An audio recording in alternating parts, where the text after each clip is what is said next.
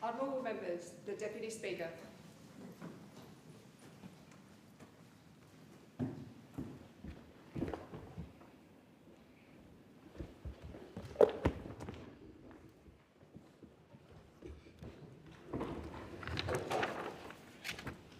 Are there any constituency statements by honourable members? The member for Mackellar. Thank you, Speaker. I speak today on behalf of families in my community of Mackellar who are very worried about the transition to the new Thriving Kids program, which the government plans to roll out from July 2026. The 2023 NDIS review recommended investing in foundational supports outside the NDIS for children aged 0 to 8 years with mild to moderate developmental delay or disability, including autism. The goal is to ensure early identification and support for children, while also ensuring the long-term sustainability of the NDIS. These are incredibly important goals. We all want our children to have the best possible start in life, and we all want a sustainable NDIS. But in the rush to implement change, our community is already feeling the unintended consequences. Despite assurances from the government that no child would be removed from the NDIS before foundational supports are in place, I've heard from local providers and families that this is not the case. One local provider, Kids First, has had to advocate for 10 families whose children were exited from the NDIS when their funding expired.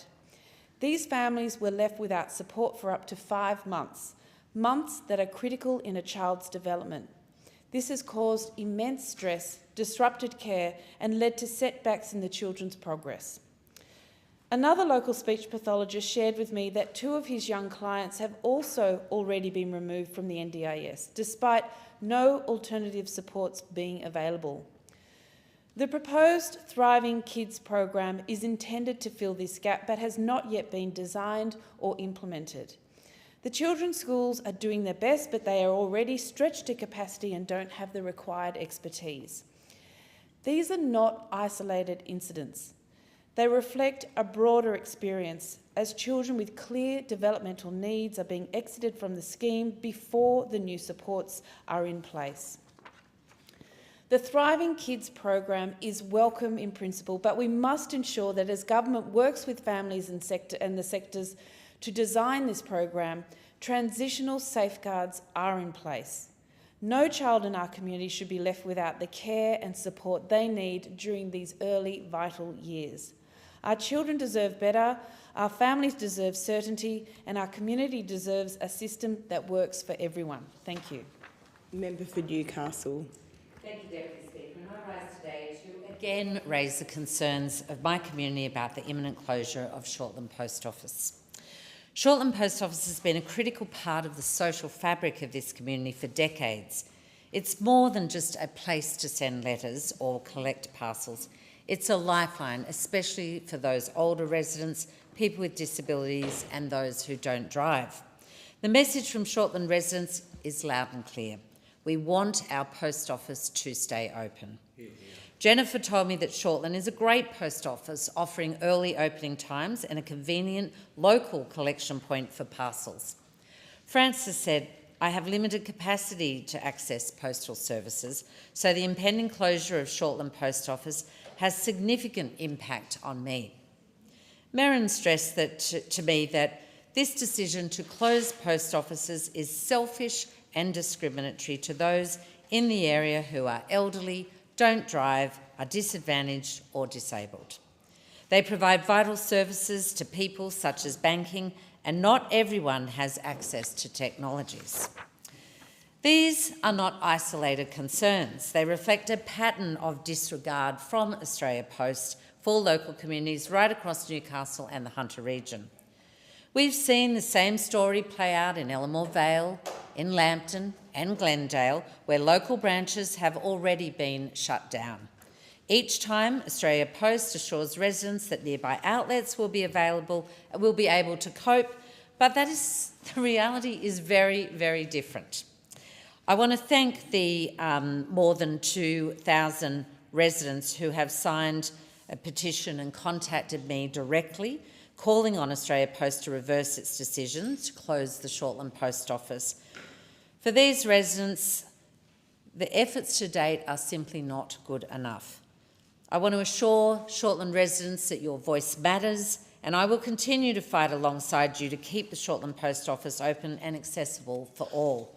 I also want to acknowledge the work of the State Member for Wallsend, Sonia Hornery MP, who has been standing shoulder to shoulder with me and the Shortland community in our efforts to try and get this decision reversed.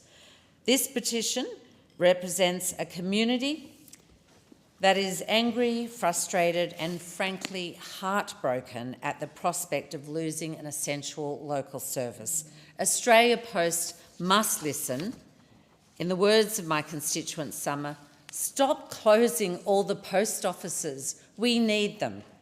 I seek leave to table this community petition.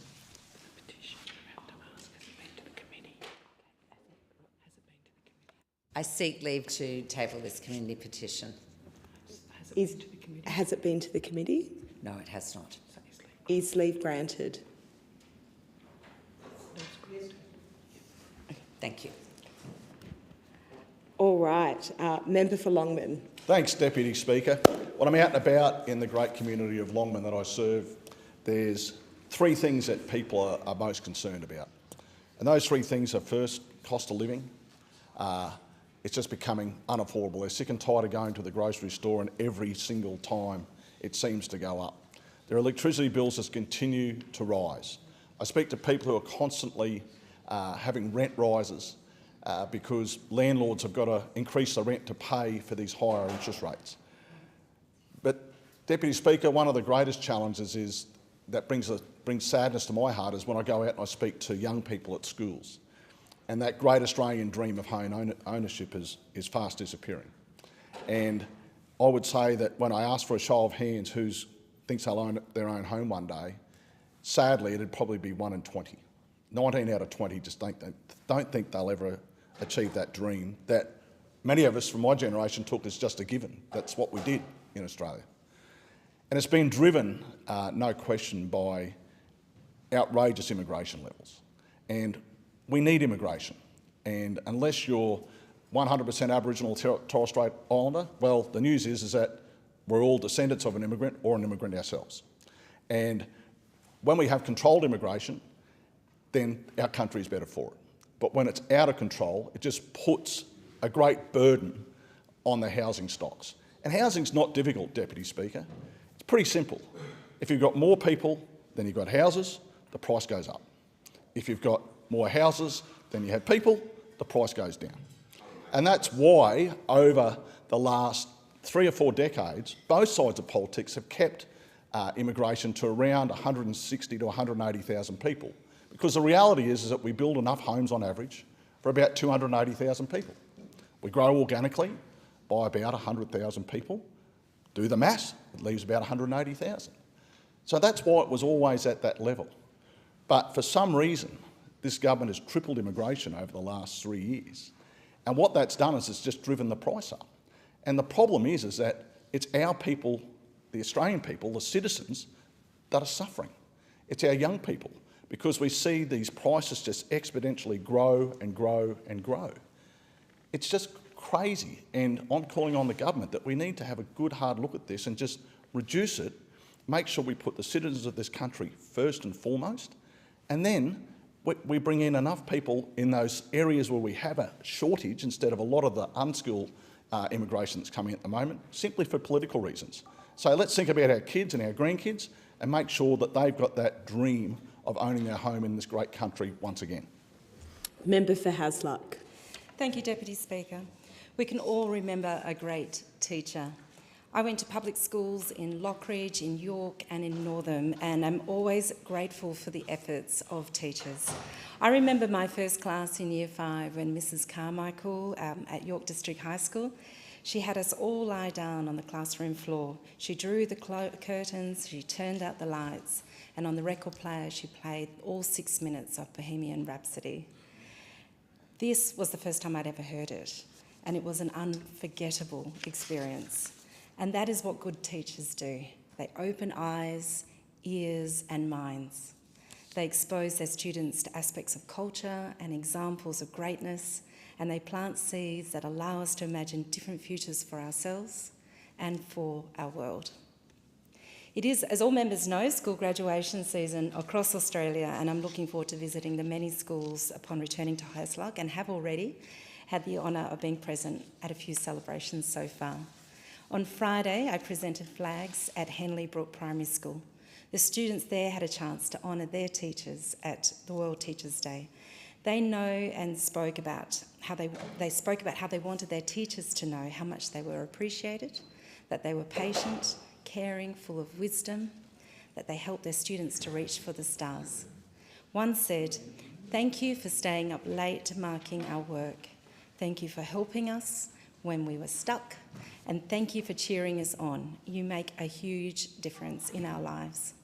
And last Tuesday, I spoke to the graduating class of Morley Senior High School, presenting an award to an extraordinary student, Amelia, for her leadership that she's demonstrated, not just within the school, but outside the school as well. And I was also honoured last week to attend Cyril Jackson Senior Campus, where hospitality students welcome successful alumni back to visit. Earlier that day, I'd also met with playgroup teachers and parents at Maralinga. The Albanese government has come to agreement with every state and territory for raising public school funding to 100% of the school resourcing standard.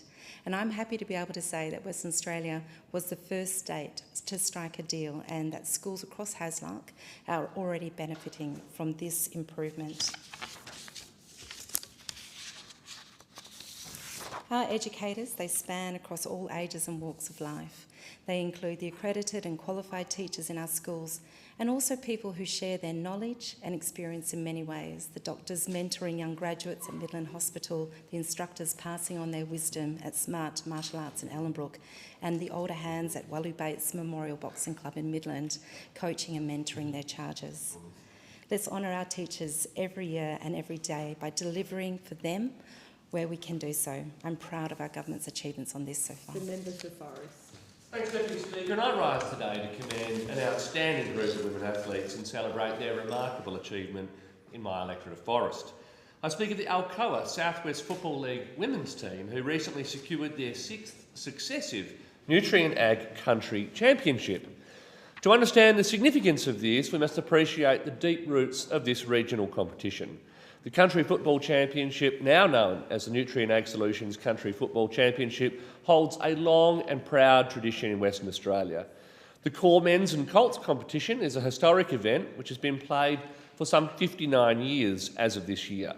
This history is reinforced by a very long and enduring 51-year partnership with Nutrient Ag as sponsors, highlighting the powerful link between country footy and our regional businesses.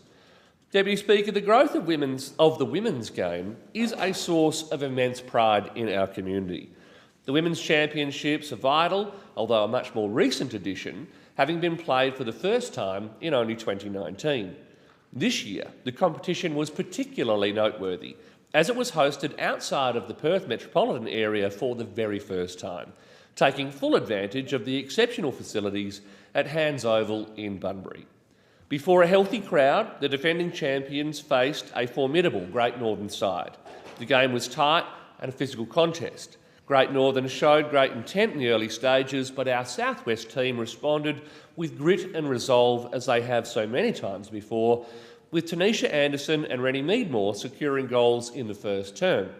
The Great Northern side continued to challenge, narrowing the margin to just 4 points in the third quarter. It took the consistent tenacity of our team, particularly Gemma Hill, who twice restored the advantage, to maintain the lead. The final term was controlled by the Southwest team, who ultimately claimed their 6th consecutive championship. I wish to formally commend the standout performers, Ella Smith, who I am informed was a strong performer throughout the entire carnival. She was deservedly named Player of the Championship and in the grand final itself. Congratulations also to Maddie Obel, who was awarded the prestigious Peter Beattie Medal as the best player of the carnival for the Southwest Football League. I also commend the Nutrient Ag All-Stars team members from Swaffle, being Beth Beckett, Rennie Meadmore, Ella Smith, Chloe Bassett, Daisy Rigby and Christy Daniels.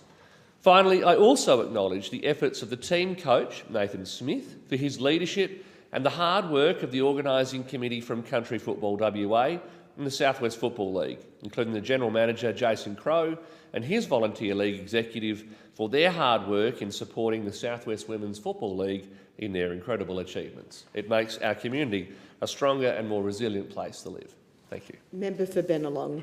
Deputy Speaker, soon this Parliament will have an opportunity to consider one of the most important environmental reforms in a generation. Legislation to establish Environmental Information Australia and a federal EPA. The choices this Parliament makes will decide not just what kind of country our children inherit, but what kind of Parliament we choose to be. Australians, and particularly those in Bennelong, Deputy Speaker, care deeply about our natural environment, and they expect us to get this reform right. They're not just only paying close attention to the laws we will bring before this Parliament and the detail within it, but also how we debate this legislation over the next 2 to 3 weeks, because this is the third attempt to change these laws after a number of really significant and detailed reviews, and these laws have failed before. And I know people in Bennelong have written to me and are making it very clear they want this Parliament to get reforms through. They don't want them to fail again. I've spoken about environmental action and climate action before in this place on behalf of Bennelong. It's something they really, really care about. And themes of progress and leadership and environmental protection are always at the top of discussions I have in my community. Just at Lane Cove Sustainability Festival a few weeks ago, Deputy Speaker, people were actively raising this issue with me. At the Granny Smith Festival, where we celebrate the Granny Smith apple, which was created in Eastwood, in Bennelong, people were talking to me about this legislation. They know about it, they care about it. And on top of an open letter I received from Bennelong residents earlier this year, over 100 signatures from people that want to see the games end. They don't want this legislation to fail. They want the Senate and the House to work together to get some reforms through, because we know that the current laws are simply broken. And you don't need to listen to politicians to tell you that these laws are broken. Listen to the reviewer, the very eminent Graham Samuel, who just gave an extraordinary interview a few days ago, where he said he was becoming frustrated and angry at the political posturing. Now, for someone like Graham Samuel, that's a pretty extraordinary thing to say publicly, that he's angry at the political posturing that exists on this at the moment. We need to come together. Minister Watt has done an extraordinary job in a very short amount of time, not only to get this back on the agenda, but to have legislation in place to bring to this Parliament before the end of the year. I urge on all here in this place, on behalf of Bennelong, to do what's needed to get it through the Parliament. Member for Hinkler. Thank you, Deputy Speaker. Last week I had the privilege of personally presenting 17 sporting champions from Hinkler with certificates of recognition for their amazing efforts across a wide range of sports. These school-age stars represented our region in sports such as basketball, touch football, squash, golf, rugby league, BMX and many more, including Lincoln Davis from Hervey Bay, who represented Australia at Muay Thai. These local sporting champions have received much-needed financial support to attend state, national or even international championships, and I'd like to take this opportunity to congratulate them all. Deputy Speaker, you can't get any better than the best in the world. Hinkler is celebrating Hervey Bay's Matthew Hauser becoming the World Triathlon Championship Series 2025 World Champion. Only a few days prior to the big race in Wollongong, at my mobile office, I caught up with Matt's very proud grandfather, Sid Dart, in beautiful Burham Heads. Sid is a well-known local and, of course, one of Matty's biggest supporters. The raw emotion at Matt's crossing, as Matt crossed the finish line to secure the world title, was something to behold. Matt is the first Aussie since Emma Moffat in 2010 to win a WTCS title. So congratulations to Matt, his family, friends and support team for doing Hervey Bay and Hinkler proud. Deputy Speaker, not all Hinkler champions come from the sporting field or the track. Estelle Shaw is a hero who wears fluoro. For 30 years, Estelle has kept children safe crossing the road to and from school. A school crossing supervisor, Estelle, affectionately known, of course, as the Lollipop Lady, has for 9 years at Brenyan School and 21 years at Avoca School served with care and compassion. It's people like Estelle who form the fabric of our community. It was great to be visiting Avoca State School as Estelle was recognised for her work, which I hope continues for many more years to come. Deputy Speaker, I'd like to congratulate Senior Constable Brittany Duncan, a valued member of the Queensland Police Service Wide Bay Burnett District, who recently received the Neighbourhood Watch Australasia Police Commissioners Award. Senior Constable Duncan is a well-known representative of the police service in my community of Hinkler. This award recognises someone from the police force who has demonstrated exceptional commitment to Neighbourhood Watch Australasia by building strong partnerships between police and the community. A District Crime Prevention Coordinator for Bundaberg District, Britt has been a Neighbourhood Watch Liaison Officer for over 5 years. She's widely respected for her dedication and for supporting key community programs, including Youth in Touch, which uses touch football to divert young people from crime, Rise Up, Be Yourself, a domestic violence support program known as Ruby, and Think You Know, which promotes online safety. And I'd like to commend Britt's dedication and professionalism and thank her for making our community a safer place. The Assistant Minister for Competition, Charities and Treasury. In the words of Groucho Marx, outside of a dog, a book is man's best friend. Inside of a dog, it's too dark to read. In the past 5 days, Canberrans have been enjoying the Canberra Writers' Festival. The biggest program yet featured the likes of Andy Griffiths, Elizabeth Finkel, Trent Dalton, Virginia Hausiger, Jack Heath and Chris Hammer. My congratulations to Festival Chair Jane O'Dwyer and the volunteers for the hard work in pulling the event together. Many people work to fuel an active book scene in the bush capital. Colin Steele's Meet the Author series, run in collaboration with the Canberra Times and the Australian National University, is perhaps the best attended book launch series anywhere in Australia.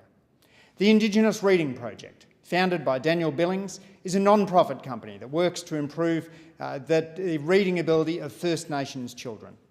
At Cafe Stepping Stones Strathnairn Cafe, founded by Australian local heroes Vanessa Bratell and Hannah Costello, a monthly silent reading group invites people to come along and read quietly with fellow book lovers.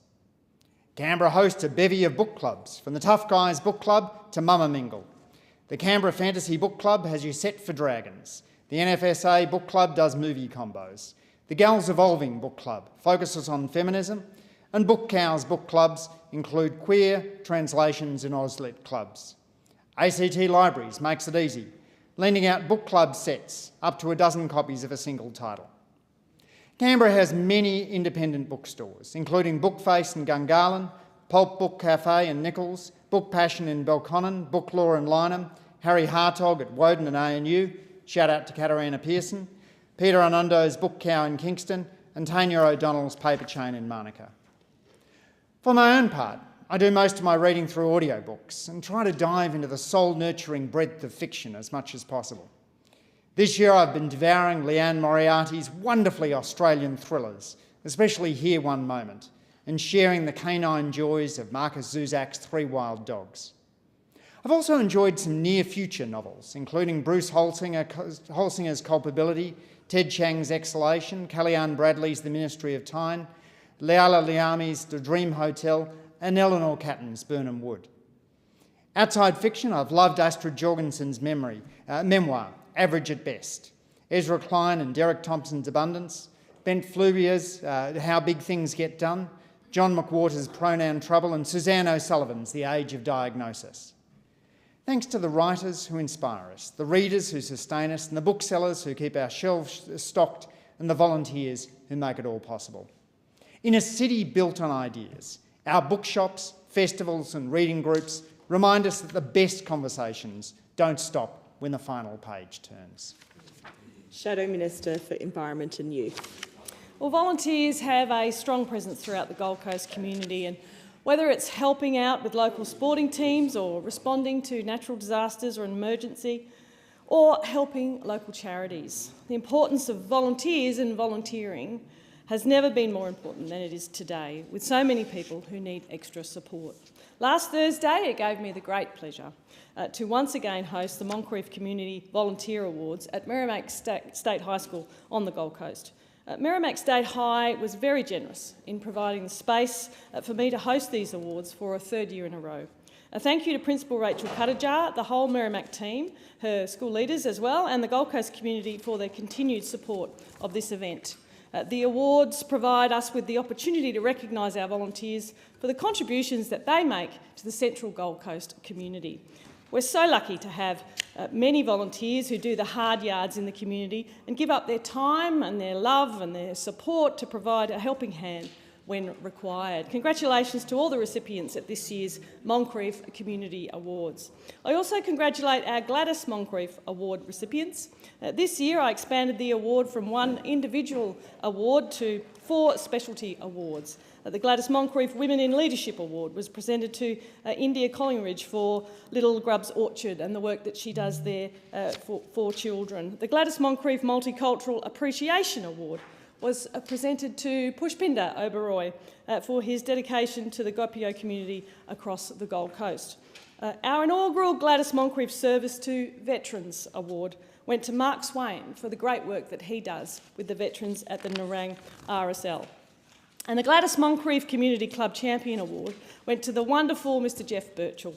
You are the glue that holds our community together, and I'm extremely proud to be your member and represent you in Canberra. Another example of glue that keeps our community together is Gold Coast Women in Business.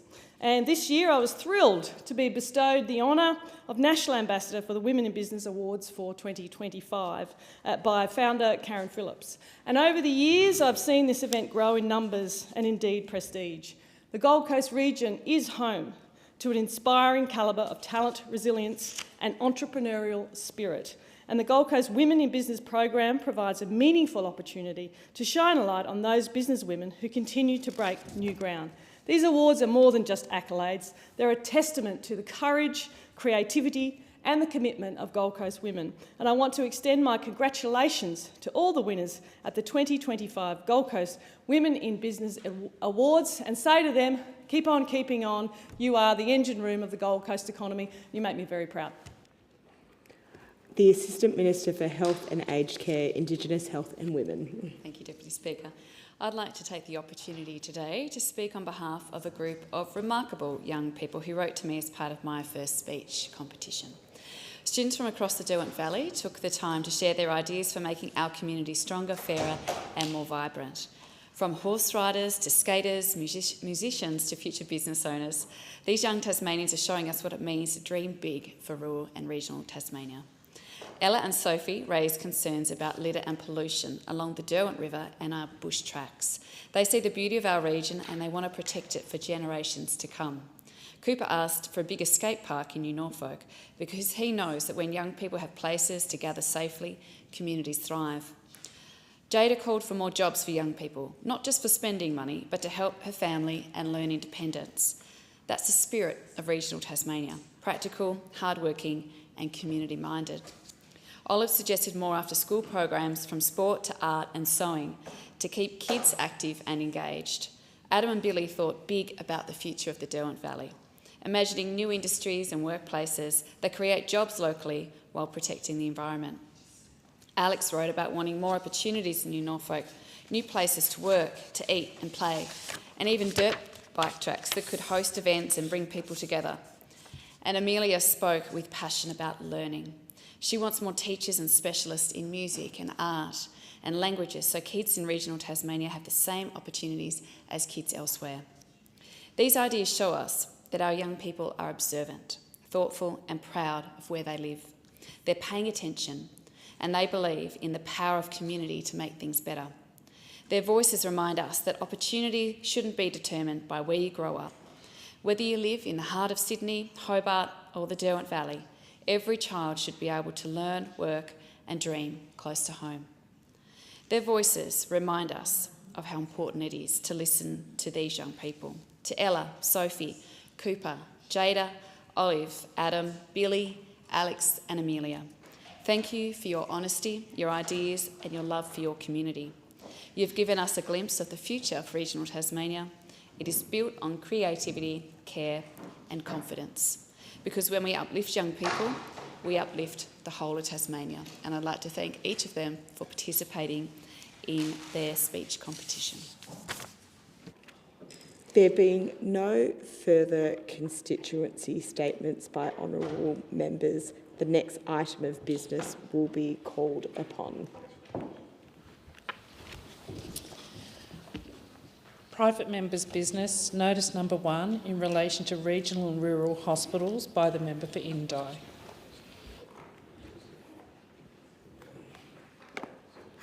I call the member for Indi. Thank you, Deputy Chair. I move the motion relating to regional and rural hospitals in the terms in which it appears on the notice paper. Is there a seconder?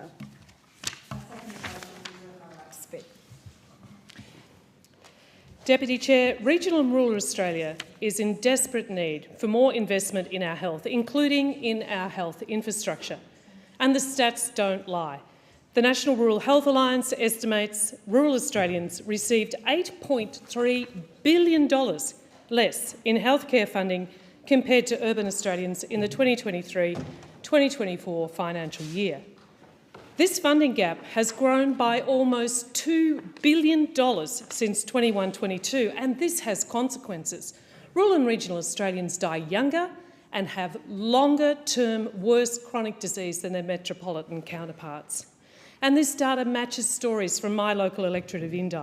I hear time and time again about health infrastructure failing to meet the needs of communities right across Indi. And when it fails, rural Australians endure unnecessary suffering and trauma. Elise, whose father lives on the border, recently wrote to me concerned about a 4-day delay in her father's surgery at Albury-Wodonga Health.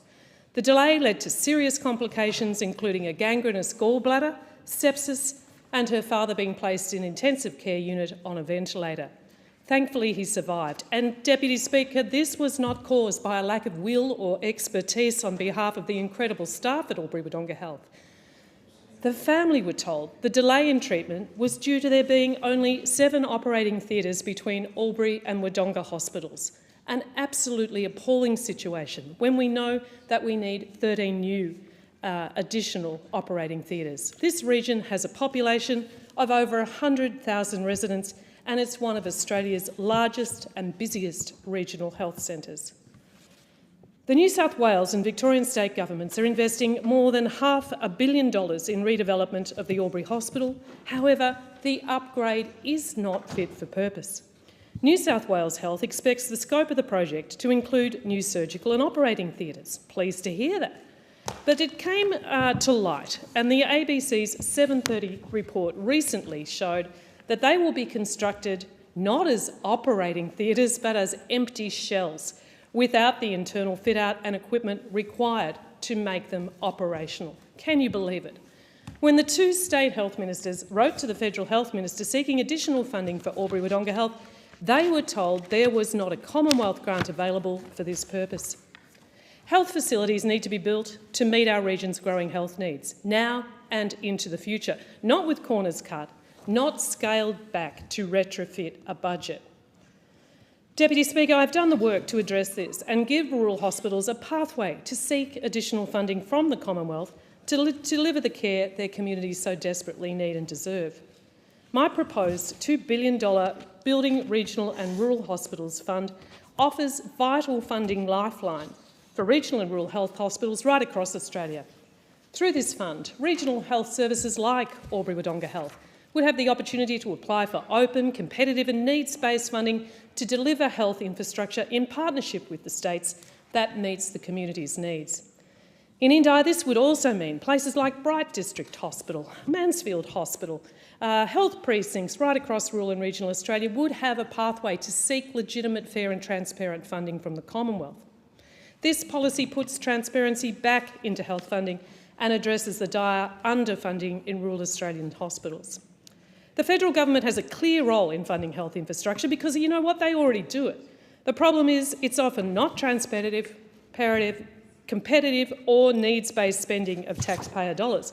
In the last election, both major parties were guilty of pork-barrelling promises for health hospital infrastructure. Both major parties promised $200 million for a hospital in the seat of Hasluck. They promised $120 million for a Rouse Hill hospital on the border of the electorates of Greenway and Mitchell. $150 million was promised to Flinders Medical Centre, which is on top of Labor's 2022 election commitment of $200 million at the same hospital in the seat of Hindmarsh. And Labor promised $80 million to Fairfield Hospital, bordering the electorates of Fairfield and McMahon. Now, I have no doubt these health services need this money to meet their community needs, but the real problem here is a lack of transparency. There is no open, fair process to assess need, no opportunity for other hospitals facing equally urgent pressures to apply for funding I call on this government to close the stark gap in regional health funding and adopt my proposal for a $2 billion Building Regional and Rural Hospitals Fund. I call for a seconder for the motion. Deputy Speaker, I second the motion by the member for Indi and I reserve my right to speak. Thank you. Member for Bullwinkle. Thank you, Speaker. Today I rise to speak on the motion from the member of Indi and thank her for bringing this critical issue for rural health to the floor of the House. For my constituents in the rural portion of the seat of Bullwinkle, this isn't a theoretical debate. It is a matter of daily importance. It's about ensuring our families can get a doctor's appointment when they're sick. It's about having the confidence of quality care, knowing that it is available locally without a long drive to the city. It's about supporting our dedicated local clinics and hospital staff who do such a fantastic job in the rural communities. Speaker, as a former rural remote area nurse myself and general practice nurse, I know that our rural communities deserve to be able to get the care they need when they need it and close to home. The Albanese Labor government understands this, and we understand that a strong Medicare supports people. It eases the cost of living pressures and it takes pressure off our hard-working hospital staff. And that is why we're getting on with the job of strengthening Medicare for all Australians, especially those who live in regional and rural communities. Through the 2025-26 budget, we're investing $7.9 billion to strengthen Medicare, and this includes $644 million for more Medicare urgent care clinics and $660 million to build upon our health workforce. You can't have a strong health system without a strong health workforce, and for too long, communities across Bullwinkle have struggled to attract and retain doctors and health professionals when they needed. And that's why I'm proud of our government's work in formally recognising rural generalism. It's a new specialty field within general practice, and this is a game changer. We aren't just training more doctors, we're training the right doctors for our communities. Doctors with specific advanced skills where they're needed in primary care, in emergency medicine, and often in obstetrics and mental health. This year, Australia will see the largest cohort of future GPs in our history. More than 1,800 doctors are commencing training, and crucially, at least a quarter of these doctors are GPs in training in that new specialty of rural generalism. These are the doctors who will staff our local clinics and hospitals for years to come, and our government is funding their training. And of course, finding a doctor is only half the battle. Affording one is the other.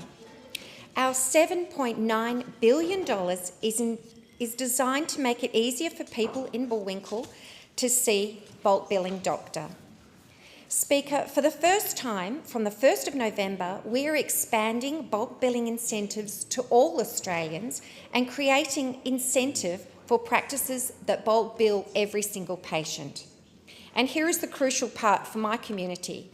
Those incentives are higher in the regional and rural areas. This means any Medicare eligible patient in Bullwinkle, bulk billed for a standard consult, will attract a higher Medicare payment for their GP than a patient would in the city. A GP at a rural practice that bulk bills every visit is expected to earn $24,000 more than a mixed billing practice that provides the same services. So this is a direct, practical and funded incentive to make bulk billing more viable for our local clinics. And we're already seeing the results. Since Labor tripled the bulk billing incentive for our children and concession card holders last November, Australians in regional and remote areas have had nearly 2.5 million additional bulk bill visits to the GP.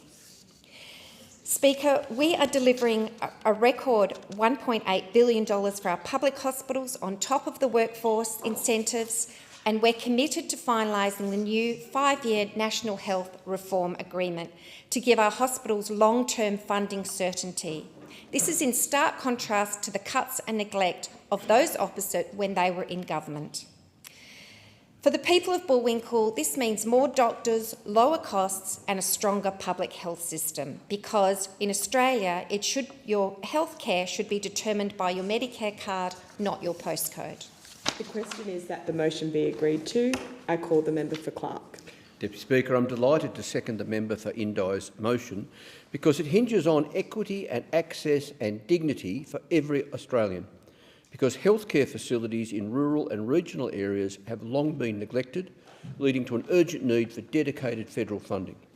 Of course, it's unacceptable that in a country as rich as Australia, that rural Australians receive $1,090 less healthcare funding per person each year than city residents. Indeed, according to the National Rural Health Alliance, that shortfall now amounts to over $8 billion annually, resulting in longer wait times, a lack of specialist services, staff shortages and, of course, outdated infrastructure. In Tasmania, where most of the state is classified rural and remote, the impact is especially acute because while Tasmania's 4 major public hospitals provide vital services, they're also supported by 13 district hospitals, from King Island to New Norfolk, from Smithton to St Mary's. These facilities are the backbone of their communities. But when you talk to families or health workers across Tasmania, you hear the same concerns. Facilities are outdated, emergency departments are cramped or overflowing, diagnostics are limited and too often care is delayed. Remember, in places like St Helens or Ouse, where private providers have withdrawn services or closed, the public system is not the safety net, it's the only net. Deputy Speaker, we must be honest about the problem here. Federal funding has not kept pace with the realities on the ground. Now, in February this year, Australian governments did extend the National Health Reform Agreement by 1 year. And under this agreement, Tasmania will receive $754 million in federal health funding this financial year. But when you consider that Tasmania's public hospitals are said to cost over $3 billion annually, and that our hospital costs are growing at nearly 3 times the national average, it becomes clear that this agreement does not go far enough. Clearly, a renewed multi-year NHRA agreement must remain a priority. But let's not pretend such funding absolves the federal government of responsibility to those living in regional and rural areas of Australia. The fund the member for Indi is proposing, however, would allow for targeted, needs-based investment that lifts up rural and regional communities. Let me be clear, Deputy Speaker. This is not about asking for more than our fair share. It's about fairness, because quite simply it costs more to build and maintain healthcare infrastructure in regional and remote areas. Moreover, workforce shortages and geographic isolation can also create real barriers to effective care. For example, as of September, over 9,000 Tasmanians were on the elective surgery waiting list and only 63% were seen on time. Another 10,700 Tasmanians are waiting for public oral health care. At the Royal Hobart Hospital in particular, bed block has led to major surgery cancellations and ambulance ramping continues. And adding to the pain, Deputy Speaker, in August, Royal Hobart Hospital staff were informed that a planned $130 million redevelopment of the emergency department was being shelved due to budgetary issues, replaced instead with a lower scope design that management itself acknowledged is not fit for purpose. There's also the closure of St Helens Hospital and the broken down Breast Screen Tasmania bus that leaves women in remote areas without access to vital early detection services. Deputy Speaker, with private health services in Hobart in trouble, including the collapse of smaller GP clinics and storm clouds over the Hobart Clinic and Hobart Private Hospital, we're only going to see more pressure build on the public health system. And again, that comes with painful human impacts. For example, the heartbreaking case of a Hobart child that suffered devastating burns as a baby. He's only 2 years old now and in a critical recovery phase, and his parents have fought for laser therapy that could drastically improve his lifelong recovery, only to be told that the laser machine at the Royal Hobart Hospital had broken down and would not be replaced due to cost. Sadly, while other states have invested in new health infrastructure, the Tasmanian government is still patching up what should have been replaced a decade ago. It's a false economy and it's hurting people. Deputy Speaker, clearly we need a dedicated rural health infrastructure funding arrangement and commitments to upgrade or rebuild our district hospitals. We also need fit-for-purpose facilities that can recruit and retain staff and deliver timely care, as well as support modern services. Deputy Speaker, this is not about politics, it's about people. Governments owe it to them to deliver a system that works no matter where they live in this country. Thanks, Deputy Speaker. The allotted time for this debate has expired. The debate is adjourned and the resumption of the debate will be made an order of the day for the next sitting. I call the clerk. Private members' business, notice number 2, in relation to first home buyers by the member for McNamara. I call the member for McNamara. Thank you very much, Acting Speaker, and I move the motion relating to first home buyers in the terms in which it appears on the notice paper. Acting Speaker, in the thousands of conversations that I had with the wonderful people of McNamara leading up to the election, I often ask them a pretty simple question. What do you care about? What's important to you? And time again, what the people in my electorate came back to me was, we'd like to buy our own home. We'd like to be able to purchase our own home, get out of the rental market and be able to set up our lives so that we're accumulating an asset and paying off our own mortgage and not someone else's, Acting Speaker. And this is a trend and a sentiment that is expressed not just by the wonderful people of McNamara, but also people right around our country. People know that to be able to get into the housing market means being able to work over time to pay off a mortgage, to build up an asset and to potentially retire with their own home and their own house as a place of safety and security. But what we also know as a long-term trend in this country, that the cost of housing in proportion to one's own salary has gone up dramatically. And what used to be affordable 30, 40 years ago of around 3 or 4 times one's average salary is now way, way higher. The cost of homes is just so much higher than it used to be. And so people are being locked out of the housing market. And when people are locked out of the housing market, more and more people are in the rental market. And with more and more people in the rental market, Acting Speaker, it means that rental prices are going up and it is harder for people to be able to save up for that deposit to get in. And that is what we know is one of the fundamental barriers of people being able to access the housing market. Now, what our policy is to, was announced before the election was that we were going to allow for people to get into the housing market and purchase a home with a 5% deposit or 2% for single parents. And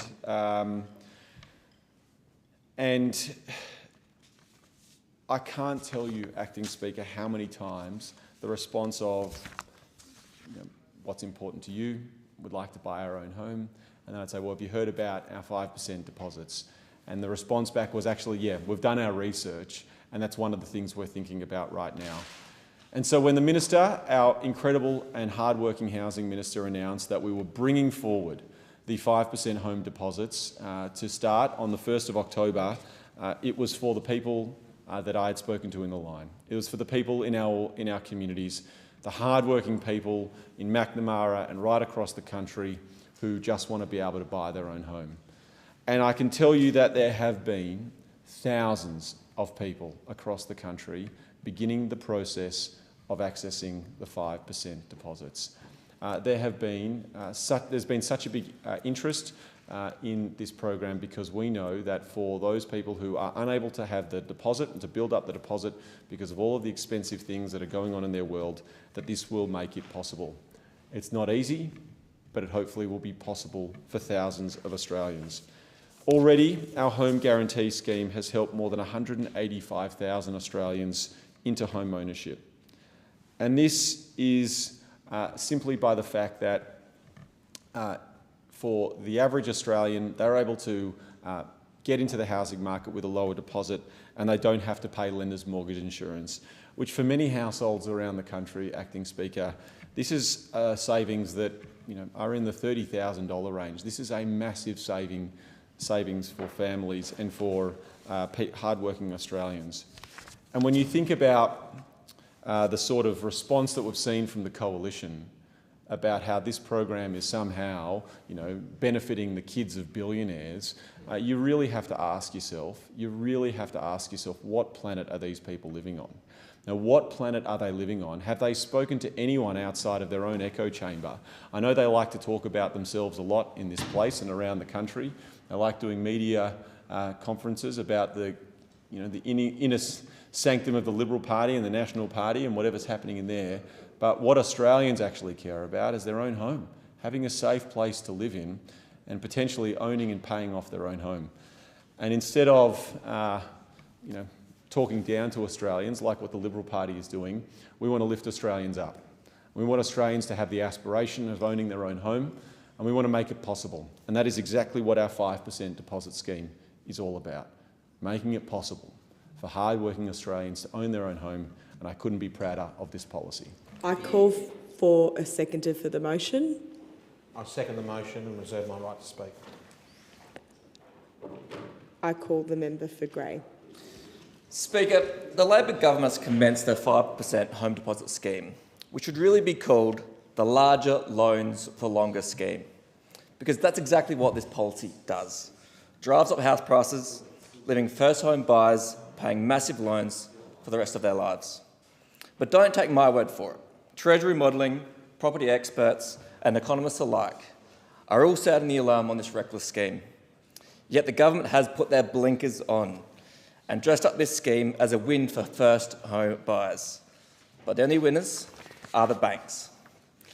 Now, you don't need an economics degree to understand the flaw of this scheme. It's the first economics principle that I learned in university, a concept understood by many Australians, but clearly not by Labor. Speaker, I seek leave to table this document. Is leave granted? No, please.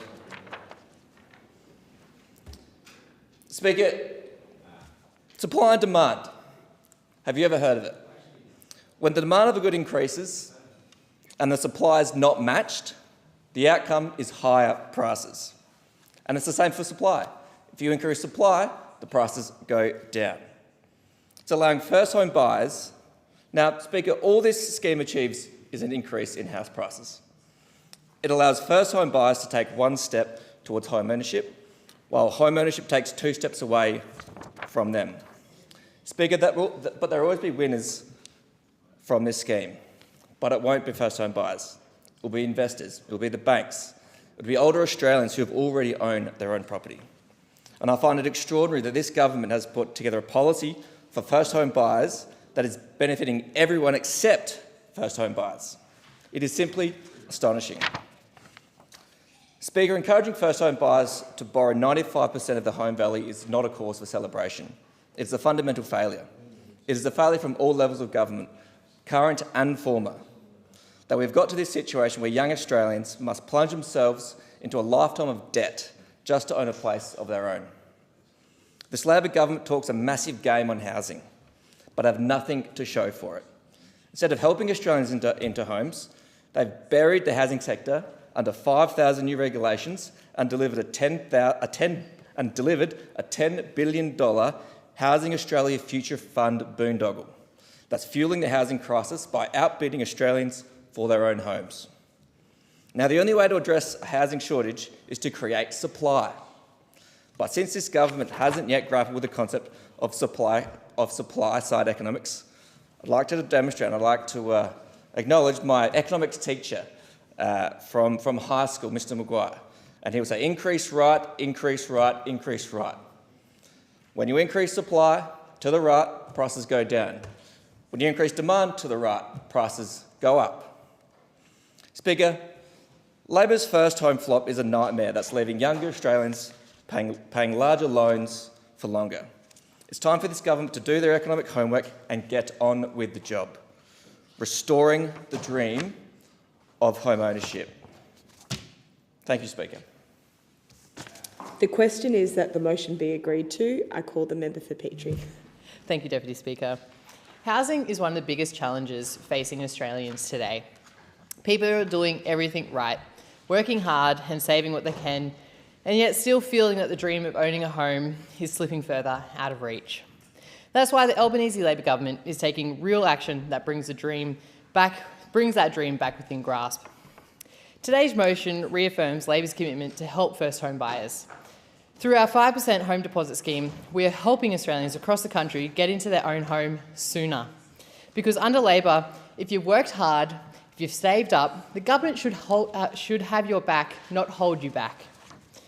We brought forward the launch of the 5% deposit scheme for all first home buyers to the 1st of October 2025, months ahead of schedule.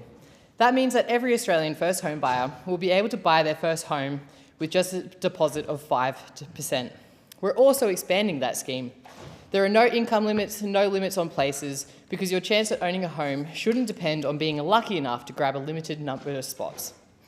And for single parents, we're continuing the family home guarantee that helps you buy a home with only a 2% deposit. We're also increasing the property price caps to better reflect the reality of the housing costs in every part of Australia. This is about supporting an entire generation of people who feel locked out of the market. Our 5% deposits are already cutting years off the time it takes to save for a home. For a typical first home buyer, it can take up to 8 years off the time needed to save for a deposit on a medium price home, and that saves around $34,000 in mortgage insurance along the way. That's 8 years less paying rent and watching prices increase. That's 8 years sooner you can start paying off your own mortgage instead of someone else's. And the results are already showing. More than 185,000 Australians have achieved their dream of home ownership through Labor's housing policies. Then over 800 people right across my electorate. There's 185,000 families who no longer have to worry about the next rent hike or the next lease ending. As a renter myself, I look forward to the day where I put down a deposit on my own first home, and I'm so glad that the dream has become a reality for so many across my community. I'm grateful that everyday working people in my community now have a fair go. This challenge didn't appear overnight. For too long, the government had simply tapped out of housing. For most of their 9 years in power, the coalition didn't even have a housing minister. They let the problem grow, and now when Labor is finally taking real action, they're opposing it every step of the way. Australians know they can't trust the coalition on housing. They had 9 years to act, and they didn't. In contrast, Labor has already delivered the most ambitious housing agenda in generations. Our $43 billion housing agenda is tackling this challenge from every angle. We're building more homes because more supply means more affordable housing for everyone, whether you're renting or buying. We're also backing the workforce that makes housing possible. Almost 300 construction trade workers in my community are now in training, supported by the increased incentive payments to upskill the next generation of tradies. We're cutting the red tape, training more tradies, and investing in the infrastructure needed to unlock more housing. We're also directly delivering 55,000 new social and affordable homes so that people who need it most, our essential workers, older women, people doing it tough, have a safe, secure place to call home. The Housing Australia Future Fund is delivering those homes right now. Housing for teachers, nurses, cleaners and carers who do the vital work to keep our communities going. In my electorate, 250 new social and affordable homes are opening up in Castledine, Margate and Deception Bay, thanks to our Housing Australia Future Fund. Just last week, I opened 82 new social and affordable homes right in Redcliffe. This was a collaboration between all three levels of government. We must continue to work together to build the homes that our community needs. These beautiful apartments will be the home for older locals who are downsizing or struggling with housing. The downsizing is freeing up larger homes for vulnerable families at risk or already facing homelessness. I met some of the new residents who are very excited to be moving into their new accommodation, well, their new home, I should say. This is what it means to govern for the many and not just the few. To look out for Australians who need a fair go and to make sure the next generation has the same opportunities as the last. We know housing is a big challenge. We know it won't be solved overnight, but we also know that real lasting change comes from government stepping up and not stepping away. Because in the end, that's what good government is about, helping people to build a better future for themselves and their families. The question is that the motion be agreed to. I call the member for Mayo. Thank you, Deputy Speaker. Deputy Speaker, there is an already enormous concern that the government's first home buyer scheme is causing house prices to artificially increase. And just to recap, the government has created what I and many economists see as a subprime mortgage policy ticking time bomb, where first home buyers can buy a home with a 5% deposit and for single parents down to just 2%. The mortgage insurance for that purchase between 15 and 18% is on the hook of the taxpayer should the home buyer default. And we don't want anyone to default on their mortgage, but it is a sad reality, and that is why we have mortgage insurance. Mortgage insurance is there ultimately to protect the banks. Now it's the taxpayers that are going to be protecting the banks. For a Sydney buyer, the taxpayer, they can buy a home of up to $1.5 million with a deposit of $30,000, and if you're a single parent. The balance of that mortgage insurance, $270,000, will be covered by the taxpayer. Despite absolutely no caps on the number of first home buyers that could enter this scheme, despite record migration over recent years, for several years now, incredibly high migration, we have created an unbelievable set of demands on housing. And yet, despite this, Treasury estimates that this program will only increase house prices by 0.5%. Now, Domain real estate gurus, they say that the Sydney median house price grew by 3.5% across the quarter from June to September 2025, with expectations that it will accelerate further in this final quarter of the year. So who in Treasury is accountable for the fact that they come up with these statistics, these calculations of just 0.5%? To me, what I'm seeing, what many economists are seeing, is pouring kerosene on a bin fire. The Australian Financial Review reported unprecedented demand on day one of the first home buyer scheme. And what does an unprecedented demand do with anything? Bananas, coal, whatever you're selling, unprecedented demand increases the price of the good. According to economist Leith Van Olsen from Macro Business, the 5-city aggregate level saw levels rise by 0.9%, so nearly 1% in the last 28 days. Strongest growth since October 2023. Lateral Economics report for the Insurance Council of Australia warns that home guarantee scheme could potentially increase prices between 3.5% and 6.6% in 2026, with increases to continue for several years afterwards.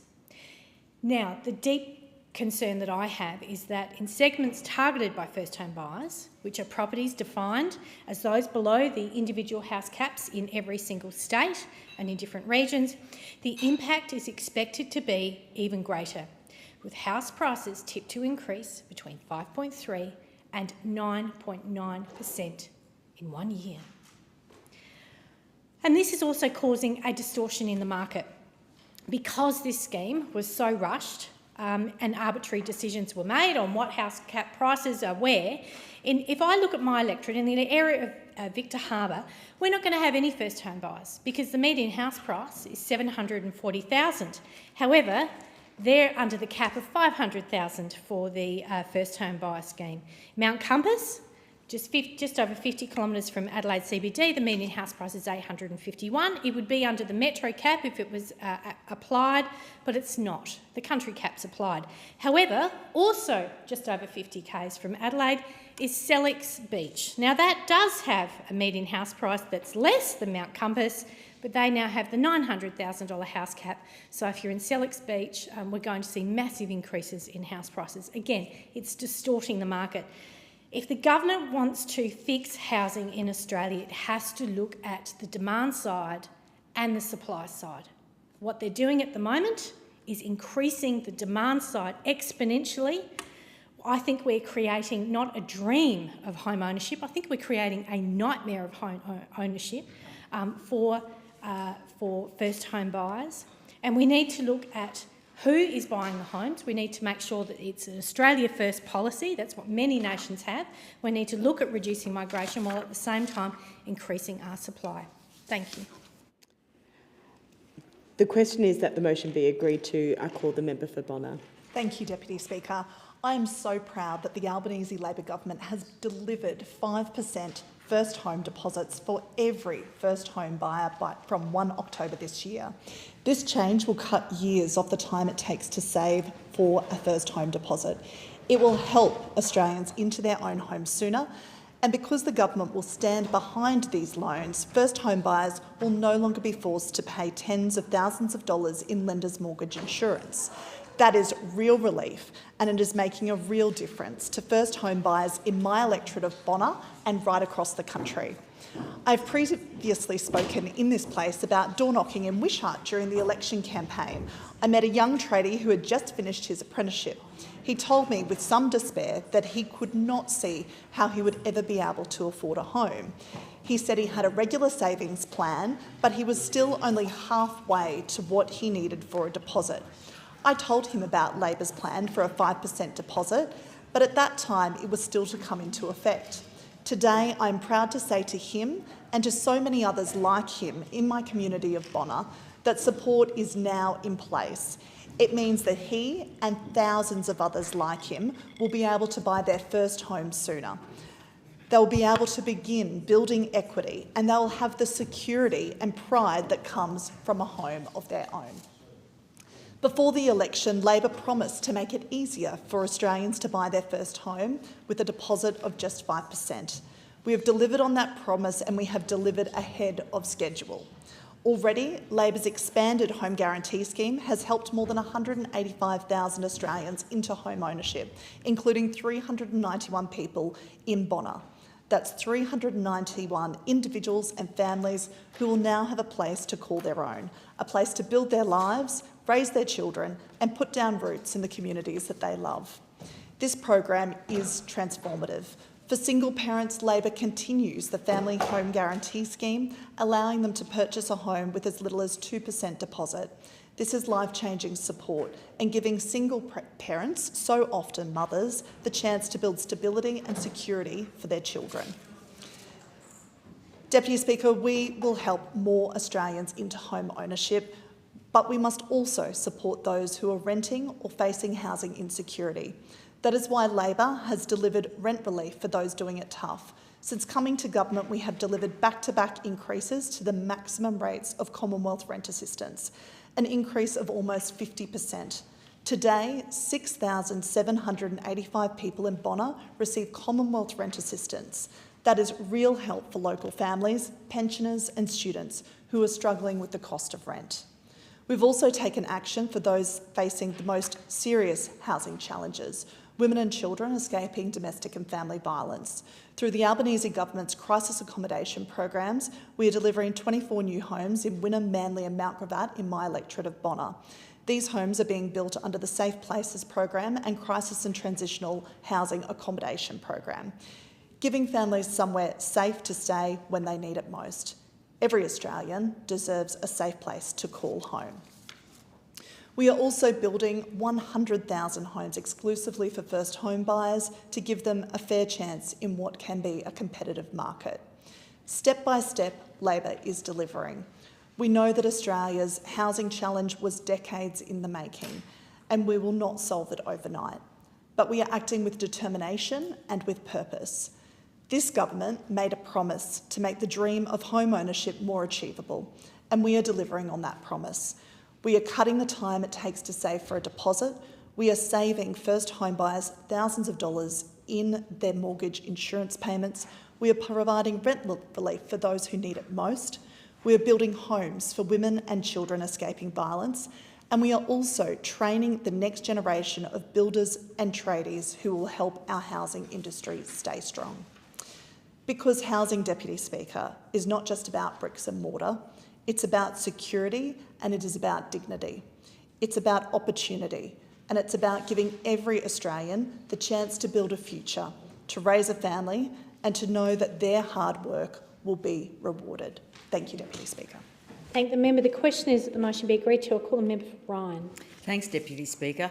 I want to talk today about what Labor's housing policy really means for everyday Australians. $24 billion in profit for the banks. That's what Labor's latest housing policy is really about. Let's break down the details of how Labor is forcing first home buyers to risk their financial future to enrich the big banks. The current median house price in Australia is around $160,000. That's up by almost $20,000 in the September quarter. Before the introduction of this new policy, by the way, assuming a standard mortgage rate and a 5% deposit, a first home buyer will pay an additional $140,000 in interest.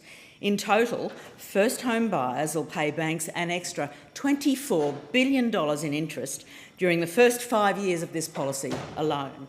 The same modelling suggests Labor's 5% deposit scheme could increase house prices by 10% in the first year. This policy doesn't address any of the issues that have caused the housing crisis. It doesn't address negative gearing or capital gains tax discounts for property investors. It doesn't build public housing, and it doesn't help first home buyers because it was never designed to. This policy does one thing: it transfers wealth from everyday Australians to massive corporations. Every time we Greens get up here and say, hey, maybe we should actually build public housing, we get told, don't be so ridiculous, don't be silly, it's so expensive. How could the government possibly build something at that scale? Now, putting aside the fact that governments used to build masses of public housing, around 25% of all new stock post-World War II, it's also a matter of priorities, what the government is willing to spend money on and what they're not. Like the AUKUS agreement, where we're handing billions and billions of dollars over to the United States for submarines that might never be delivered, as well as, get this, public housing for US troops and private defence contractors. Unbelievable. Let's do a little thought experiment.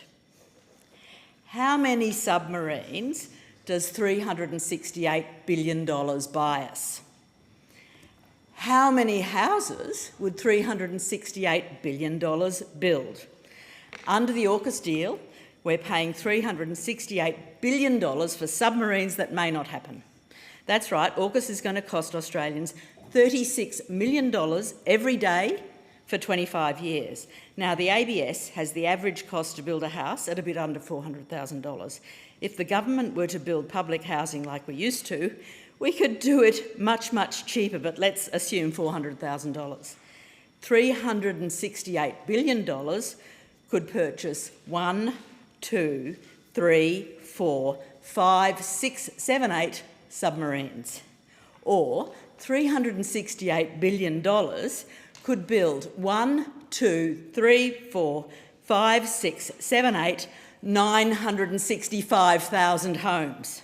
That's right, we could clear the entire waiting list for social housing and take huge steps towards solving the housing crisis. Meanwhile, in capital cities around Australia, median house prices have increased by $35,000 in the last 3 months, and they increased by $26,000 in the 3 months before that. Labor and the LNP would clearly rather give billions of dollars to US weapons manufacturers than deal with the housing crisis they created. Now, let's be very clear. A policy that accelerates house price growth is not a housing policy. It is an enrichment policy for Labor's donors in the property development and banking industries.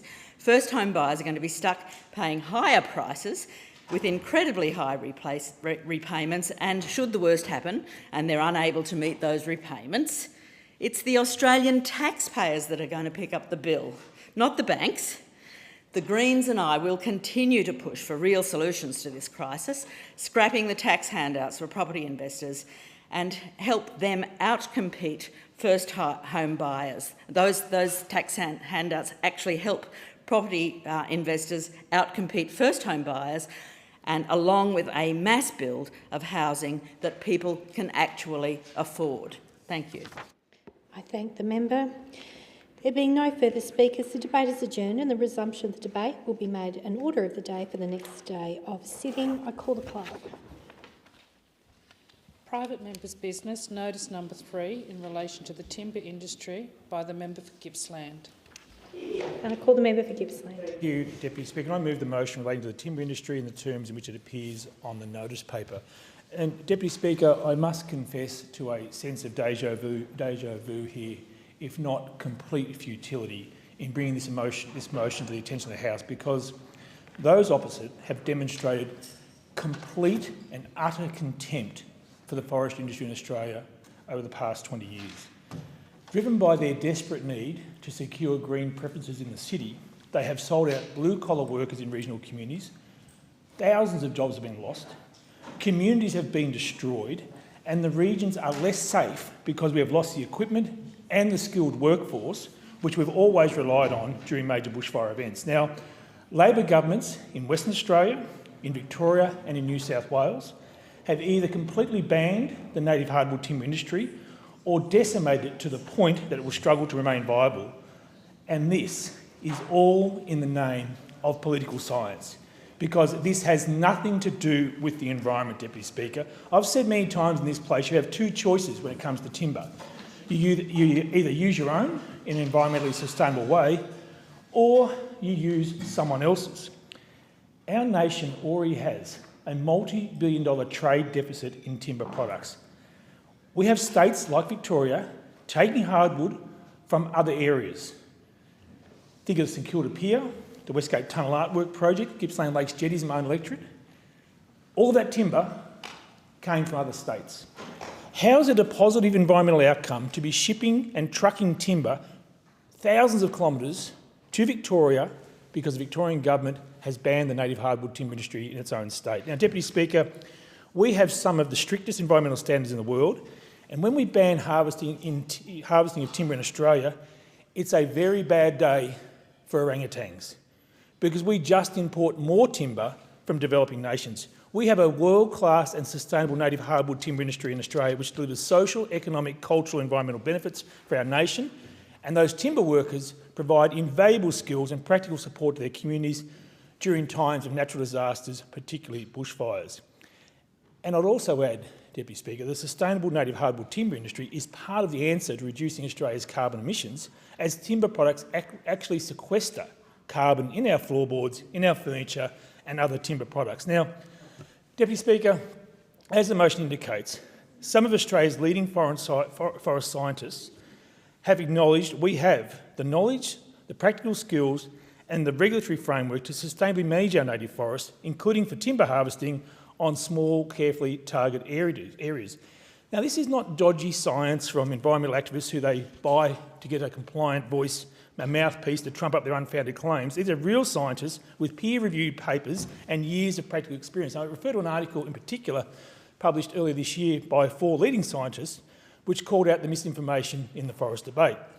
Dr John Rayson, Dr Sadnan Namibian, are both former CSIRO Chief Research Scientists, and Dr Glenn Kyle is a former Chief of the CSIRO Division of Forestry, and Dr Tony Bartlett has extensive experience in managing native forests and is a leading expert of forest fire management and suppression. The article I referred to is worth reading for anyone with actual interest in the facts when it comes to forestry and the threat to biodiversity from wildfires in poorly managed forests. At a time when we are trying to build more homes, harvesting cutbacks by state governments have led to more imports, and we are fed the lies that harvesting equals deforestation. Under our laws, Deputy Speaker, harvested areas must be regenerated. Timber is the ultimate renewable resource, and I will quote from their conclusions. The public, policymakers and politicians should be wary of the increasingly selective and unbalanced views of science wrapped in ideology to promote anti-forestry views. They go on. Rural communities and the nation can benefit in a number of ways by adopting science-based policies and management practices. Theoretical claims that timber harvesting increases the intensity of wildfire, leads to greater net carbon emissions, reduces catchment water yields and threatens koalas have all been discredited in several detailed scientific analyses over the last few years. So I urge those opposite, read more about the native forestry debate. Don't rely on your pet scientist. Don't rely on the best money science can buy like Professor David Lindenmayer. Trust the science from people who haven't been bought off to promote this religious ideology that all timber harvesting is bad. Ignore the zealots in this debate because, Deputy Speaker, this is dangerous for our communities. People and native animals die because of poorly managed forests, and the Labor Greens aren't just killing industry, they are killing regional communities. I urge the Labor Party, stop selling out blue-collar jobs in the regions for green preferences in the city. Support the Australian native hardwood timber industry. Is the motion seconded? I second the motion. And reserving your right to speak? I thank the member for Page. The question is that the motion be agreed to, and I call the member for Petrie. Thank you, Deputy Speaker. Australia's forests are part of who we are. They tell a story of our continent, ancient, resilient and rich in life. They sustain our wildlife, our soils, our water, and they sustain communities right across regional Australia. A healthy forest means a healthy nation. That's why the Albanese Labor government stands unequivocally for a sustainable and innovative Australian forestry industry, one that protects our environment, strengthens our economy and provides secure, skilled jobs for regional Australians. We don't see forestry as a choice between jobs and the environment. We see it as a partnership between people, science and the land itself. Australia's forestry sector is a pillar of the regional economy, supporting over 51,000 direct jobs and contributing billions to the economy every single year. Our government is steadfast in its support for a sustainable and innovative Australian forestry industry, which includes both native forestry and plantations. Our approach is about balance, protecting the forests while managing the industry responsible so they continue to provide the essential renewable materials Australians rely on every day. Because when forestry is managed with care, when it's guided by evidence and long-term vision, it becomes one of the most powerful tools in regional prosperity and in environmental protection. This government has a clear, forward-looking plan about the future of forestry. We are backing the industry with record investment, supporting innovation, new skills and modern manufacturing that adds value right here at home.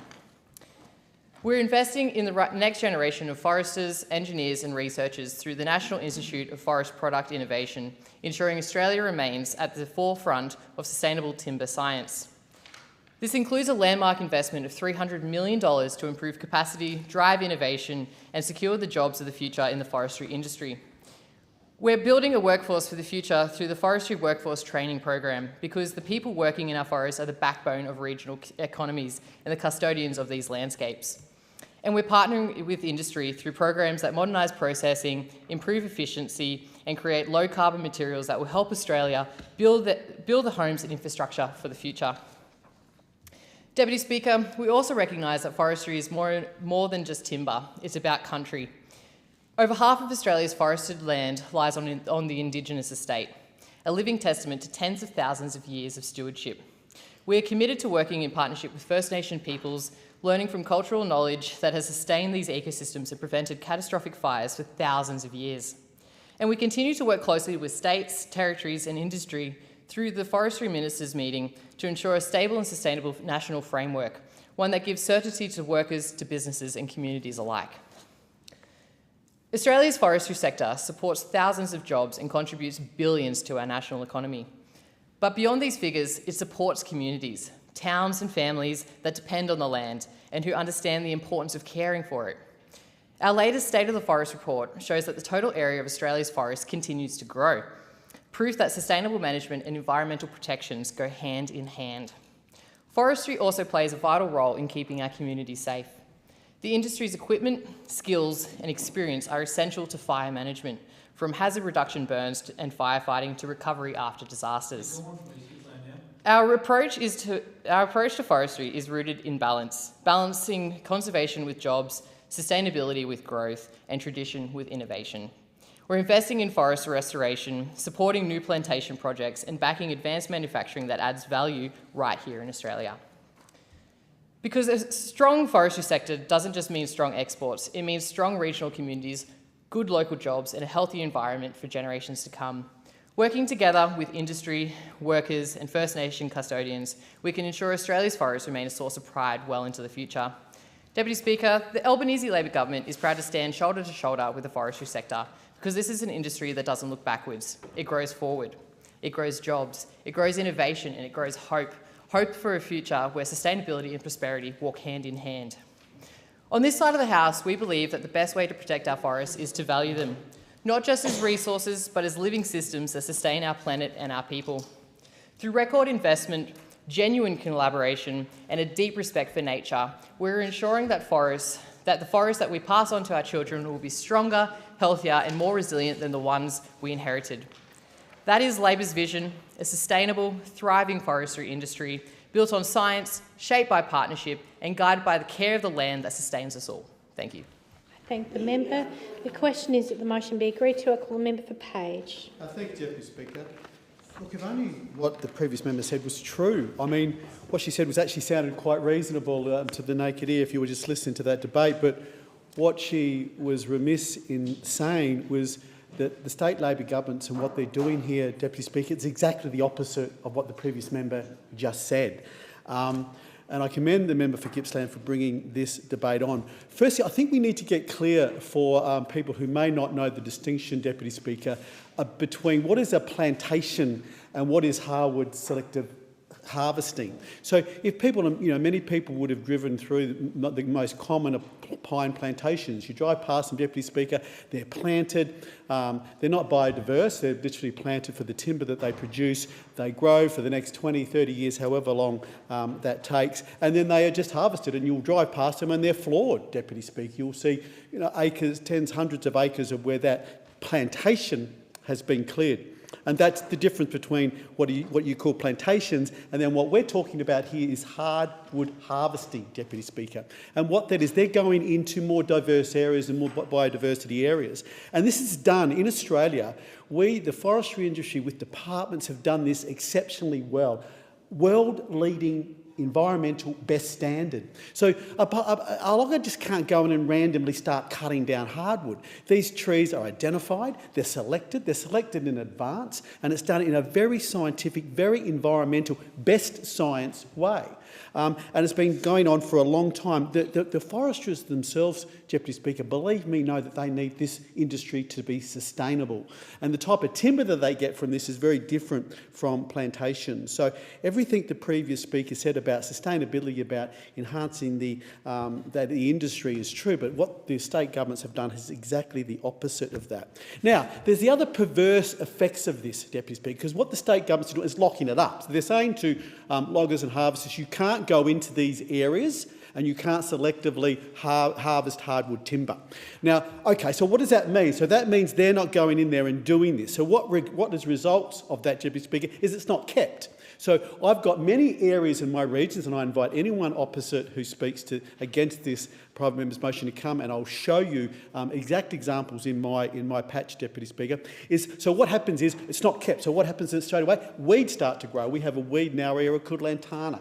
Takes over. So what happens, and there's actually scientific proof of this, Deputy Speaker, is what happens to the koalas? They leave the national parks because they can't get around anymore because it's not kept. So they can't, when they come down a tree, they can't go around the ground and go up another tree. So they actually leave the area, and the numbers of koalas in that area, and I'll show a report I saw just last week from the New South Wales government, which supported that. So the actual desire of what they're trying to achieve is actually perverse of what they're actually getting. The other thing that harvesters do when they go in, they maintain fire trails, and they maintain a system that when there are fires, it's easy to manage and to do that. And of course, now what happens within national parks when they're doing in New South Wales is those fire trails aren't kept up. Those companies would often too donate and give their equipment when there's a fire on to help fight fires and to go in and do management of that. And so that all disappears. So you can't get access to these places when you're trying to do fire breaks or you're trying to contain a fire outbreaks. You can't get access to them. And of course, what you've also done is, the Indigenous, our Indigenous brothers and sisters were mentioned earlier. The things that our Indigenous brothers and sisters would do all the time is do what we call cultural burns. Captain Cook, as he was sailing up the coast, Deputy Speaker, all he was talking about was the fires he saw. And they were doing that as a land management process, which we do. When you lock up a national park, you pervert that. Because what you do, you can't do that. You can't do the fire breaks that you used to do. And of course, there's more fuel, and these things become a huge tinderbox as well, Deputy Speaker. The other thing, okay, you want to be righteous and you still think that's a good idea, Deputy Speaker, we still need the hardwood. Our demand, we want to build more houses, we want more furniture, you want to build some bridges, you want to do that carbon friendly. Guess what the most carbon friendly way to do that is? Not concrete, not steel, it's actually timber. So, which sequester carbon, as we know, Deputy Speaker. So what are we going to be doing now as Australia? What are the states who pre-led this and banned hardwood timber harvesting in their states have had to go to other states to get it?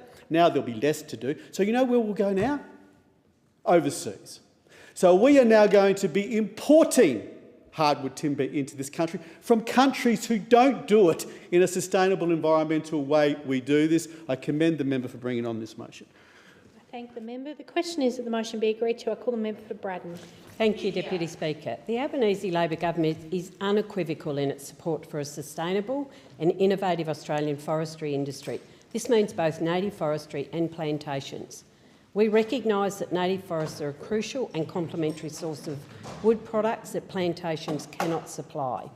This reduces our reliance on importing this timber from countries that have weaker environmental standards. I recently visited Britain Timbers in Smithton in the Circular Head region on the far northwest coast of Tasmania. Britain Timbers celebrated its centenary in 2007. Britain Timbers has been a provider of quality Tasmanian timber like blackwood, Tasmanian hardwood and other timbers for over 100 years, providing good jobs for locals. Around 1/3 of the employees have been with Britons for more than 10 years and 17% have been with the company for over 20 years. They have invested significantly in new technology to provide for more product flexibility to meet their customer requirements.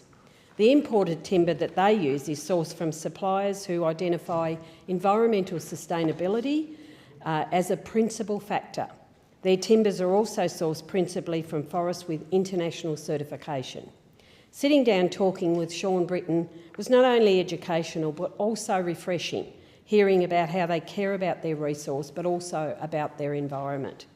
The forest industry, like all our resource-based industries, have long value chains.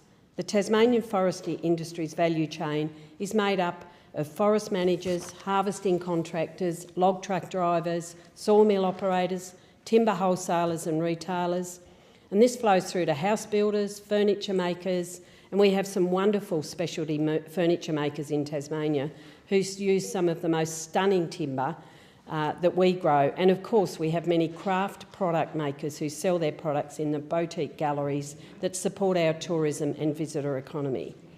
Annually in Tasmania we have the wonderful Australian Wooden Boat Festival, which has grown to become the largest single regular event on the Tasmanian tourism and events calendar. These beautiful boats are built from timbers that the Tasmanian timber industry is famous for. The native hardwood timber sector alone contributed $278 million to the national economy in 2022-23. This very much outlines its ongoing importance to our regional communities, providing jobs with wages that are often spent in the local economy and in our regional communities. In Somerset, a small town in Braddon, Forico have their plant nursery, which I recently visited with Minister Julie Collins. Forico is the largest private forestry management company in Tasmania and the largest hardwood replanting program in Australia. They currently breed and deploy species such as blue gum, shining gum and radiata pine. The nursery has capacity beyond Forico's internal needs and grows commercial seedlings for external clients both in Tasmania and the southeast mainland of Australia. Decisions about the day-to-day management of native forests are ultimately a matter for the state governments, and our government is committed to providing a stable national framework like the regional forest agreements that allow for sustainable native forestry to continue to occur. This government has a positive, forward-looking plan for the entire forestry and wood product sector. Through record investment, through genuine partnership and a commitment to innovation, we are ensuring a strong, sustainable and prosperous future for the industry, but also, more importantly, the regional communities that depend so heavily on it. The Albanese government is backing the forestry industry with a landmark investment of $300 million to improve capacity, to drive innovation and secure those jobs of the future. We're delivering where the previous government failed. While they promised 1 billion trees and delivered only 1%, Our $73.8 million support plantation establishment program has already awarded funding for 25,000 hectares of new plantations. Through the accelerated adoption of wood processing innovative program, $89.49 million in grants has been provided to 30 projects to modernise manufacturing infrastructure and ensure our local processors remain at the cutting edge. There is lots more that I could talk about in this, but I am running out of time. But I do want to say that we are doing a lot more work within this area around forestry. Thank the member. The question is, motion be agreed to. I call the member for Monash. Thank you, Deputy Speaker, and it's a pleasure to support my friend and good colleague, the member for Gippsland, on this motion, because I know how passionate he is about the timber industry, about timber workers and regions like ours that grow, make and manufacture things. We have incredibly talented people that make world-leading products, and the people that make them are world-beating people. I am incredibly concerned about where our timber industry is headed Australia-wide, and no more so than in our shared region of Gippsland. I'm proud to represent blue-collar workers, and I look at the Victorian State Labor Government, who have waged an absolute battle against regional communities, against blue-collar workers, and particularly against our timber industry. Now, our entire forest estate in Victoria is about 6% of what we harvest, and that's on an 80-year rotation of the hardwood industry, which the Victorian State Government has absolutely decimated. But if you are going to harvest hardwood in Victoria, which has now been decimated by the Victorian State Government, that is basically 1/80th of 6%. That is the entire forest estate that was being harvested. And the ramifications of the closure of the hardwood industry in Victoria are absolutely profound. Don't even get me started on the fire risk as we approach a very hot, dry summer. Many farmers in Gippsland and my electorate of Monash are still being drought impacted right now. So heading into summer, we are heading into extreme fire danger. A lot of those timber workers are CFA volunteers. A lot of the harvesters use their harvesting equipment to be able to maintain a lot of that forest estate in a way that prevents and mitigates significant fire risk. I'm proud to have had an association prior to coming to this place with Australian Sustainable Hardwoods, which is in my good friend and colleague, the member for Gippsland's electorate. They made incredible products of a variety of things using Victorian hardwood, Vic Ash. But now, because of the state Labor government's policies, that timber mill, like many timber mills in Victoria, are having to import timber and wood products from other areas. Jarrah from WA, American glacial oak from the United States. You can see a timber truck coming up the Monash Freeway with a trailer load of Tasmanian hardwood products, taking it to a manufacturing business like Australian Sustainable Hardwoods, and it'll be coming back the opposite direction with finished products. Now, that is just a crime against good economic management. It's a crime against good environmental stewardship as well. And I have real concerns for the communities and the blue-collar workers that are left behind because this doesn't protect the environment. It does nothing to advance blue-collar workers who often one partner might work in a mill, the other might be a teacher or a nurse at the local hospital or school. And if you take that timber job out of a regional community, that whole family will go somewhere else. And we've seen that in small rural communities Australia-wide, where those little communities have just been left on the vine to wither because of really poor decisions made in Melbourne or Canberra with no regard to regional communities. Those employers do so much good work in supporting the local Lions Club, the Probus Club. They are really good corporate community citizens in the towns with which they operate. I have huge concern about where the future of our timber industry is heading under state and federal Labor governments, because we need to make sure that we've got a manufacturing future in this country, and timber products are in high demand. They are increasing demand for construction, for homes. If we want to build more homes and more buildings, we need timber and wood as a good renewable product. We replant in Victoria, or we did with the hardwood industry, everything that was harvested. It is the ultimate renewable asset. I really condemn the direction that Labor and the Greens are taking the industry at a state and federal level, and I support wholeheartedly my friend and colleague, the member for Gippsland's motion on this issue. I thank the member. The question is that the motion be agreed to. I call the member for Paterson. Thanks, Deputy Speaker. I'm particularly proud to stand here on behalf of the Albanese government and talk about its unwavering and strong support for sustainable and innovative forestry industries in Australia, an industry that is not only vital to our national economy, but to the lifeblood of regional communities like the one that I represent in Paterson. In fact, in Hedengreta, Cox Brothers Timber Mill has and is today supplying timber.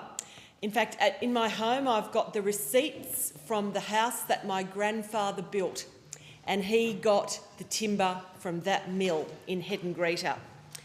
As a member of the Parliamentary Friends of Forestry, Timber and Paper Products, I take personal interest in the vibrancy of this sector. And in fact, it probably runs a little bit closer to the core than that, Deputy Speaker, because 2 years ago, my wonderful husband, Nick, gave up a 33-year career in business to go back to his roots, and he started his own rural fencing contract business.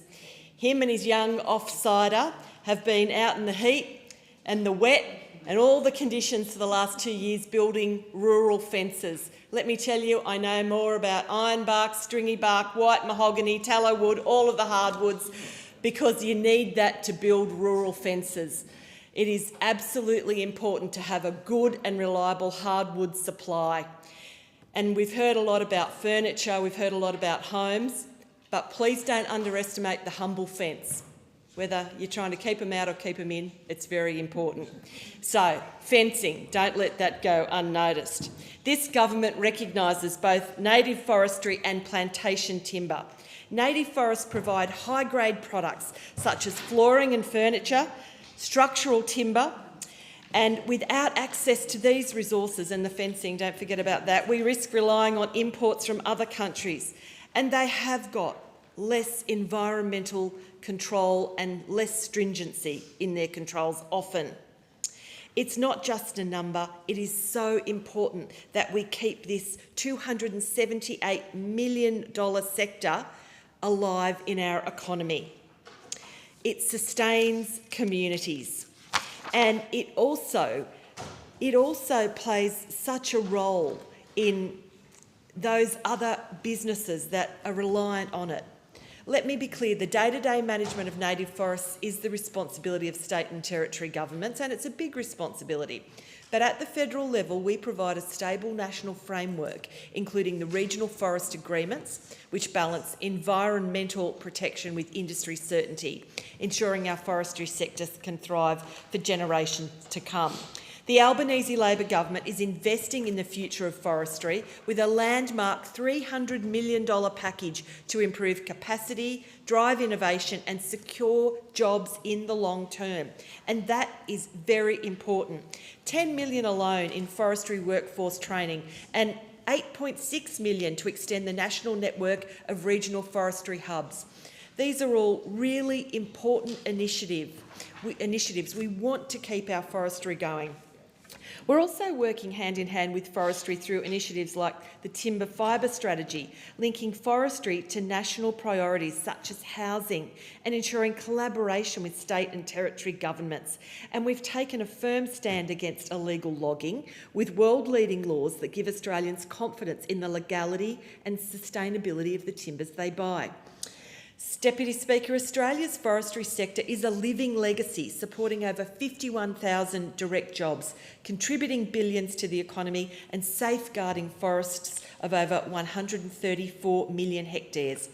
And let me just say, it is also very important to our Indigenous estates. More than half of this forest land sits on those Indigenous estates. And let me tell you, our First Nations people were the first foresters of this country. They involved themselves in clearing and cultural burning. And from some of the research I've done and things I've seen over the years, our bush was better maintained then than this wild greeny theory of just letting it be bush. That doesn't work, and let me tell you, you've only got to stare down a bushfire to understand that. So we need forestry. We need to manage our bush. It is vitally important. This government understands the balance between environmentally responsible and sustainable forestry and being able to keep this vital industry on many levels going. I thank the member. There being no further speakers, the debate is adjourned. The resumption of the debate will be made in order of the day for the next day of sitting, and I call the clerk. Private members' business, notice number 4 in relation to defence spending by the member for Hasluck. I call the member for Hasluck. Thank you. I move the motion relating to defence spending in the terms in which it appears on the notice paper. I'm pleased to address the development of the Henderson Defence Precinct in Western Australia and the broader context of the build-up and the strategic repositioning of Australia's defence capability under the Albanese government. We are living in a moment of profound strategic change. Australia's security environment is more complex, more contested and more demanding than at any time since the Second World War. This is why our government has put capability, people and funding at the centre of our defence agenda. We have ended the underfunding and have ended the chaos. I've spoken these words before. And we have ended the dysfunction of the coalition. Through providing stability and continuity, we can now focus on what matters, equipping our defence force, supporting local industry and delivering for communities. In Western Australia, the government is committing an initial $12 billion towards the Henderson Defence Precinct to deliver continuous naval shipbuilding in the West. This means supporting approximately 10,000 direct jobs over the next 2 decades and opportunities for small and medium-sized enterprises right across the state and, of course, our country. And industry has welcomed this announcement. The Chamber of Commerce and Industry of Western Australia described the funding boost as significant and said it will bolster WA's economy. Darian Macy of DECnet said in August, under this plan, Henderson will become the beating heart of naval capability on the West Coast. The Henderson Defence Precinct will play a critical role in our continuous naval shipbuilding enterprise, from constructing the Army landing craft and future general purpose frigates, to sustaining surface vessels and providing contingency docking and depot-level maintenance for our future conventionally armed nuclear-powered submarines. It entails, as Alex Luck and Naval News noted in September, a significant expansion and investment into the future. The government's focus on Henderson aligns with the review by the Australian Submarine Agency and the 2023 Defence Strategic Review, which identified Henderson as central to Australia's deterrence posture. The strategic review called for state and federal intervention in Henderson to give it the requisite critical mass for shipbuilding, fearing the loss of skilled workers if a pipeline of projects was not maintained. And our government responded, announcing continuous naval shipbuilding in Henderson in October 2024. Beyond the strategic imperative, there are economic consequences. The precinct will diversify WA's economy beyond the mining and resources, linking our skills base to high-tech manufacturing, engineering, logistics and global supply chains. The CCI WA noted that many of the skills developed in WA's mining sector are directly transferable to defence manufacturing. Local businesses such as Burden and CIVMEC have already welcomed the announcement. As CIVMEC's Executive Chairman Jim Fitzgerald said, the sheer scale of the proposed infrastructure investment is potentially a game changer for our business. And the government's commitments will provide opportunities for small and medium-sized businesses too. And this is critical in order to be able to actually meet the demands that are needed for the defence sector. So encouraging small and medium businesses that may not already be operating in the defence sector to start to pivot to include that as well is critical. Because the truth is this is going to be tripling the size of defence manufacturing in Western Australia. It'll be second only to our mining sector that underpins our national economy. So to achieve that now, we need to encourage all students to consider manufacturing and defence, where they may not have previously considered such pathways. The Defence Industry Pathways program at the South Metro TAFE is an example of the sort of bridging that's required, part of the Defence Industry Skills Centre of Excellence, which the state and the Commonwealth governments have established with a joint investment of $14.6 million. The government's budget commitments provides that certainty, obviously, for investors, but also for families with skilled workers looking to relocate either to Perth or within WA. And I'm lucky in my seat of Hasluck to have many defence and sustainment sectors operating within my electorate, but also young people who are keen to work within drone technologies, sonar and space. All these things are connected in to our broader defence picture, but critically for the defence infrastructure needed within Western Australia. So it must sit well within our communities, and to this end, Henderson and the broader Rockingham region has thoughtful transitional planning to ensure that not just the shipyards are considered, but the amenities, the housing and the environmental concerns are addressed too. I look forward to the ongoing engagement with all the stakeholders across the Henderson Defence Precinct and for many of those beyond it as well. Thank you. Thank the member. Is the motion seconded? I thank the member for Sturt. The question is that the motion be agreed to, and I call the member for Durack. Thank you, Madam Deputy Speaker. I'll begin my contribution to this debate by congratulating the member for Hasluck for drafting this motion. You've got to give it to those opposite. When it comes to drafting motions and media releases, they've really got some talent. Unfortunately, that record for making announcements isn't matched by delivery. You had your go. Thank you, member for Hasluck. Nowhere is that clearer than in the much-lauded announced $12 billion investment in the Henderson precinct. Now, I want to be clear, the Coalition supports the vision for Henderson. As a proud Western Australian, I am incredibly proud of Henderson and its shipbuilding industry. We support a sovereign industrial hub capable of continuous shipbuilding and the maintenance of our future nuclear-powered submarines. That isn't just essential for our sovereign capability and the future of AUKUS, it also represents a massive economic opportunity for my home state of Western Australia, with the potential to create over 10,000 skilled jobs.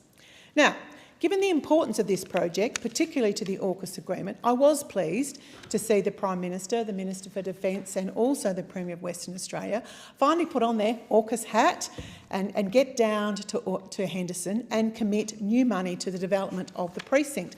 4 years too late, I would say, but better late than never.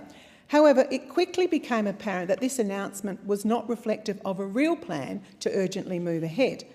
Now, while we know the Prime Minister has promised this $12 billion towards the precinct's redevelopment, the total figure required by his government's own admission is likely to be $25 billion. Now, the government can't even answer basic questions on when and over what period their commitment will be spent. If that's not all, the boundaries and the definition of the actual Henderson precinct haven't even been finalised, and the planning work won't be complete until 2027. It's nearly the end of 2025. Let's get a wriggle on.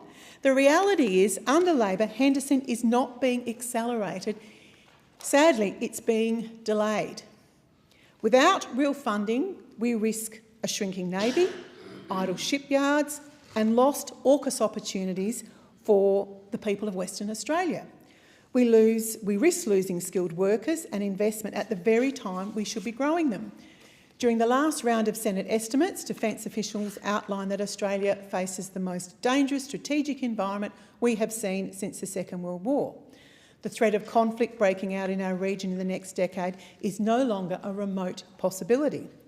What we need is a government to be honest about these risks and to prepare us for what may lie ahead. Now, Madam Deputy Speaker, I'm not chest-beating for conflict, I'm not being hawkish, but the truth is that reviews and multiple media announcements do not deter aggression. What deters aggression is readiness. What we need is peace through strength, and Australia has an important role to play in collective deterrence. Now, I note that since this motion was drafted, the Prime Minister has been to Washington, and I welcome the confirmation from President Trump that AUKUS has survived his administration's review. AUKUS was a good deal when Prime Minister Morrison announced it in 2021, and in 2025 it remains a good deal. The fact that it has now endured 2 Australian Prime Ministers, 3 UK Prime Ministers and 2 US Presidents is testament to that. But the reality is that AUKUS too has been underfunded from the start. The government has promised the most ambitious industrial build in our history without allocating the money to make it real. Key AUKUS decisions, including the East Coast base, the full Adelaide build schedule and the skills pipeline, remain unfunded and unconfirmed. In my short term back in the defence industry portfolio, I've also heard major concerns about progress on AUKUS Pillar 2. And because the government has failed to lift defence spending, AUKUS is now cannibalising the rest of the defence budget, robbing Peter to pay Paul. And that's why the Coalition has been clear. The government must set a credible, costed path to at least 3% of GDP for defence. That's what it's going to take to deliver real capability, not just press releases. The Coalition is committed to spending at least 3% of GDP on defence, which will back our Defence Force with the budget, give our men and women in uniform what they need in order to defend our home, support our industry, and also show urgency to make sure we keep Australians safe. The Coalition will always choose readiness over rhetoric, and under us, Henderson, AUKUS and the Australian Defence Force will have the funding, the focus and the future that they deserve. I thank the member. The question is that the motion be agreed to. I call the member for Sturt. Thank you, Deputy Speaker. Like my home state of South Australia, Western Australia plays and will continue to play a critical role in Australia's defence manufacturing and shoring up of Australia's defence capability. The Albanese Labor government does have a laser-sharp focus on delivery, particularly with respect to delivery of deterrence capability that this country needs. Home of Australia's defence manufacturing and home to world-class precincts that drive innovation and strategic defence projects, South Australia is a central player in this delivery, a role that I will always proudly champion. And in Western Australia, this laser-sharp focus has been demonstrated by the commitment to and investment in the Henderson Defence Precinct, a part of this country that I had the privilege to spend time at in my pre-politics role, working for ASC, Australia's sovereign submarine partner. At Henderson, I saw the drive and motivation of my colleagues as they worked on the mid-cycle docking of Australia's 6 Collins-class submarines, which will remain a vital part of our nation's defence capability for several years to come. The focus on investing in the Henderson Defence Precinct is designed to ensure that in this strategic moment, our Defence Force has the equipment, the capability, the people and the funding it needs to keep Australians safe. We can only do that successfully if there is stability and continuity in the defence portfolio so that we can undertake foundational strategic thinking, whether that be through the 2023 DSR and National Defence Strategy of 2024. The DSR placed emphasis on the need to deliver capability that allows us to defend but also allows us to effectively deter. And in an era of rapid geopolitical change and uncertainty, a meaningful and genuine deterrence capability is critical. The object of deterrence is to decisively influence an adversary's decision-making process to prevent hostile action against Australia. Deterrence succeeds when a potential adversary refrains from acting based on their assessment that the likelihood of achieving the desired outcome is too low and the costs of acting are too high. This additional $12 billion investment in the Defence Precinct in Henderson in WA is a key pillar in this strategy to defend and deter. Delivering this is fundamental in this term of government. The Henderson Defence Precinct will be home to world-class shipbuilding and sustainment and will deliver continuous naval shipbuilding in WA. It is also an eye to the future, representing a major milestone in the AUKUS pathway as Australia develops the capability to safely and securely own, operate and sustain conventionally armed nuclear-powered submarines. as well as providing certainty to workers, certainty to industry and certainty to the Australian people, this $12 billion will contribute to the construction of surface vessels for the ADF, starting with the Army's landing craft, and pending successful consolidation, the domestic build element of Australia's future general purpose frigates. It will provide facilities to support the sustainment of Australia's surface combatant vessels. It will provide contingency docking capabilities for Australia's future conventionally armed nuclear-powered submarine fleet from the early 2030s. Importantly, for working people, this investment will not only support defence capability, but will support 10,000 well-paid, high-skilled, long-term and secure jobs. The investment also allows us to forge deeper partnerships with our key allies.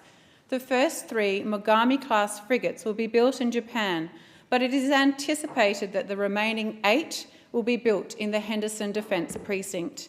Australia is an island continent, and it is vital that our maritime trade routes are secured, and the general-purpose Mogami-class frigates are critical to this.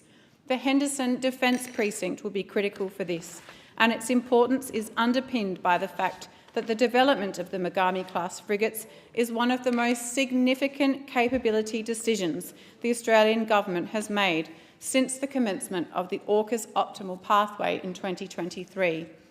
Australia's naval capability will also be greatly enhanced by the investment in the Ghost Shark. This $1.7 billion contract with Anduril Australia means the delivery, maintenance and continued development of the Ghost Shark, which is a fleet of extra-large autonomous undersea vehicles designed and built in Australia.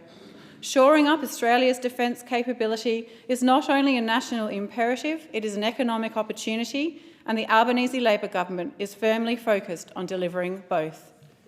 And I thank the member for Sturt. The question before the Federation Chamber is that the motion be agreed to, and I give the call to the member for Riverina. Thank you, Deputy Speaker. The member for Hasluck has moved a private member's motion acknowledging the government's going to make available an initial $12 billion towards the Henderson Defence Precinct to deliver continuous naval shipbuilding and an AUKUS presence in Western Australia.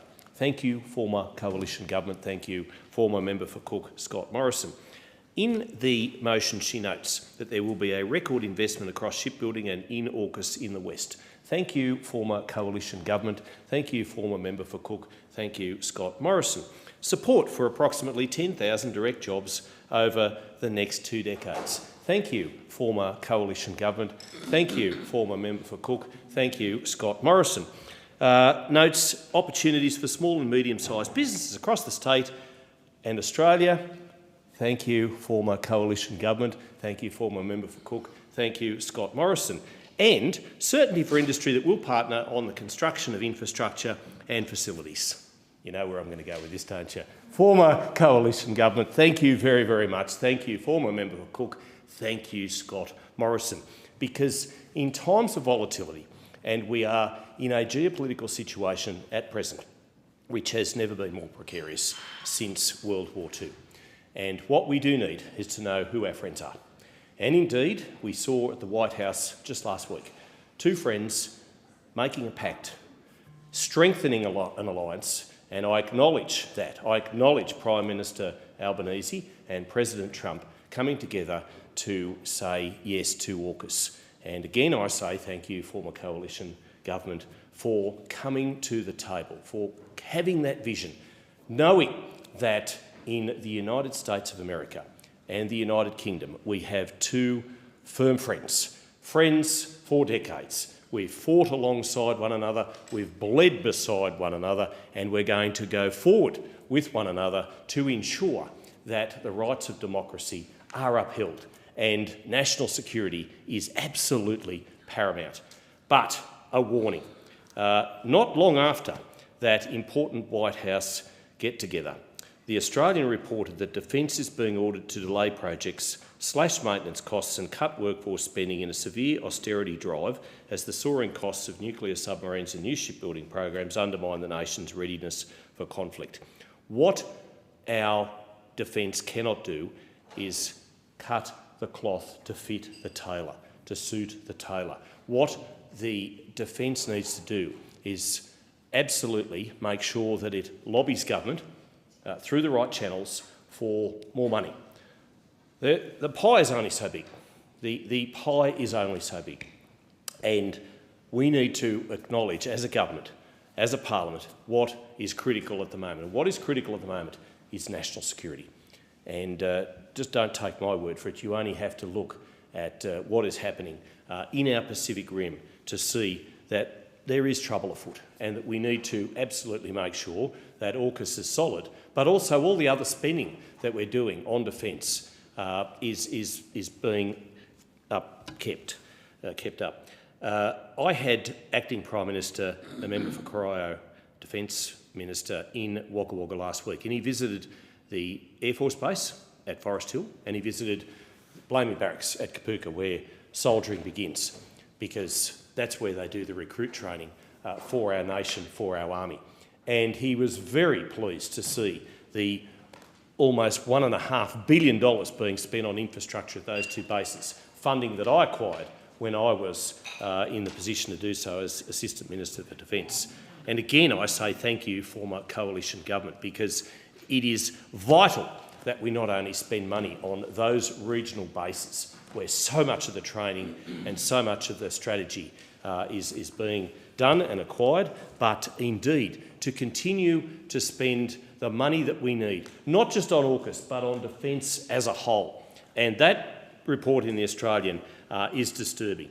Days after Donald Trump declared full steam ahead for the AUKUS pact, The Australian can reveal the Chief of Air Force, Stephen Chappell, has initiated reviews of capability and sustainment costs as part of a service-wide push to mitigate overspending and address budget challenges. That report from Ben Packham on the 22nd of October is worrying, because we need to make sure that we maintain the spending, indeed increase the spending, as we've been asked to do so, to meet our commitments in a difficult international situation and for the national security of our nation. And I thank the member for Riverina. The time allotted for this debate has expired. The debate is adjourned and the resumption of the debate will be made in order of the day for the next sitting, and I call the clerk. Private members' business, notice number 5, in relation to skills and training by the member for Wright. And I give the call to the member for Wright. Thank you, Mr Speaker, and I move the motion standing in my name before the Federation Chamber. And I do so out of deep concern for the sector. Deep concern for our young people, concern for our tradies, concern for the employers, and concern for the future of the skills pipeline for this country. Mr Speaker, because under this government we're watching a collapse of Australian apprenticeships and trainees that we have never seen in our history. And it's having a devastating consequence for our economy and the workplace, and more particularly the housing market. Mr Speaker, the national preeminent body, the National Centre for Vocational Education Research, they're the preeminent body that capture the data.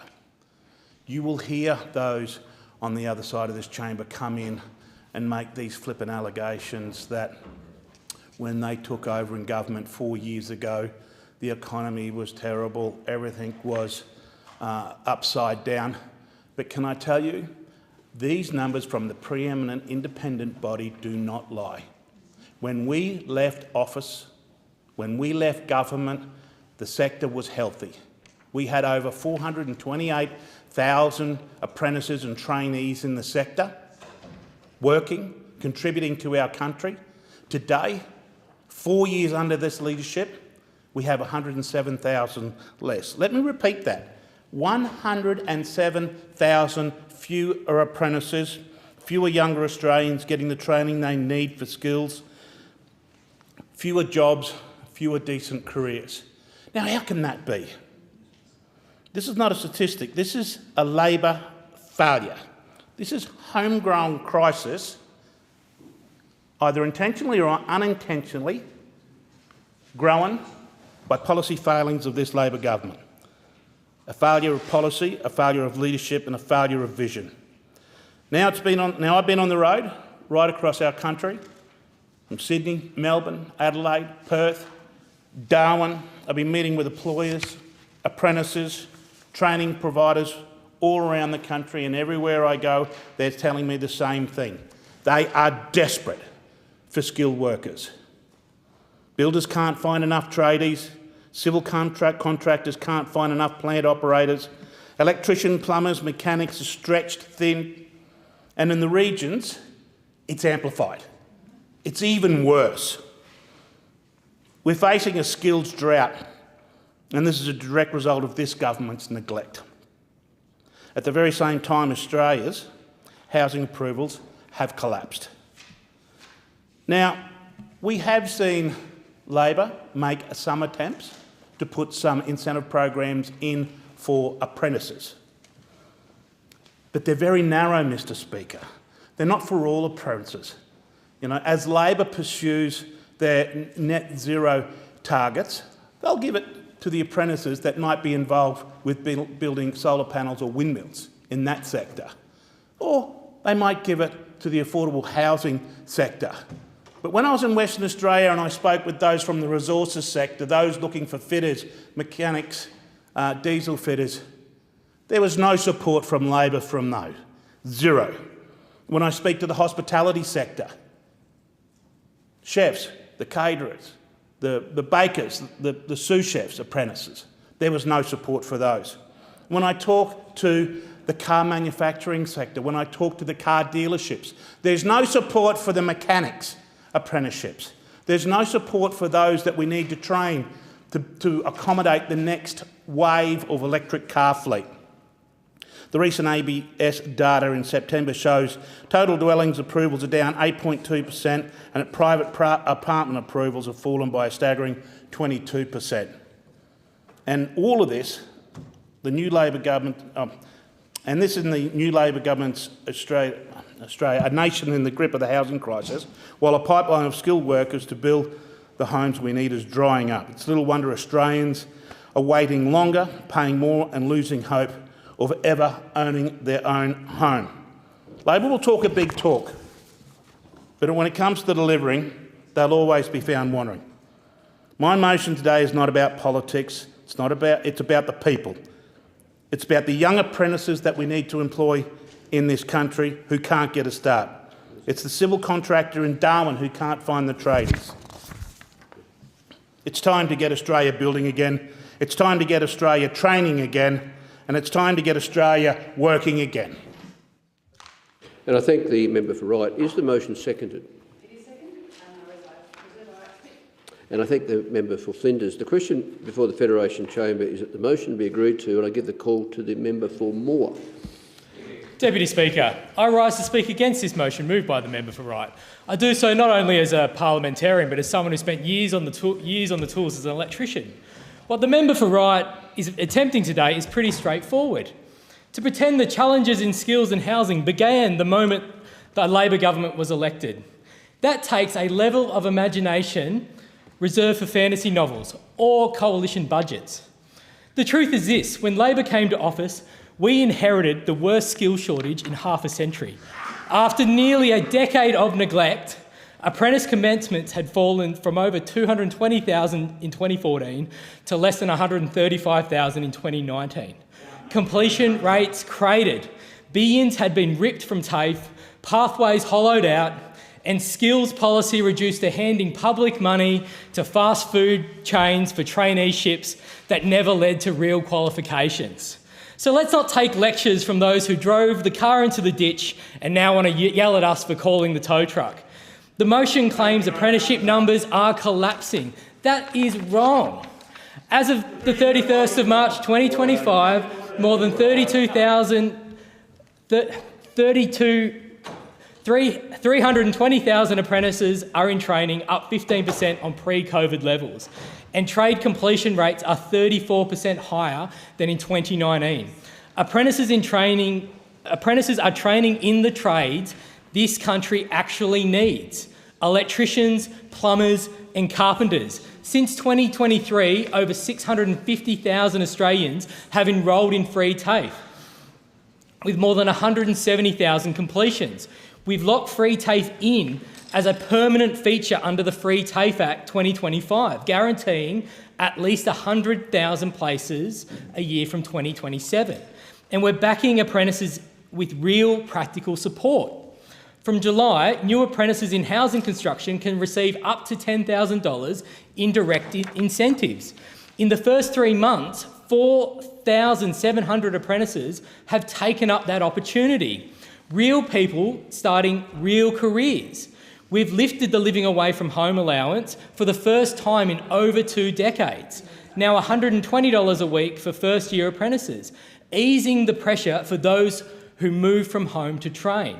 We've doubled wage support for apprentices with a disability to $216 a week, indexed for the first time since 1998.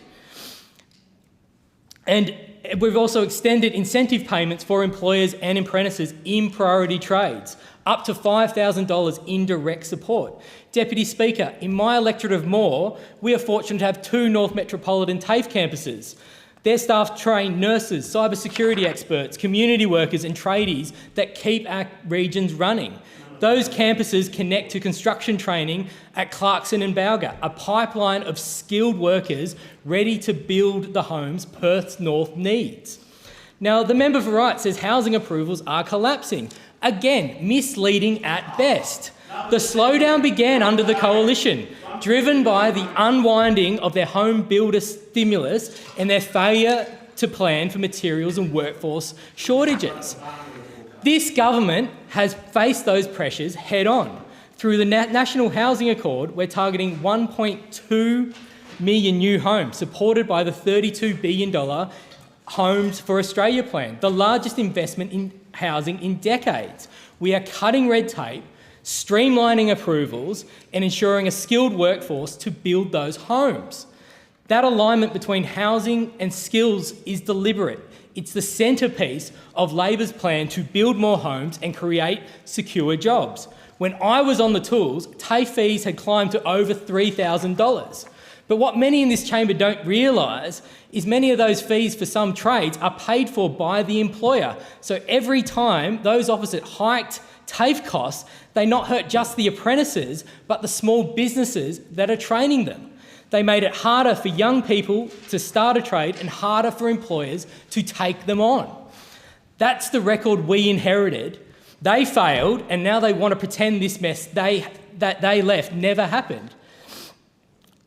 So, Deputy Speaker, Australians deserve better than this kind of politics. We will keep investing in TAFE, we'll keep driving apprentices into critical trades, and we'll make sure every young person in Moore, in Western Australia and across our nation can build a skilled, secure future. I reject the motion. And I thank the member for Moore. The question is that the motion be agreed to, and I give the call to the member for Wentworth. Deputy Speaker. And I'd ask the member Wentworth to resume her seat. A division has been called for in the House. The proceedings are suspended to enable the honourable members to attend the division.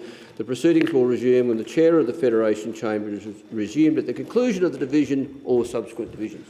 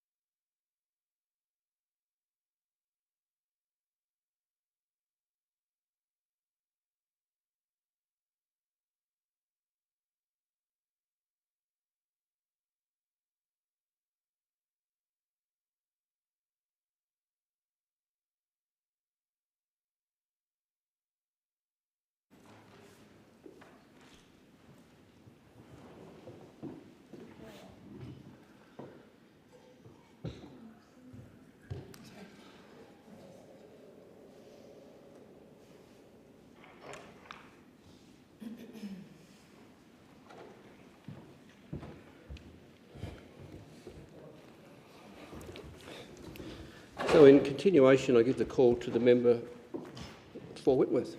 Deputy Speaker, I rise to speak on this important motion moved by the member for Wright. Last week, the Australian Financial Review reported that, at the current rate, every state in this country will fail to meet its housing target, with my state of New South Wales amongst the furthest behind. This comes as median house prices hit record highs across every major city. In Sydney, the median prices reached 1.7 million, 19 times the median full-time salary. In 2003, John Howard famously said he didn't have people stopping him in the street to complain that house prices had gone up. Well, I do, and it's clear we've reached a tipping point, with fewer and fewer young Australians believing home ownership is within their reach. As the member for Wright highlights, enabling pathways into trades and apprenticeships is part of the solution. And while I agree that the skills shortage is a major barrier to new construction, the problem runs much deeper than the recent decline in apprenticeship commencements. According to Jobs and Skills Australia, our construction sector is in a persistent shortage. The Master Builders Association estimate that Australia will need 500,000 additional construction workers by 2029. If we assume a similar growth in apprentice completions over the next 5 years, we will barely make 20% of this target. The industry already relies on migrant workers, and 1 in 4 were born overseas. So if we're serious about addressing our shortage, we must lift skilled migration and do so urgently. That starts with a designated construction skills visa, like the UK, New Zealand and Canada, countries facing similar housing affordability issues as we are. Instead, construction workers seeking to come here face up to 18-month delays and high application costs. The government had a chance to act last year, but inexplicably chose to vote against my amendment to include trades workers for the specialist skilled visa pathway.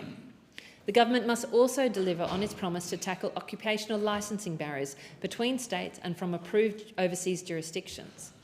I recently spoke to a UK citizen, a fully qualified electrician, but now forced to retrain because his UK qualifications weren't fully accepted here. The government's national licensing electrical trades is a good start, but still won't help my constituent fast enough.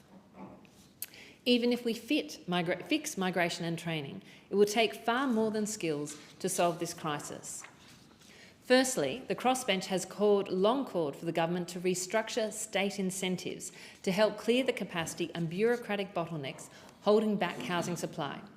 This approach is backed by the sector itself, the people navigating the red tape every day. Secondly, we need to prioritise infrastructure projects that enable housing. If the Commonwealth invests heavily in transport, that investment should be tied to appropriate zoning and development around new transport corridors. In addition, we need to make sure that when we are investing in infrastructure, that is doing things like enabling the sewage and other treatments that are needed for housing. Thirdly, we need to stop demand-side interventions, like the 5% deposit scheme that the government has recently brought into being, which has absolutely no friends among people who know how house prices are driven, economists and housing experts. We know these don't work. We know that these have made things worse for young home buyers, but still we are seeing a government introduce pieces of legislation that just make it harder for young Australians to buy their own homes rather than easier. Fourthly, the government must deal with the CFMEU once and for all, appointing a genuine industry regulator with teeth. Despite the appointment of an administrator, which I supported, we still see appalling conduct from self-interested actors undermining trust in this critical sector and holding back the house building and the building that we need in this country. And finally, we need to improve the allocation of existing housing. Too many young families are squeezed into 2-bedroom apartments while empty nesters remain in large, mostly unused homes. The key reform here is a transition from stamp duty to land tax, unlocking mobility and better using our existing housing stock. It is fairer, it is the appropriate thing to do, and the federal government needs to work with the states to enable this to happen. Deputy Speaker, our generation of parliamentarians will be judged on whether we fix housing affordability, and it is time to pull all levers that we possibly can. Too often, Both of the major parties pull one lever or another that they think is politically convenient for their side of politics, rather than deals with the overarching needs across the whole of the economy. Thank you. And I thank the member for Wentworth. The question is that the motion be agreed to, and I give the call to the Deputy Speaker and the member for Newcastle. Thank you, Deputy Speaker, and I welcome this opportunity to speak on apprenticeships and skills in the Australian Parliament and to make one thing clear. When it comes to rebuilding our TAFE system, backing apprentices and setting Australia up for the future, Labor delivers. Every Australian deserves the chance to learn a trade, build a career and shape the future of our country. Apprentices are the backbone of our workforce, from the homes we live in to the infrastructure that connects us and to the industries that power our economy. Under Labor, apprentices are getting the support they need, not just to start, but to also finish their training. We know times are tough and cost of living pressures are real. The Deputy Speaker will resume her seat. A division has been called for in the House. The proceedings are suspended to enable honourable members to attend the division. The proceedings will resume when the Chair of the Federation Chamber is resumed at the conclusion of the division or subsequent divisions.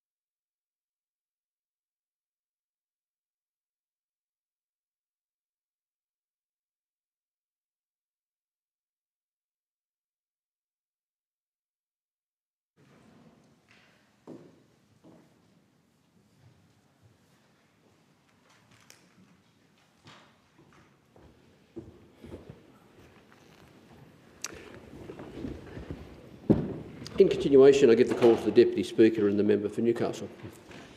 Thank you, Deputy Speaker. We know times are tough and cost of living pressures are real, and that's why the Albanese Labor government is helping more Australians take up apprenticeships and to stick with them, particularly in the housing and construction sector, where the demand for skilled workers has never been greater.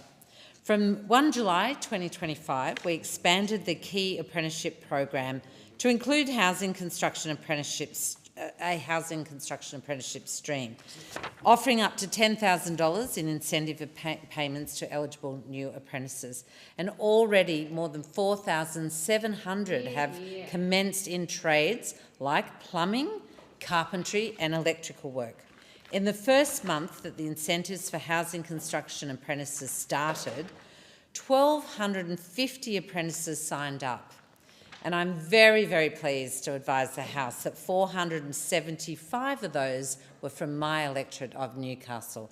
So if ever you wanted to understand a community that, prides itself on the benefits of a trades education, you need look no further than Newcastle.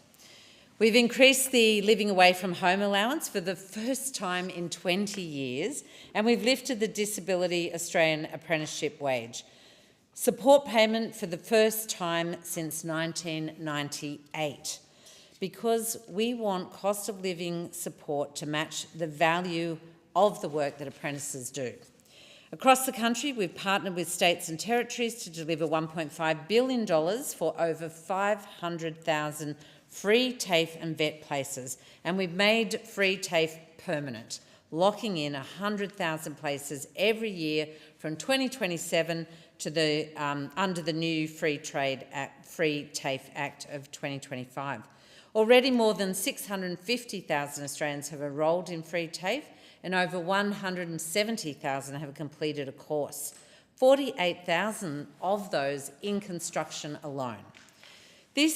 That is 170,000 people saving thousands of dollars and setting themselves up for secure, well-paid work. In Newcastle, we're seeing this investment transform our region. At TAFE New South Wales in the Tyers Hill campus, Labor is investing or delivering a $60 million net zero manufacturing centre of excellence. It's a partnership between the Albanese and Minns Labor governments that links our clean energy goals with real training and real jobs. It's making sure local people... The Deputy Speaker will resume her seat. A division has been called for in the House. The proceedings are suspended to enable honourable members to attend the division. The proceedings will resume when the Chair of the Federation Chamber is resumed at the conclusion of the division or subsequent divisions.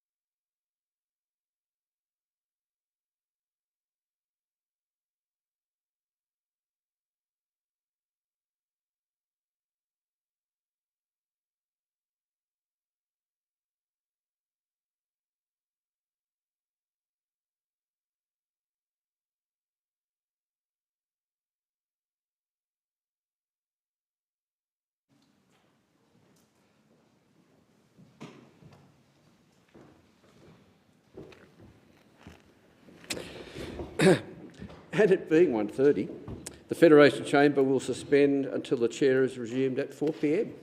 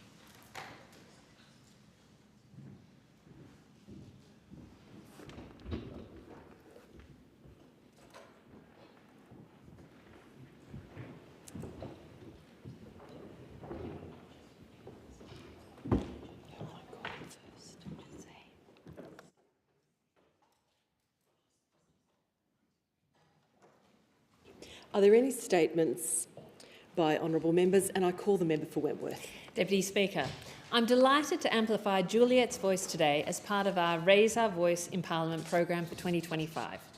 By the end of 2050, up to 70% of the world's infectious diseases are predicted to become untreatable due to antimicrobial resistance. Treatment for pneumonia is proven to become ineffective by 2040. Penicillin and numerous other first-line antibiotics are already ineffective against staph and skin infections. With increased immigration and travel, it is of the utmost importance to protect future generations from a problem that only government can control: antimicrobial resistance. This looming crisis is not a distant threat. It is being accelerated by a number of urgent and preventable factors, from the overuse of antibiotics in agriculture, such as in salmon farming, to poor infection control in healthcare settings. The forces driving antimicrobial resistance are multifaceted and deeply entrenched. Without immediate intervention, including improved diagnostics and increased investment in research, future generations will be left vulnerable to infections once easily cured. Just recently, Prime Minister Anthony Albanese has significantly reduced research into new antibiotics. While this development may not affect him as much as coming generations, to protect the future of the human race, antimicrobial resistance must be treated as a credible threat. It is vital that the government address this danger for the health and safety of humanity. Thank you, and thank you, Juliet. I call the member for Pearce. Speaker. Peter Moyes Anglican Community School Mindarie celebrates 25 years this year. As a proud Foundation Registrar, I have seen this community grow with care, vision and faith. When we began building the school in 1999, our goal was not just about the buildings, it was about creating a welcoming place where every student feels supported to learn, grow and become a strong leader. Mr. Peter Moyes, an exemplary Australian educator, showed great leadership and commitment to education, and the school continues to honour his legacy. I want to especially thank Mr. Alan Shaw, the school's foundation principal. His guidance in those early years helped shape the positive culture and strong academic programme that the school is known for today. Over 25 years, this school has grown into more than just a place of learning. It is a caring community that supports every student through challenges and celebrations. This milestone is thanks to the commitment and dedication of Principal Mr. Ben Lomas, the staff, the support of families, and the energy of all the students. Thank you to everyone who has helped make this story so special as the school moves forward. I am confident that it will continue to inspire and empower many more students into the future. And congratulations to the whole Peter Moyes community on 25 wonderful years. Thank you. I call the member for Warringah. Thank you, Madam Deputy Speaker. Our Navy is essential to Australia's national security and defence, sovereign capability and industrial strength. Last week I had the privilege of visiting HMAS ships at Waterhen and Penguin, both based in Warringah. It was an incredible opportunity to see firsthand the Royal Australian Navy's vital contribution to our national defence, our sovereign capability and to the science and technology that underpin it. As an island nation, Australia's prosperity and security rely heavily on open and secure sea lanes. A strong, agile and well-resourced Navy is essential to protecting our national interests and ensuring our sovereignty. At Waterhen and Penguin, the teams of the Mine Warfare, Clearance Diving and Geospatial Force demonstrate extraordinary professionalism, skill and dedication.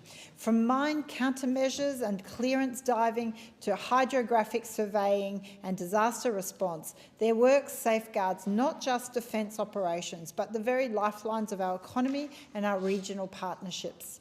I also want to acknowledge the Navy Clearance Diver Trust, a not-for-profit organisation that supports current and former clearance divers and their families.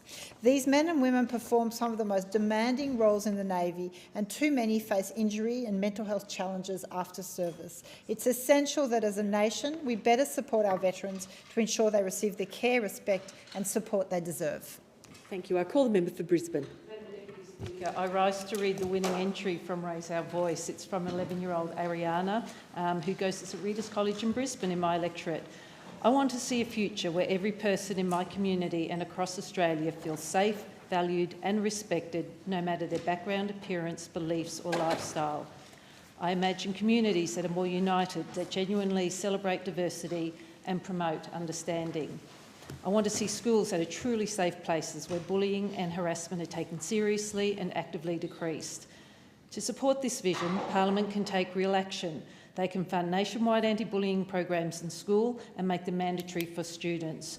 Work with tech companies to stop cyberbullying and online abuse, provide more school counsellors and mental health services for students. Most importantly, guarantee that Parliament itself promotes respectful debate and has zero tolerance for bullying in public life, because leaders should lead by example. This goal is so important because bullying does not just hurt in the moment, it can stay with a person for life. Many people in our community have experienced bullying, whether at school or online, and we must stop our young Australians from carrying that pain inside because it can lead to serious mental health issues, even suicide. Ending bullying will help create a peaceful, loving and safe Australia for everyone, and together we have the power to create a future where everyone feels safe, respected and included. With leadership like yours, Ariana, our future is in good hands. I call the member for Ryan. Thank you, Deputy Speaker. Well, it's one rule for lobbyists and another rule for the rest of us. Under Labor's proposed laws, you're going to be increasingly kept in the dark about government decisions. Shut out. Meanwhile, they're letting cashed-up corporate lobbyists buy access to senior ministers. Under Labor's proposed changes to freedom of information, if ministers have so much as glanced at a document, you won't be able to see it. Yet if you're a billion-dollar corporation, you can sling Labor $15,000 or so and get a private meeting with a minister. Prime Minister Albanese promised a more transparent government. Now we know what he meant, a more transparent government for corporations and lobbyists, not more transparent for the Australian public. Prime Minister Albanese's government is now less transparent than Scott Morrison's coalition government. Shameful.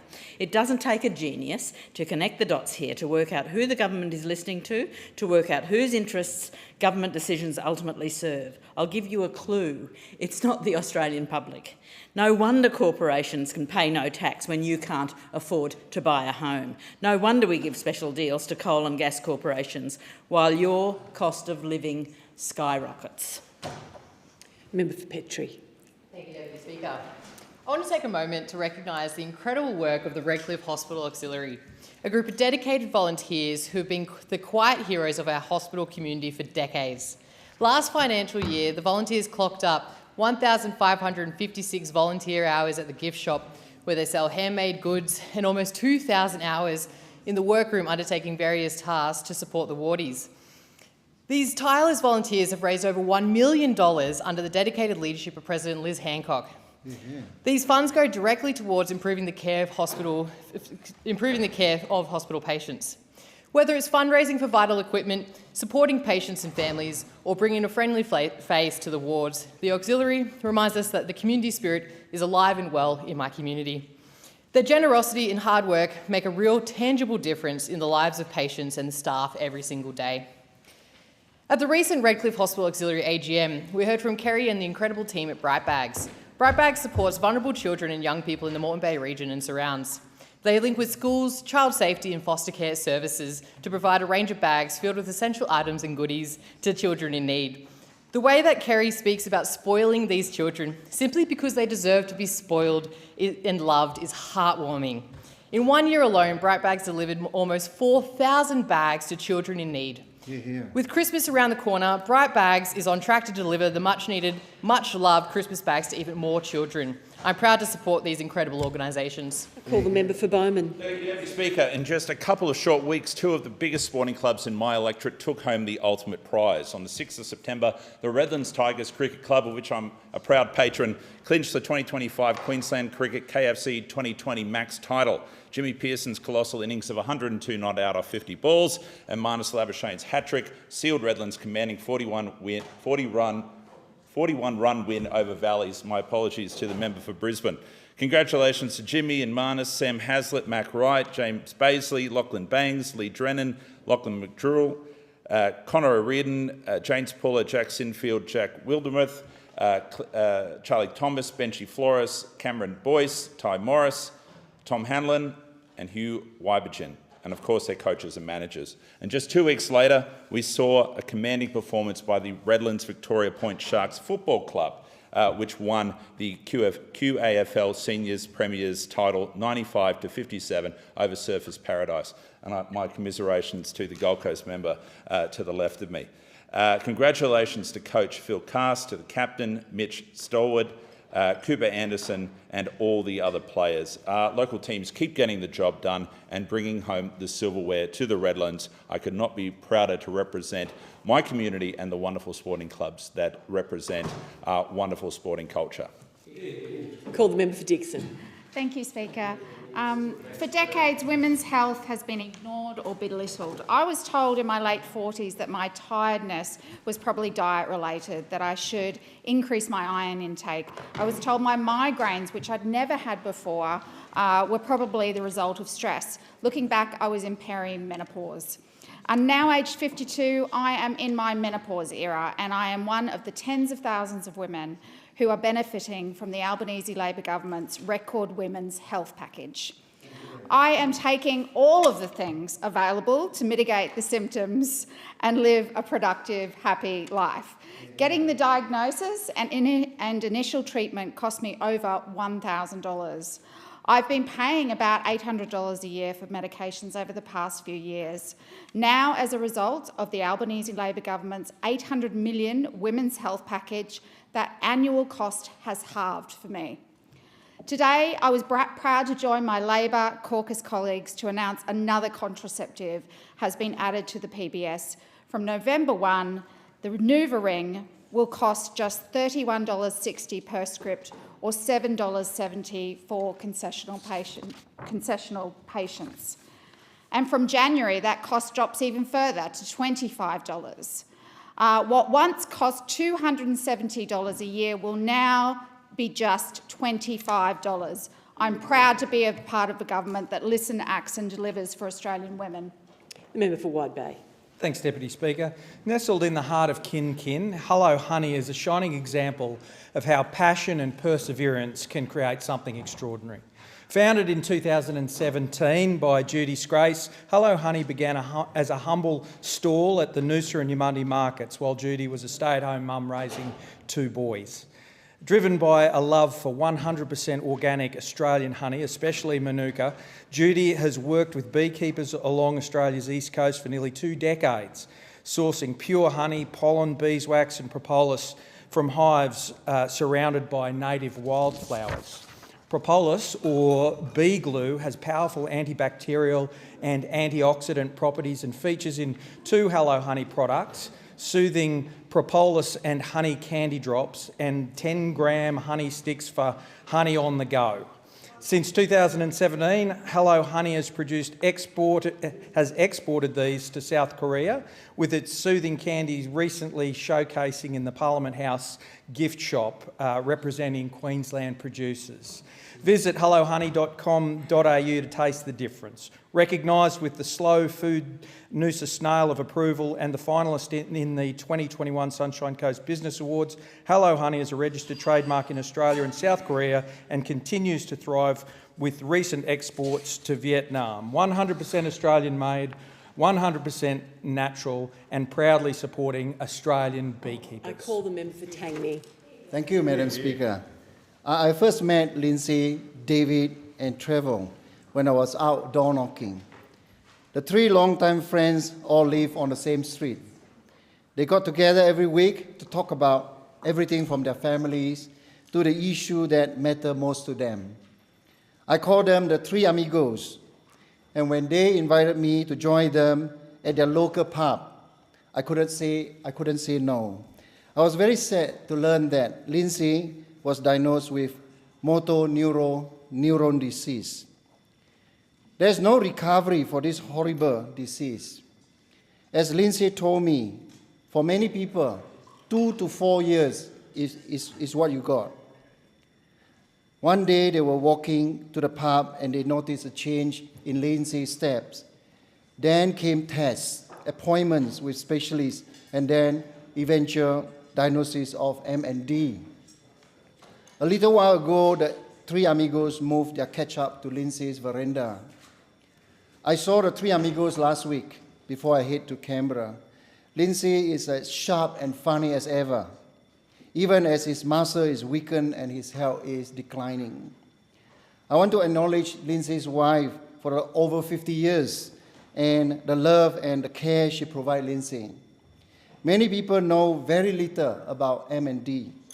Thank you, Lindsay, for letting me sharing your story here. Thank you. The member for McPherson. Thank you, Deputy Speaker. Earlier this month, I held my inaugural McPherson Honours, a celebration of locals who give so much to our community. One of this year's remarkable finalists was Beach to Burleigh of Burleigh Heads Church of Christ. After learning about their incredible work, I was honoured to join one of their Outreach Fridays and see it all in action. What I witnessed was truly inspiring. Not only the practical support they provide, but the powerful sense of belonging they create for people doing it tough. Each Friday, Beach to Burleigh offers free food parcels, basic groceries, a laundry service in partnership with Orange Sky, and op shop vouchers to locals in need. But what makes them special is the community they've built. People might come for the support, but they stay for the connection. From the local band that performs each week, to the free coffee and barbecue that bring everyone together, these Fridays are clearly a highlight for many. It also means the world to their volunteers. While volunteerism has declined nationally since COVID, Beach to Burleigh has seen its volunteer numbers grow, a testament to the strength, compassion and community spirit that defines this remarkable group. Congratulations and thank you to Beach to Burleigh and your incredible volunteers for all you do to lift up our community each and every week. Member for Aston. Thank you, Deputy Speaker. Through Raise Our Voice Australia, it is now my honour to read out a speech from 14-year-old Rayhan, an outstanding young leader in my electorate of Aston. Rayhan wrote about education equity. Imagine two students. One has access to every learning resource, stable internet, tutoring, a quiet place to study. The other wants to succeed just as much but has none of those things. Which one do you think gets left behind? If we want a better tomorrow for young Australians, we must make education equity a priority today. It's not just about funding, it's about access, support and fairness. We need stronger support systems in public schools and targeted programs for students in rural, low-income and multicultural communities. Talent is everywhere, but opportunity isn't. As a young person on my local council's Youth Advisory Committee, I see how deeply young people care about their future. Hence, I'm asking the government to continue to partner with us, invest in schools, mental health services, digital infrastructure and youth leadership. Let's also invest in sustainability and STEM education so students are ready for jobs in clean energy, climate innovation and the industries of tomorrow. That's how we create a smarter, fairer and greener Australia, not just in one neighbourhood or state, but right across the country. Thank you, Rayhan, for your advocacy and your excellent speech. Member for Barker. Thank you, Madam Deputy Speaker. I rise today to acknowledge the success of Loxton's Longest Brunch. The event brought together 160 farmers, volunteers, local families for a long table-style brunch held on the main street of Loxton. Last Sunday morning, Loxton was transformed into a space of solidarity and support. Attendees took their seats shoulder to shoulder with primary producers whose work underpins the region, and they enjoyed some local food and drinks.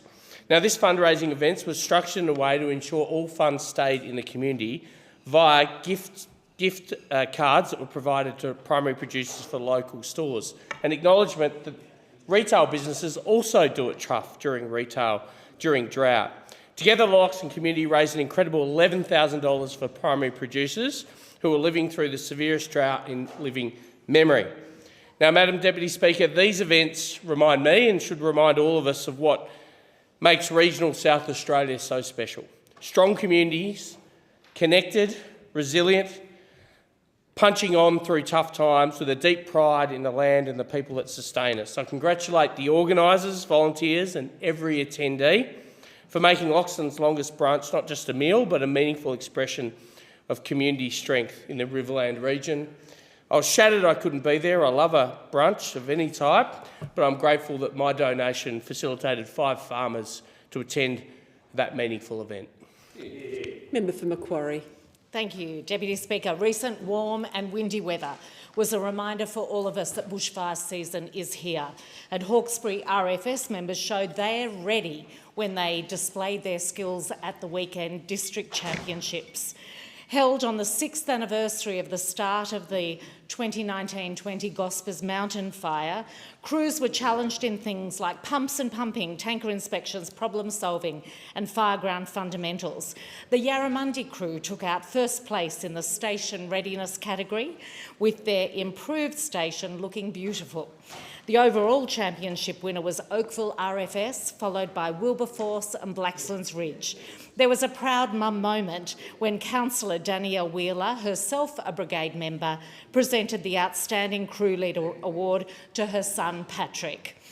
2 new heavy bush firefighting tankers and the first firefighting boat for the Hawkesbury RFS were handed over by the New South Wales Government, which we always love to see. So brigades are ready. And the National Aerial Firefighting Fleet, based at Richmond RAF Base, is also there to back them up. It was great to visit last week with Emergency Management Minister.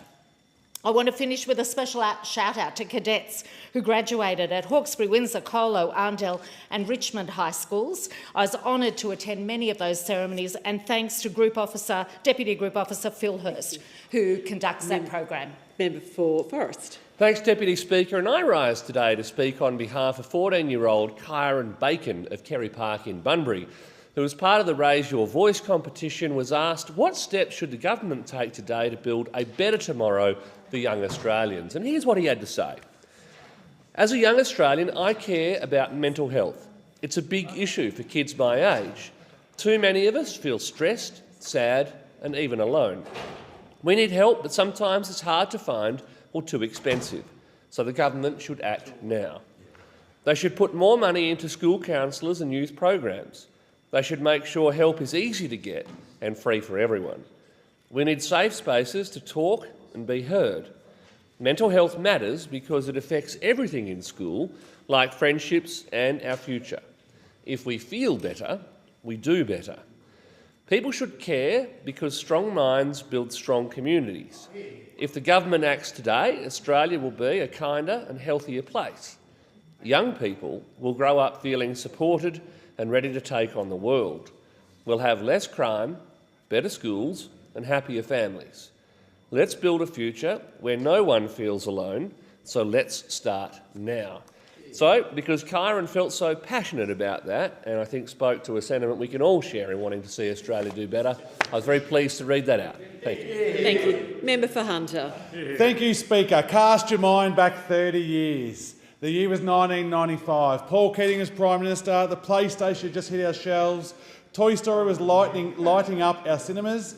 And on the 9th of August, an 18-year-old bloke named Dave Bauer started work at the newly opened Hunter Valley Cheese Factory in Peckolman. Dave began on the retail side, cutting his teeth before cutting the cheese, before making the Gouda move into manufacturing, where he found his passion. He studied cheese making through the Gilbert Chandler College of Dairy Technology, showing early that he wasn't just a big cheese, but a bloke ready to milk every opportunity. 30 years and more than 55,000 hours later, Dave became one of Australia's most experienced cheesemakers. Every wheel, every wedge and block has been made by hand, not by machine. That's brilliant dedication. His talent has gone unnoticed. In 2000, he was named Rising Food Star by the Sydney Morning Herald, proving that he's the cream of the crop. Dave also has been a mentor to the next generation, always happy to share his knowledge and spread the love, not just the camembert. So today, Dave and the Hunter Valley Cheese Factory for 30 years. Congratulations. Mate, you've done an Edam good job, and that's truly age of perfection. Some may say, Speaker, this is a little cheesy, but congratulations, Dave, and keep up the good work. Member for Cook. I'd like to congratulate 2 outstanding local football teams that have done my electorate proud. First, the Lillipilly under-16 girls, who were crowned Football New South Wales Champion of Champions. They won their local comp and the state comp too. Personally, I'd like to congratulate Carla Sparks, Isabella Patterson, Isabel Adams, Zara Tyndall, Karis Troy, Kayla Babington, Juliet Alsop Lander, Emily Burke, Ruby Street, Scarlett Hoare, Poppy Holbert, Laura Sutherland, Scarlett McCartney, Ava Dengan, Hayley Hanley and Shayla Field. Congratulations also to coaches Brad Penfold, Corey Babington and team manager Kane Burke. I'd also like to acknowledge the under-13 boys from Lillypilly who heartbreakingly went down in extra time 2-1. Well done, boys. I'd also like to acknowledge the Caringbah Redbacks FC who claimed the under-21s men's champion of champions crown. Well done to Liam Page, Jackson Grech, Jackson Fox, Aidan Fielder, Mitchell Bakehouse, Jordan McAllister, Luca Agra Faraho, Captain Luke Cutcliffe, Lucas Stonestreet, Andres Panis, George Michael, Cody Beek, Nicholas Placus, James Riach, Tyler Slattery, Cooper Higgins, Thomas McLaughlin and Luca Olvery, and coach Scott Grech and team manager Stephen Backhouse.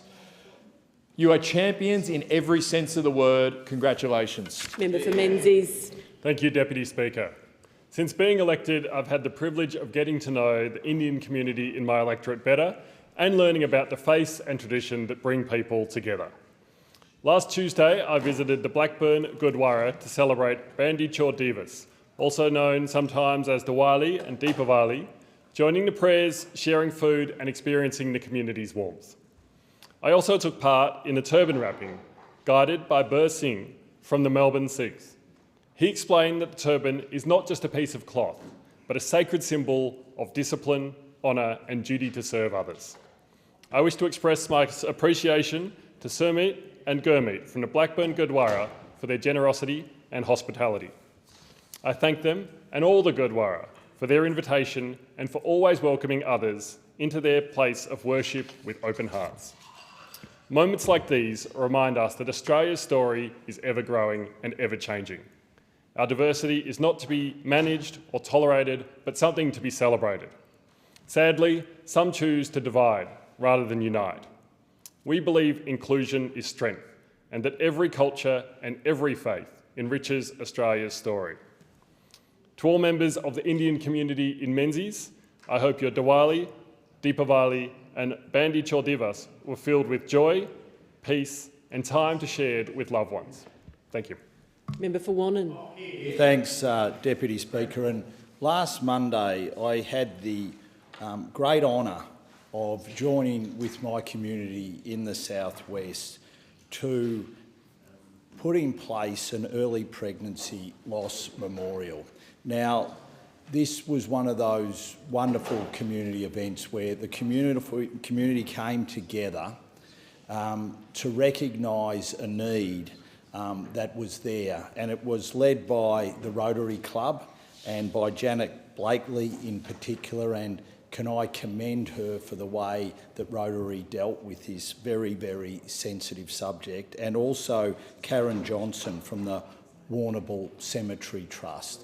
And those two organisations and others recognised the need in the community for people to be able to grieve where there had been early pregnancy lost. And local tradespeople have put a memorial in the Turum Cemetery where grieving parents can come and pay their respects. And it's a beautiful sculptured tree, and you can either place a butterfly or you can place a leaf on this memorial.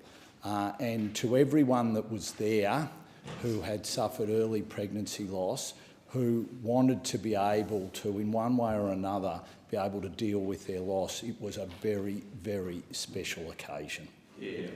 Thank you. Member for Moreton. Thank you, Deputy Speaker.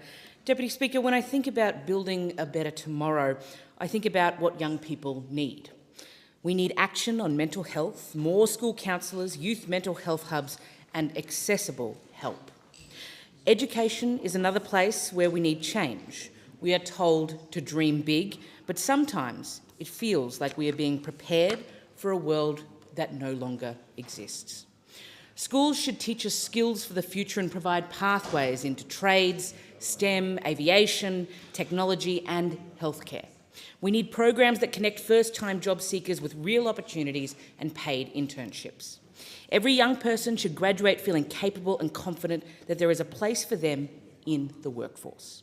It's hard to imagine a future where we can be independent when even renting is becoming impossible. Young people deserve affordable housing, rental security, and fair chances to buy homes one day. To build a future where young people thrive, we need a government that invites us in to the decision-making processes and shows us that our voices truly matter. Deputy Speaker, these are not my words today. They're the words of 19-year-old Sahar from Moreton. And Sahar participated in the Raise Our Voice in Parliament program. And as part of that program, young people have a platform to share their ideas. And I'm so proud and privileged to be able to share Sahar's ideas with you today. Member for Herbert. On Anzac Day, Labor politicians will run to any veteran wearing medals or any Defence Force member in uniform to get a photo to place on their social media and say things like, "Lest we forget, and we'll be there to help you in your time of need." Well, when it comes to action, this Labor government has failed. They have failed the people of Townsville with our Veterans Hub, the Oasis. The Oasis supports thousands of veterans throughout Townsville. It was one of the first hubs that was established. And for the last several months, John Caligari has been writing to Minister Matt Keogh asking for support. But yet, this has fallen on deaf ears. Now, the Oasis has said they may have to close, or they will be closing at the end of the year. So that's going to put veterans and veterans' families who work there out of a job. It's also going to create a hole and a gap of services for veterans and those that serve and their families in their time of need. This simply isn't good enough. The Labor government can find money for anything and everything, but when it comes to defence and our veterans, they are missing in action. First, it was the Sally Man. That now no longer exists. Now it's going to be the Oasis Townsville. The Oasis has saved lives. We need a service to be sustainable for our veterans. The Oasis should be working closely with this government to make sure that there is a sustainability model, not for my generation, but for many to come. Member for Braddon. Thank you, Deputy Speaker. An unconformity is a buried erosion surface separating two rock masses, or as it happens on the west coast of Tasmania, it's a contemporary arts festival exploring the unique paradoxes of Queenstown. A 4-day biennial festival where you can walk the landscape, meet the people, be provoked by the different art, learn and be taught, or just have a damn good time enjoying art and all the different iterations. This year I had the honour of being joined by the Federal Arts Minister, Tony Burke. I proudly escorted him around Queenstown through many of the festival's venues and introduced him to a wide range of artists. It was a fantastic opportunity to showcase our local arts community. There's something truly special about meeting artists in their element, seeing their work, hearing their stories. Whether you're sitting on Crib Road enjoying the music, sampling food from the local vendors or browsing artworks in pop-up galleries, Queenstown was really alive with creativity. Spiderbait, the legendary Aussie rock band, headlined the music program and brought an incredible energy to the weekend. Their performance drew crowds from across the region and was a highlight for many, myself included. I've been to every unconformity since the festival's inception, and I can say without hesitation, they just get better and better. Thank you to everyone who makes this festival possible, the artists, the organisers, the volunteers, the local businesses and the community of Queenstown. You continue to produce a top-tier festival. Member for Grey. Speaker, I rise today to acknowledge an exceptional athlete. From my electorate of Grey, Jared Olsen. Jared from the Balaclava Bowls Club is an intellectually disabled bowler whose talent and determination are truly worthy of recognition. Jared has won the state ID singles titles 4 years in a row. What makes this so remarkable is the barriers that ID bowlers like Jared constantly face. Not only does Jared face limited opportunities due to his disability, but like many regional athletes, there is a significant financial cost. Sport in regional SA isn't merely a dash up the road. There are road trips that often feel longer than the season itself. It is disappointing that support for regional athletes remain limited, and in Jared's case, virtually non-existent. A postcode shouldn't define opportunities. That's why it's important to raise awareness of these barriers, not just for Jared, but for thousands of athletes across my electorate who deserve the same opportunities as those in our capital cities. On a final note, I want to briefly highlight the Bowls for Brisbane 2032 campaign. If brought to fruition, bowlers like Jared could be competing at the Olympics and Paralympic Games for the first time since 1996. How good would that be, Speaker? Member for Bonner. Thank you, Deputy Speaker. On World Mental Health Day, I had the pleasure of joining the Wynnum Manly and District Men's Shed to celebrate 33 years of the Men's Shed movement across Australia. The Shedders' big barbecue breakfast and expo brought our community together over coffee, breakfast and good conversation. A simple but powerful reminder that connection underpins our well-being.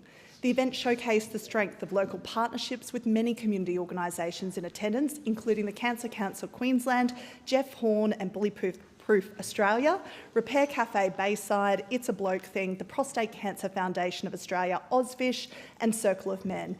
Each plays an important role in promoting health, resilience and belonging within our communities. The Men's Shed movement has long stood as a beacon for men's mental health, a place where men can connect, share skills and support one another. Recently, I also met with the team at TIAX, who are doing incredible work in Brisbane, providing free mental health support for tradies, truckies and blue-collar workers. Over 11,000 supports each and every year. Their iconic "This is a Conversation Starter" shirt have become a symbol of openness and connection, reminding us that starting a simple chat can change and most certainly save a life. On World Mental Health Day, it is important that we are reminded of these important community organisations and supports in our local community, and I thank them for all that they do. Member for Casey. Thank you, Deputy Speaker. And in case you need more convincing that Casey is the best part of Australia, our community is the only place in the world you can find the helmeted honeyeater and the leadbeater possum in the wild. And that's because we have dedicated teams of environmental volunteers who work tirelessly to save habitats and increase biodiversity in Yellingbo and across our region. Today, I want to congratulate the Nangana Landcare Network, which was recently awarded silver for their work saving Victoria's faunal emblems at the Australian Geographic Society's Awards Night. The network was one of 70 applicants across the country. They made it through the shortlist of 21 groups and were named just one of 5 winning groups across the country. Their winning project was a long-term environmental initiative spanning 128,000 hectares of the Yarra Valley and Dandenong Ranges. Throughout the years, the group has contributed to quadrupling of the helmeted honeyeater population and saving the habitat of the leadbeater possum. I met with Nangana's Vice President and Secretary Jenny Linden earlier this year, and it is amazing to see the network round the year out with this well-deserved recognition.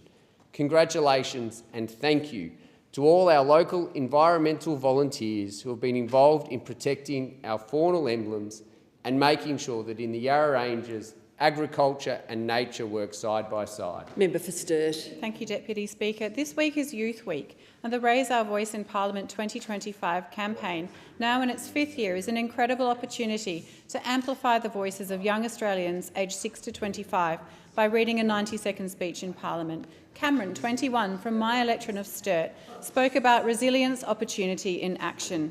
In Cameron's words, "I want a future where no young person is left behind. I've experienced times when having a stable home wasn't guaranteed. I faced challenges that no one should have to face, but I've also seen the strength that comes from community, compassion and opportunity, lessons I carry from my mother, a strong, independent woman who taught me resilience. To build a better tomorrow for young Australians, the government must act today. They should invest in affordable housing so no young person sleeps rough, provide accessible, timely mental health support, ensure quality education and training programs prepare us for the jobs of the future, commit to meaningful climate action to protect our planet, and design policies that promote fairness, inclusion and opportunity so all young Australians can thrive. This isn't just about my story. It's about thousands of young Australians who deserve to be heard, respected and empowered to shape our country's direction. We are the next generation of leaders. Let's build a future where every voice counts, where every young person has a chance, and where today's actions create the tomorrow we all want to see." Member for Mallee. Thank you, Deputy Speaker. I rise to call out this government's abysmal failure to address the fallout of the 3G shutdown 12 months ago, despite a Senate inquiry and 2 reports about a multitude of issues. When travelling regional Australia, one of the first things people want to discuss is how their mobile phone reception has deteriorated since the shutdown. And that is deterioration from a very low bar. The 3G network was shut down by telecommunications carriers for commercial reasons, yet the Albanese government relied on the assurances of these same commercial operators that they would ensure equivalent mobile coverage post-shutdown. The Labor government's response to the final report of the inquiry into the 3G shutdown, released under the cover of Senate estimates, was lazy and non-committal, failing to acknowledge the issues or agree to any new actions.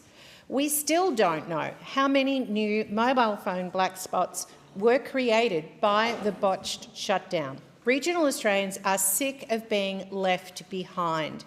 While the Prime Minister's favourite line is "nobody held back, no one left behind," every regional Australian knows he doesn't mean it. Member for Bean. Deputy Speaker, I'm pleased to be able to bring the words of a young constituent to the attention of the House.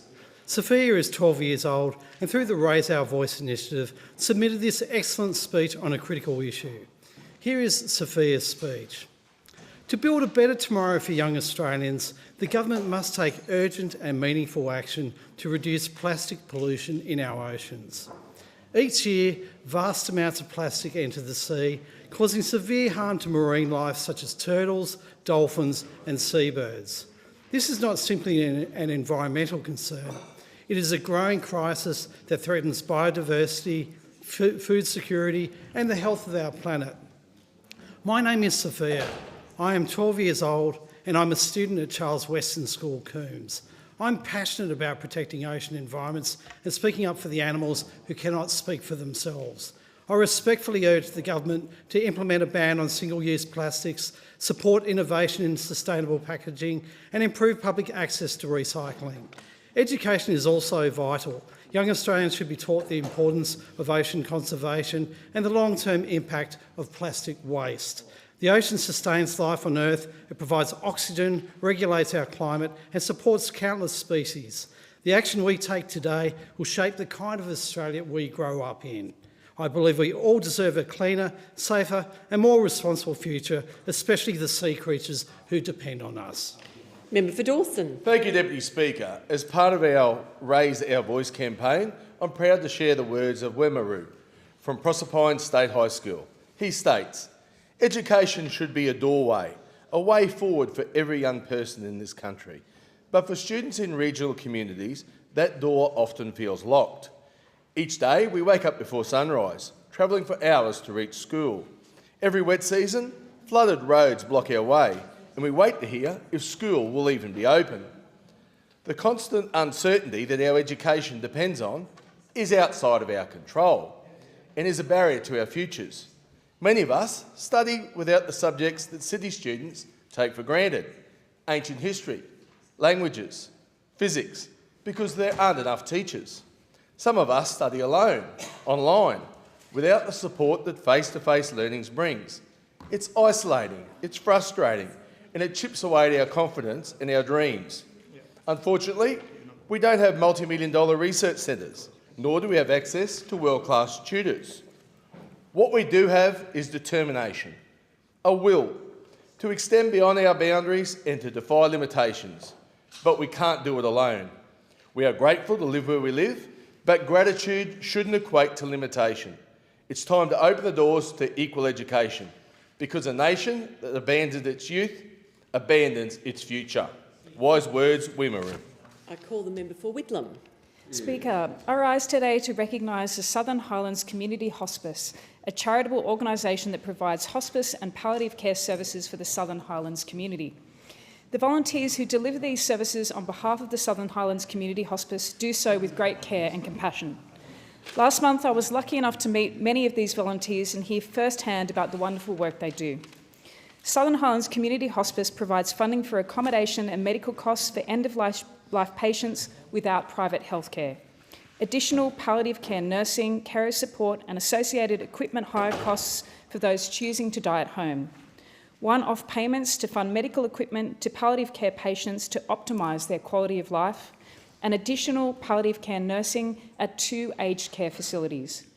The hospice also provides funding for palliative medications, specially trained palliative care volunteers to support residents in aged care facilities, a free biography service which documents a person's memories, which is a beautiful service, and end-of-life planning and bereavement counselling services. These services are highly valued by the community. The sense of care and concern for people, which is at often a vulnerable or lonely time of life, is an incredibly generous gesture on the part of volunteers. I sincerely thank all those associated with the Southern Highlands Community Hospice for the extremely valuable and important work they do for the community. Thank you. In accordance with Standing Order 43, the time for members' statements has concluded and I call the clerk. Private members' business. Next order of the day, resumption of debate on the motion moved by the member for Casey in relation to government spending. The question is that the motion be agreed to and I call the member for McPherson. Yeah. Thank you, Deputy Speaker. I rise to support the motion moved by the member for Casey to condemn this government's reckless and out-of-control spending. This government's economic philosophy more closely resembles that of a gambler on a losing streak than a prudent steward of our nation's finances. Government spending must be targeted, effective and efficient. Labor continues to act entirely out of self-interest, piling on debt with no regard for the generations to come who will ultimately foot the bill. Under Labor, spending has blown from 24% to 27% of GDP, the highest level outside a recession in nearly 40 years. Labor's taken a blowtorch to the fiscal guardrails that every responsible government of either persuasion has used and respected for decades. Treasury officials have confirmed there are no quantifiable fiscal rules guiding Labor's budgets. No speed limit, no seatbelts, just a blank cheque and a treasurer who thinks budgetary discipline is optional. Since coming to office, Labor's added $100 billion to the national debt, on track to breach $1 trillion this financial year and $1.2 trillion by the time of the next election. And every minute, $50,000 of taxpayers' money is burned just on interest. That's $72 million every single day that isn't being spent on essential services. Labor's spending binge has worked against the RBA, kept inflation sticky and rendered rate cuts impossible. Markets now fear it may be one and done on cuts, with rates remaining elevated for longer. When Labor spends, Australians pay. First, they ditched the rule book and reached for your wallet when they floated their tax on unrealised gains in super, opening the door to taxing theoretical profits because they're desperate to feed their spending habit. This wasn't just poor policy. It crossed a line and set a dangerous precedent that spooked savers and retirees. A government that cannot live within its means will always go looking for new ways to live within yours. It's not just the size of spending, it's the quality. Despite the splurge, growth hasn't improved. My constituents in McPherson feel no better off, and Australia has endured multiple quarters of per capita recession. In failing to rein in its spending, Labor are betraying the young Australians who will be left to service an ever-expanding debt. On behalf of my community, I plead with the government to restore the quantifiable fiscal rules that every government of either persuasion has adopted and heed the warnings of leading economists.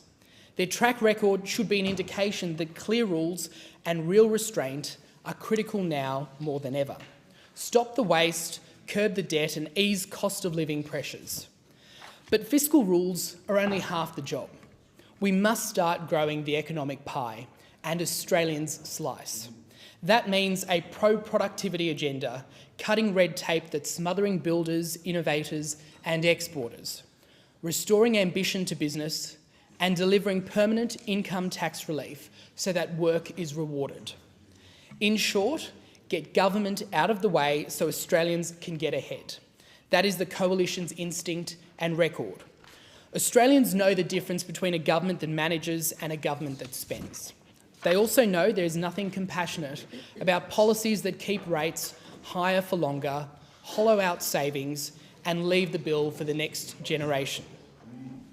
Madam Deputy Speaker, I support this motion because when Labor spends, you pay. The Coalition will deliver discipline, lower taxes and stronger growth so Australians can thrive. That is our promise, and that should be the government's as well. Call the member for Bennelong.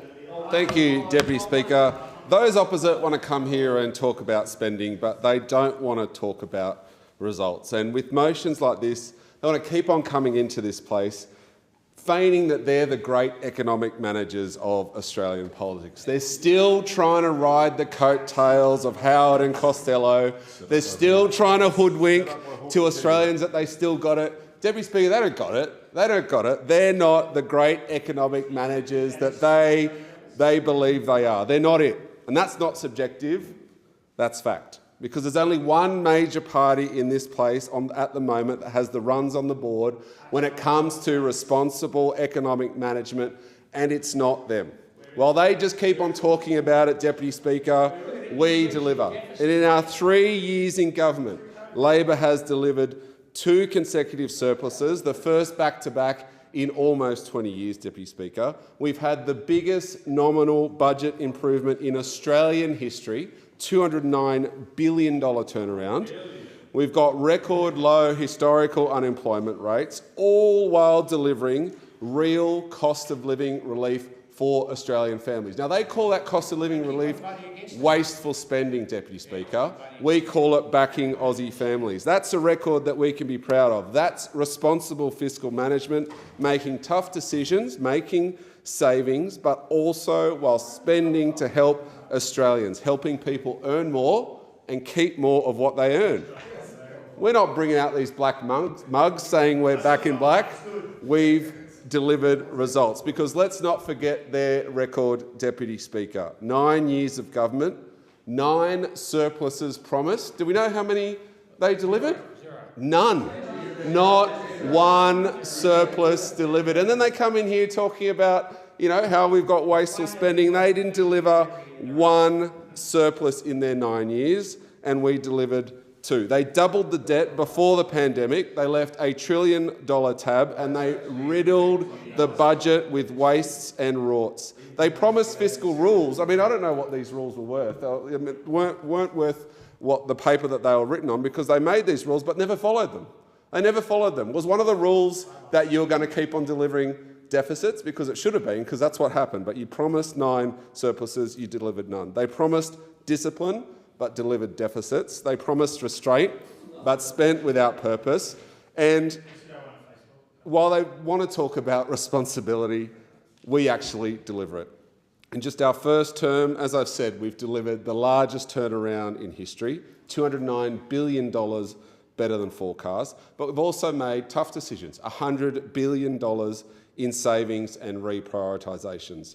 Spending growth held at 1.7%, which is less than half the average of the Liberal Party. We've banked 70% of revenue upgrades and reduced debt by $188 billion. Now, the last time I checked, I think the Morrison government only banked 40% of revenue upgrades, and the Howard government about 30%. So we've backed 70% of revenue upgrades, which has helped reduce our debt, because that's what responsible management looks like, Deputy Speaker. Our spending, they call it wasteful. We call it targeted. Cheaper childcare is one of our spending measures. Would those on the other side say that's a waste? I certainly wouldn't. You can come into my electorate and tell hard-working mums and dads that their childcare shouldn't be cheaper. We've got better wages for early educators. That was some spending that we initiated. Do you think they need to be paid better? We've got better wages for aged care workers. We've got cheaper medicines, energy bill relief. Well, we know that they don't support energy bill relief because they voted against it. We've delivered tax cuts for every taxpayer, including tax cuts in the last financial year legislated. And we know they don't support that either because they went to the last election promising to increase taxes. We've delivered 1.1 million new jobs since coming to office. Women's workforce participation is at a record high, with the gender pay gap at a record low, Deputy Speaker. They call all these measures wasteful spending. Well, I won't have a bar of it, and neither will Australia, does it seem, because they returned us to office with this record and will keep on delivering. Inflation at the lowest rate in 4 years, within the RBA target band for 9 months, and their alternative was $600 billion on a nuclear fantasy, 9 years of waste and robo-debt. It's a fantasy that you guys think you're the better economic managers, because the facts just don't show that you are. I'll remind all members to direct their comments through the chair. Member for Grey. Chair, that was a Thank bad you, speech, Speaker. Chair. That was a bad speech. Thank you, Speaker. It doesn't take an economics degree to see that the Socialist Labor government is addicted to spending taxpayer money, spending your money. Yep. They're running up the credit card for our kids to pay off. Right now, they're spending $50,000 every minute just on the interest on the debt. They've added an extra $100 billion to the national debt since they took office. And that debt is heading to an eye-watering $1.2 trillion by the next election. Speaker, this year we reached a milestone in South Australia. Now, of course, the People's Republic of Victoria got there only 2 years ago. Every South Australian worker owes their government over $100,000, and that's not including local government debt. That's just state and federal. Let me say that again. Every South Australian worker owes their government $100,000 because government debt is not paid off by the government. It's not paid off by someone on welfare. It's paid off by the police officer, the school teacher, the farmer and the local retailer. This city-focused Socialist Labor government is pouring money down the drain as farmers in South Australia reel from generational drought, residents in Cooper Pedy struggle to get the most basics of human needs, and fishers impacted by the algal bloom on their knees. Regional South Australia is missing out. Speaker, Labor make promises to the regions, but what do we see? We see more than 130,000 more Australians in the dole queue. We see electricity up 39%. We see rent up 21%. We see food costs up 16%. We see average mortgages up $1,800 a month. We see spending up to 27% of GDP. And we see workers only with $30 left each week. Speaker, the only thing we don't see is where the money is gone.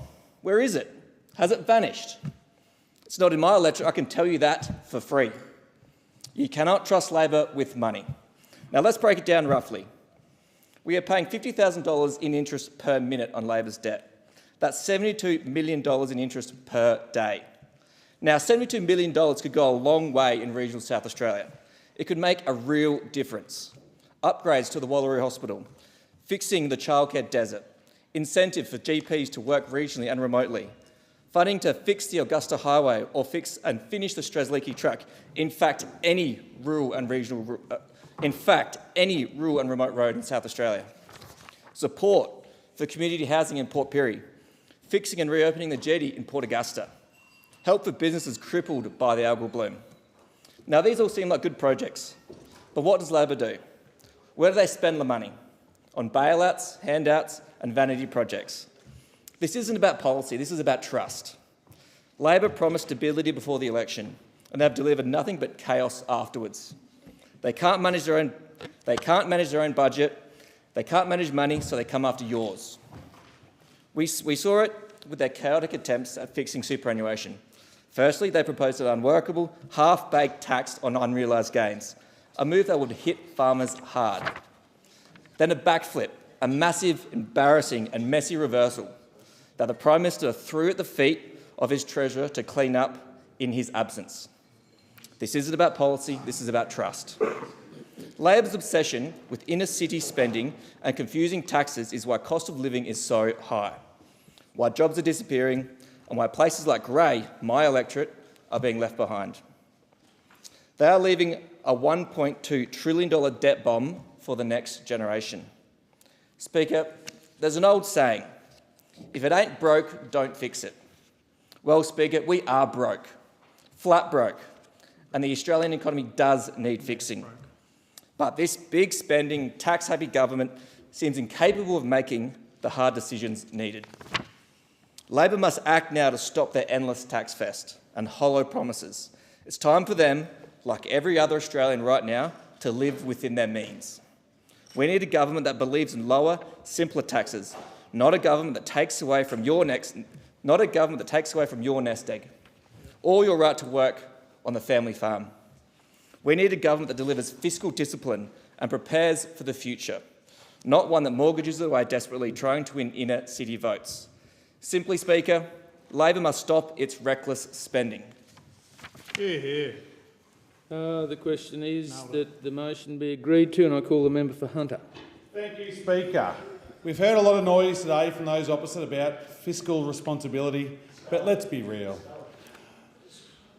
One side of this place talks about fiscal responsibility and the other side actually delivers on it, Speaker. When those opposite were in charge, they set fiscal rules and broke every single one of them. They said they would balance the budget. They said they would offset new spending. They said they would bank revenue upgrades. They said they would reduce debt. And, Speaker, they failed on every count. They racked up deficit after deficit, piled on debt, and left behind a budget riddled with waste and rorts. They even printed mugs that said "Back in Black," but never printed a surplus. Under this Labor government, we have done what they never could. We have delivered the largest nominal improvement to the budget in a parliamentary term, a $209 billion turnaround in our first term. We have delivered the first back-to-back surplus in almost 2 decades. And in our third year, the deficit is around 1/5 of what we inherited. Those opposite like to talk about spending caps, but under them real spending grew by 4.1% on average, Deputy Speaker. Under us, it's at 1.7%. That is discipline and extremely good management. They did not deliver a saving in their last budget. We have found more than $100 billion since coming into government. They spent most of their revenue upgrades. We have banked almost 70%. That's why the budget is stronger, not weaker, Deputy Speaker. And let's remember, those opposite went to the last election with bigger deficits, bigger debt, and a $600 billion nuclear fantasy that would have driven up power prices through the roof. Then they promoted the mastermind of that meltdown to now be the shadow treasurer. So forgive us if we do not take fiscal lectures from the mob who doubled the debt before the pandemic and left the country with nothing to show for it. We have turned Liberal deficits into Labor surpluses, driven down debt, and shown spending restraint that would be unrecognisable to those opposite. We have done it all while investing in things that matter, like Medicare, like aged care, like clean jobs, and cost of living relief for thousands and thousands of Australians doing it tough. That's what good, responsible Labor economic management looks like. Delivering for working people, not just talking about it like those opposite. That's right. Standard and Poor's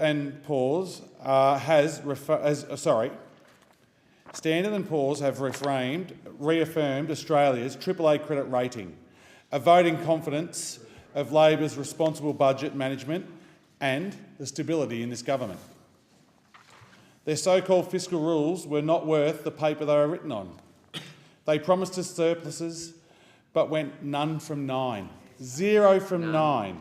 They promised to offset spending, but made negative net decisions 4 out of 5 times. They promised to bank receipt upgrades, but only kept 40% of that. They promised to reduce payments as a share of GDP, but it all went up. They promised to stabilise debt, but almost doubled it. We have a clear fiscal strategy and we are delivering on that, Speaker. Our rules are in our budget improvements. The improvement in budget position, reduce debt, limit real spending and bank revenue upgrades. We have improved the budget by $209 billion, reduced gross debt to a peak around 37% of GDP, compared to 45% that were left to us by those opposite, and cut interest costs by $60 billion. Yeah. When we came to office, inflation was higher and rising, real wages were falling and deficits stretched as far as the eye could see. Now inflation is a 4-year low, real wages have been growing for 7 quarters, more than 1.1 million jobs have been created, unemployment at record lows, and we're continually delivering cheaper cost of living relief for people that really need it. Yeah. Childcare, cheaper medicines, energy bill relief, and 3 rounds of tax cuts for every Australian worker. Yeah. Cheers, Deputy Speaker. The question is that the motion be agreed to, and I call the member for Dawson. Thank you, Deputy Speaker. Well, we're here to consider the real cost of this Labor government's reckless spending, not just in abstract numbers, but in the lives of everyday Australians. Reckless spending isn't just bad economics. It's a tax on hope, a tax on ambition, and a tax on every family trying to get ahead. Since the Albanese Labor government came to office, it's added $100 billion to the national debt, a figure set to breach $1.2 trillion by the next election. That's not just a number on a page, it's a burden that will be forced upon our children and grandchildren to carry. And the cost of interest alone, Labor are now spending $50,000 every single minute. Money that can't go to hospitals, schools, infrastructure or frontline services. And yet, despite this ballooning debt, the government has committed $22 billion to new decisions. We all know that Labor cannot manage money. And when they run out of their money, they come after yours. Australians are left to pay the price in higher taxes, higher bills and higher debt. This government's reckless pursuit of net zero at all costs has become a blank cheque for wasteful spending. Billions of taxpayers' dollars are being poured into tokenistic gestures that will not make a measurable dent in global emissions. Yet they're driving up costs for everyday Australian households and businesses. Labor is shackling our energy security to weather-dependent sources while ignoring the smarter baseload power options that keep factories running, farms producing and families' lights on. The government's heavy-handed intervention in the gas sector has strangled investment, pushing us to the brink of energy shortages and even higher prices. Instead of lowering emissions in a practical, technological way, Labor is importing solar panels and wind turbines built with foreign materials, eroding our sovereign manufacturing capability and exporting Australian jobs. The truth is simple. Every dollar of reckless green spending that fails to deliver cheaper, reliable power is another dollar added to inflation, another rise in power bills, and another blow to the cost of living. It's time the government stopped chasing headlines and started chasing outcomes by a cost of living target, not an emissions target. Consider young Australians trying to enter the housing market. Average mortgage repayments are set to remain $1,700 higher per month under this government than they would have previously. The government's solution ignores basic economics. Economics warn that their approach could push housing prices even higher, worsen affordability and leave buyers saddled with high debt, especially in a market with limited supply. There is a real risk of negative equity, leaving first home buyers trapped in prices fall, and all because this government refuses to manage its spending responsibly. This reckless spending is felt across every corner of Australia. Families working extra shifts just to make ends meet. Small businesses facing energy costs increasing while trying to keep staff employed. Pensioners deciding to go without meals so they can afford their electricity. And all the while, the government pours more money into programs with no economic return, creating temporary fixes, while the underlying problems, debt, inflation, cost of living pressures continue to grow. Australians continue to pay more every month, not because of their choices, but because of this government's fiscal bad management. The result is falling real incomes, record insolvency, and the cost of living crisis unlike anything that has ever been seen before. I'm supporting this motion because it is restoring common sense, accountability and fiscal responsibility. And it's about protecting Australians from the consequences of unchecked, reckless government spending. It's about ensuring that taxpayers' hard-earned money is directed towards priorities and actually matter: health, education, national security and infrastructure, and not squandered politically. Time and time again, Labor has proven when they run out of money, they come after yours. Australians cannot continue to fund this spending spree. And the question is that the motion be agreed to, and I call the member for Hughes. Thank you, Deputy Speaker. The late great Meatloaf used to say that 2 out of 3 aren't bad. Well, what do you think he would have said about 0 for 9? Those opposite spent 9 years in government, and they spent that time praising their own fiscal responsibility. But how many surpluses did they deliver in that time? Goose egg, 0. And now they come in here and howl about fiscal responsibility. One side of this place likes to talk about fiscal responsibility, lectures about fiscal responsibility from a side that never delivers it. On the other side, the side of the Albanese Labor government, we really deliver it. In its first budgets after coming to office, the Albanese Labor government delivered the first back-to-back surpluses in almost 2 decades and restored confidence in our nation's finances.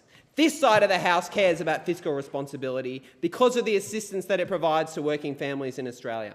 The other side only cares about fiscal responsibility so they can have something to print on their mugs. They like to forget about the back-to-black mugs that they printed to celebrate the surplus that they promised but never delivered. Those opposite racked up deficit after deficit, missed every one of their fiscal targets and left Australians with trillions of dollars of Liberal debt. They printed the mugs, they printed the debt instruments, but they could never print the word surplus honestly. In contrast, this government has delivered the largest nominal improvement to the budget in a parliamentary term, a $209 billion turnaround in its first term.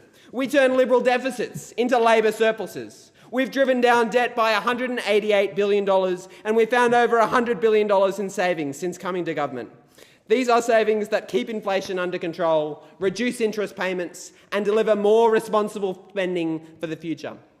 While those opposite delivered 4.1% spending growth, we've kept it down to 1.7%, showing real restraint. That is the difference between talk and delivery. And Deputy Speaker, this discipline matters for communities like mine in Hughes, because sound economic management is what has allowed us to deliver real support for local families, small businesses and pensioners, not slogans or scare campaigns. Across my community in Hughes, residents are feeling the benefits of Labor's responsible approach, and it's meant that we've been able to deliver tax cuts for every single taxpayer, putting more money back into the pockets of the people of Australia. And we're doing it while building the infrastructure of Australia's future, and we're creating jobs in southern and southwestern Sydney. That's what responsible fiscal management looks like: investing where it counts and keeping the budget sustainable. Now, the member wants to reintroduce so-called quantifiable fiscal rules. These are the same rules that his own party invented and then ignored. Those opposite believe that rules are only for other people. We do have fiscal rules and they are set out in our budget. It includes improving the budget position, which we have done by delivering 2 surpluses, and improving the budget position by $209 billion compared to what we inherited in our first term. But those aren't the only rules they ignore. They also ignore their own promises. They promised to get the budget back into surplus. They went none for 9. They promised to offset new spending. 4 out of 5 times their decisions were negative. They promised to bank revenue upgrades, but they only returned around 40%. They promised to reduce payments to GDP, but they grew instead, even before the pandemic. And they promised to stabilise debt, and yet they almost doubled it even before COVID. So, Deputy Speaker, you'll forgive us if we don't take lectures from the people who failed every one of their own rules. This government does have clear fiscal rules and we are meeting them. We've delivered 2 surpluses. We've reduced gross debt as a share of the economy. We've banked almost 70% of revenue upgrades. And we've kept spending growth under control. And while those opposite like to talk politics, we're focused on the economy. We came to government, inflation was higher and rising. When interest rates were rising, when real wages were falling, and when living standards were going backwards. Since then, we've made strong progress. Inflation is now at 4-year lows. Wages have grown in real terms for 7 consecutive quarters. Over 1.1 million jobs created, a record for any government in a single term. A AAA credit rating reaffirmed by S&P just last month. Debt falling as a share of GDP. The difference, Deputy Speaker, could not be more stark. Those opposite talk about fiscal discipline, we deliver it. They print surplus mugs, we deliver surplus budgets. They talk about savings, we make them. They talk about responsibility, we live it. And the question is that the motion be agreed to. I call the member for Herbert. Thank you, Deputy Speaker. By the time I finish the speech, the government would have spent $250,000 on interest. That's $50,000 every minute. And when you look at what this Labor government spends its money on, well, actually, what it spends taxpayer dollars on, it is quite astonishing. This Labor government sends $50 million to Afghanistan. The Taliban hate us, and they should be able to hate us for free. We shouldn't be wasting money sending taxpayer dollars to Afghanistan, where the terrorist organisation of the Taliban, who have been fighting Australians, soldiers who have been killed in action, are sitting there counting their millions from the Australian taxpayer. Labor's priorities are all wrong. This is a kick in the guts to our Defence Force personnel, our veterans and their families. And because this Labor government can't manage money, they come after yours, or they cut projects.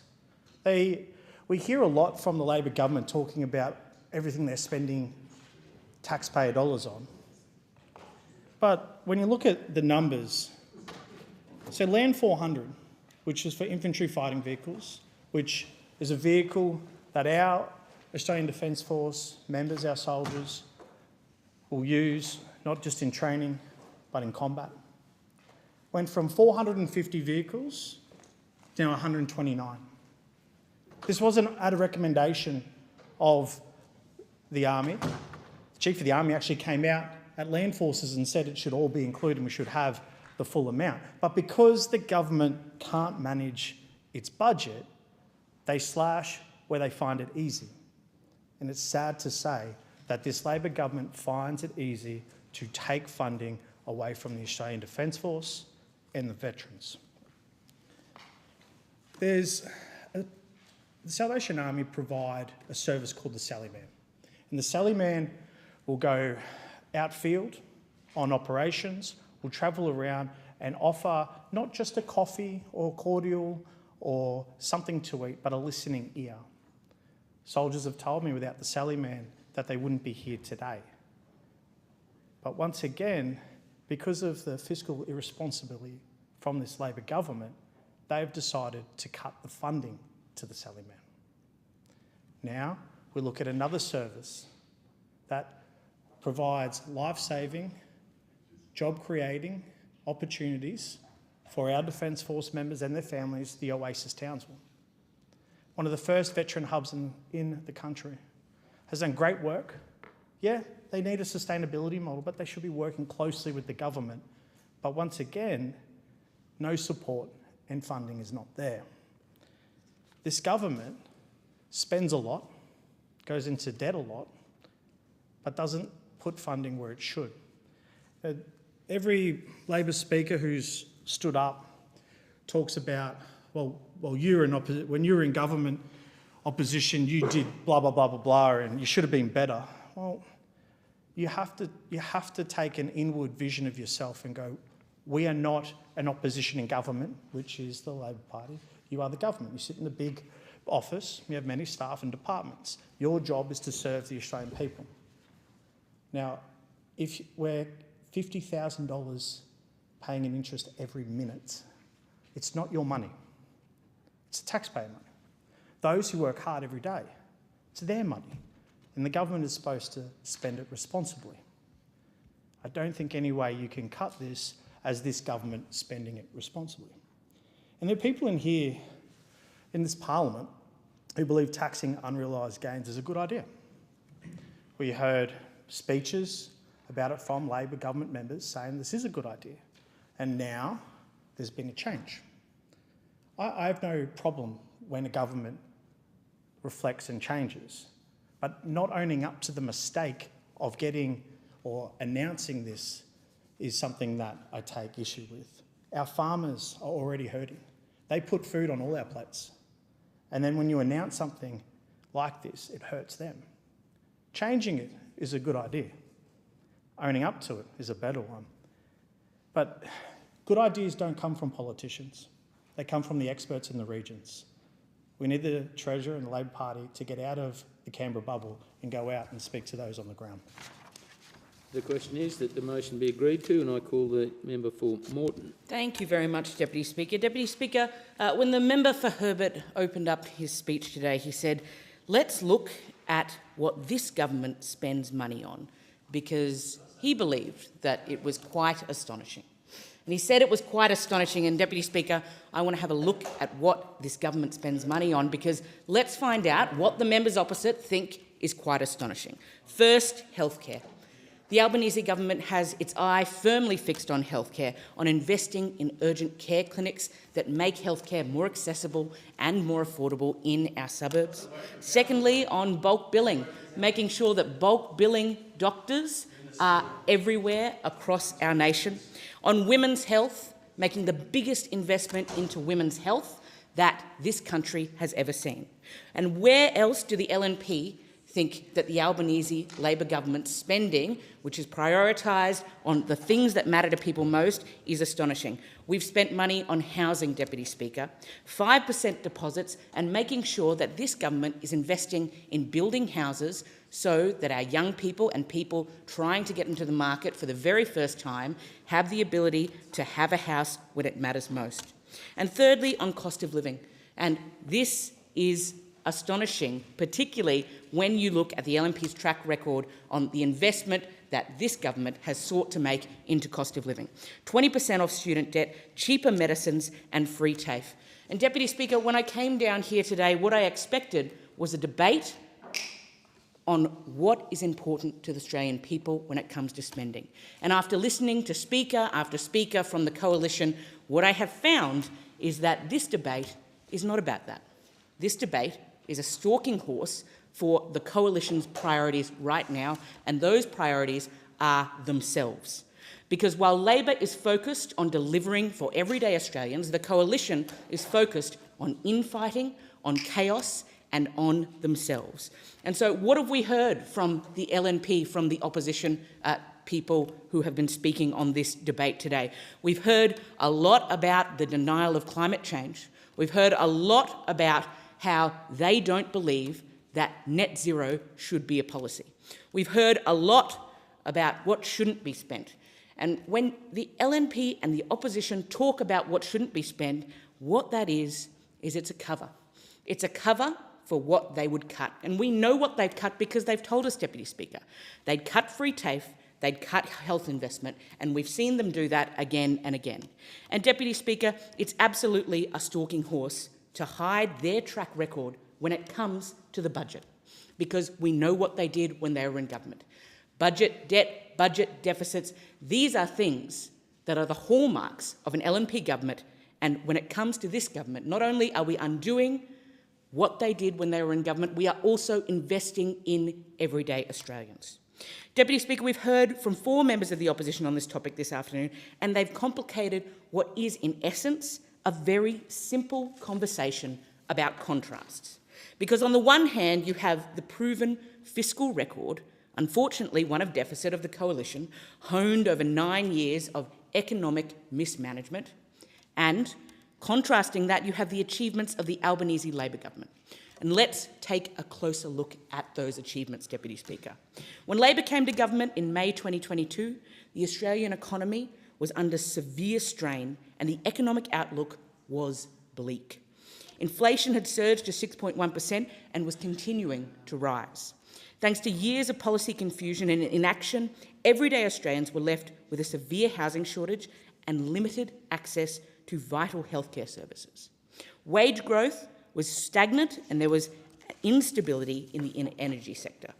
The Coalition's report card for their years in government included a litany of broken promises and failures, and they'd said that they'd offset spending, but net decisions were negative for 4 in 5 of their budget updates. Deputy Speaker, in contrast, the final budget outcome from 24-25 confirms that the Albanese Labor government has delivered the largest nominal budget improvement ever achieved in a single term.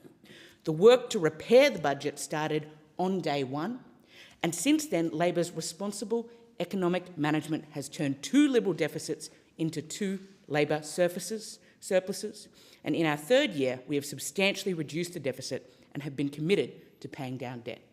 Deputy Speaker, while the opposition only cares about themselves, Labor is focused every day on delivering a responsible budget and spending that supports Australians. There being no further speakers, the debate is adjourned and the resumption of the debate will be made an order of the day for the next sitting, and I call the clerk for the next order of business. Private members' business, notice number 6, artificial intelligence. And I call the member for Maribyrnong. Thanks, Deputy Speaker. I move the motion relating to artificial intelligence in the terms in which it appears on the notice paper. Artificial intelligence is changing the way we communicate, work and live. And just as with every major shift in our economy, from the industrial age to the digital one, how we manage this change will determine who it works for. Handled well, AI can lift productivity, open new markets and make work safer and more rewarding. Handled poorly, it can leave small businesses struggling to keep up and working people without a fair say in their future. That's why the Albanese Labor government is determined that Australia's AI future will have people, and particularly workers, front and centre. Because if technology is going to transform our society, it must do so in a way that strengthens it, not undermines it. Deputy Speaker, AI could add over $100 billion a year to our economy and create tens of thousands of jobs by 2030. But those gains must be shared fairly between workers, small business and the communities that power our nation. Labor is backing the opportunity through the $15 billion National Reconstruction Fund, including $1 billion for critical technologies like AI, and a new network of AI adopt centres to help small businesses innovate responsibly, ensuring the benefits reach everyone, not just big tech. We're also working with the unions through the AI Employment and Workplace Relations Working Group to make sure technology involves workers and it evolves with them, not against them. Unions like the Finance Sector Union and the Media, Entertainment and Arts Alliance are leading the way, partnering with employers to introduce AI safety with consultation, transparency and upskilling. This collaboration is already delivering real results. Just today, the Attorney-General announced that our government will protect Australia's creative industries by ruling out any carve-outs for the tech sector when it comes to applying copyright laws to training AI. That's how progress should happen, through partnership, not imposition. Last sitting week, I met with Safe Steps, Victoria's Family and Domestic Violence Support Service. They spoke about how new technologies could help frontline workers respond faster and more effectively to women and families in crisis, while keeping empathy at the heart of every response. They spoke of Kids Help Phone in Toronto, Canada's national youth mental health helpline, where AI is already being used to save lives. Their system triages messages identifying high-risk cases, such as when a young person expresses suicidal thoughts, and moving them up the queue. It automatically transcribes and summarises notes, cutting hours of admin and allowing counsellors to focus on care. Importantly, it learns from the caller's own words, allowing responders to use language that feels familiar and respectful. It's not replacing people, it's empowering them to do their work better. That's the model we should strive for. Technology that strengthens human connection, not replaces it. The potential for AI to transform our society and economy cannot be understated. Already, 68% of Australian businesses use AI, yet we still lag behind the United States and China in training employers and employing skilled AI workers. If we don't understand the technology shaping our economy, we can't chart our own course as a sovereign nation. That's why Labor is building capability at home and strengthening cooperation abroad, developing skills locally while ensuring AI serves people, not power. Australia must shape its own future, not be swept up in an AI arms race. Through 1 million free TAFE and university places and 47 million for the next generation AI graduates, we're giving Australians the skills to guide this technology responsibly. And through the Industry Growth Program, we're helping small businesses innovate safely with strong data and privacy protections. Because technology without trust won't succeed. Australians deserve confidence that their information is secure, their rights protected, and AI used fairly and transparently. When Labor talks about technology, we don't talk about disruption for its own sake. We talk about progress, the kind that lifts people up, doesn't leave people behind. AI is in the future, it's here now. The question isn't whether it will reshape our economy, but whether working people and small businesses will have the power and protection within it. With experts leading, workers trained, small businesses supported, and a government that puts fairness first, Australia can make AI a tool for good, one that builds opportunity, strengthens work, and delivers a fairer, smarter future for us all. And the question is that the motion be agreed to, and I call the member for Grey. Speaker. No. Oh, I beg your pardon. Do I have a seconder for the motion? Thank you. And the question is that the motion be agreed to. I call the member for Grey. Thank you, Speaker. Speaker, artificial intelligence, specifically generative artificial intelligence, presents an enormous challenge for businesses, students, families, governments and departments. We welcome the notion that AI should contribute to the future of Australia's economy and that it should be deployed safely and for the benefit of all. But small funding announcements are not enough. Labor is failing to manage the transition to AI effectively. They are behind the curve. Their complacency is putting our security, our economy and our children at risk. Now, before entering public life, I wore two hats. I was a farmer, but I was also a strategy consultant. Working at NAB, I helped roll out their generative AI programs. I saw its power firsthand, and I learned how efficient it can be. But this experience also taught me something else. AI is a double-edged sword, and a sword that can easily cut into cybersecurity. Speaker, the latest annual cyber threat report, the annual cyber threat report 24-25 from the Australian Signals Directorate should be a wake-up call for this government. In FY 24-25, under Labor, the Australian Cybersecurity Hotline received over 42,500 calls, a 16% increase from the previous year. The Australian Cybersecurity Centre also responded to over 1,200 cybersecurity incidents, an 11% increase. During FY 24-25, ASD notified entities more than 1,700 times about malicious cyber activity, an 83% increase from last year. Australians have been relentlessly targeted by sophisticated internet scams, and AI is now the weapon of choice for online criminals. Less than 2 weeks ago, we saw the Prime Minister's phone number, amongst many others, skimmed by AI. This government has left the door open. The technologies that I saw drive productivity at NAB, that can free up humans for complex tasks, requires a workforce ready to harness them, which is why the Coalition is right to call for a stronger focus on back to basics and foundational knowledge in our schools. NAPLAN results have shown roughly 1/3 of students are not meeting expectations in literacy and numeracy. We are setting them up to fail in an AI economy. You can't be a prompt engineer if you don't have the skills of logic, critical thinking and communication. $47 million for the Next Generation Graduate Program and the TAFE New South Wales Introduction to AI scholarships are a fine starting point, but they are token gestures compared to the challenges ahead for the next generation. And finally, let's not turn to the growing challenge that threatens to undermine Labor's own climate agenda. The levels of energy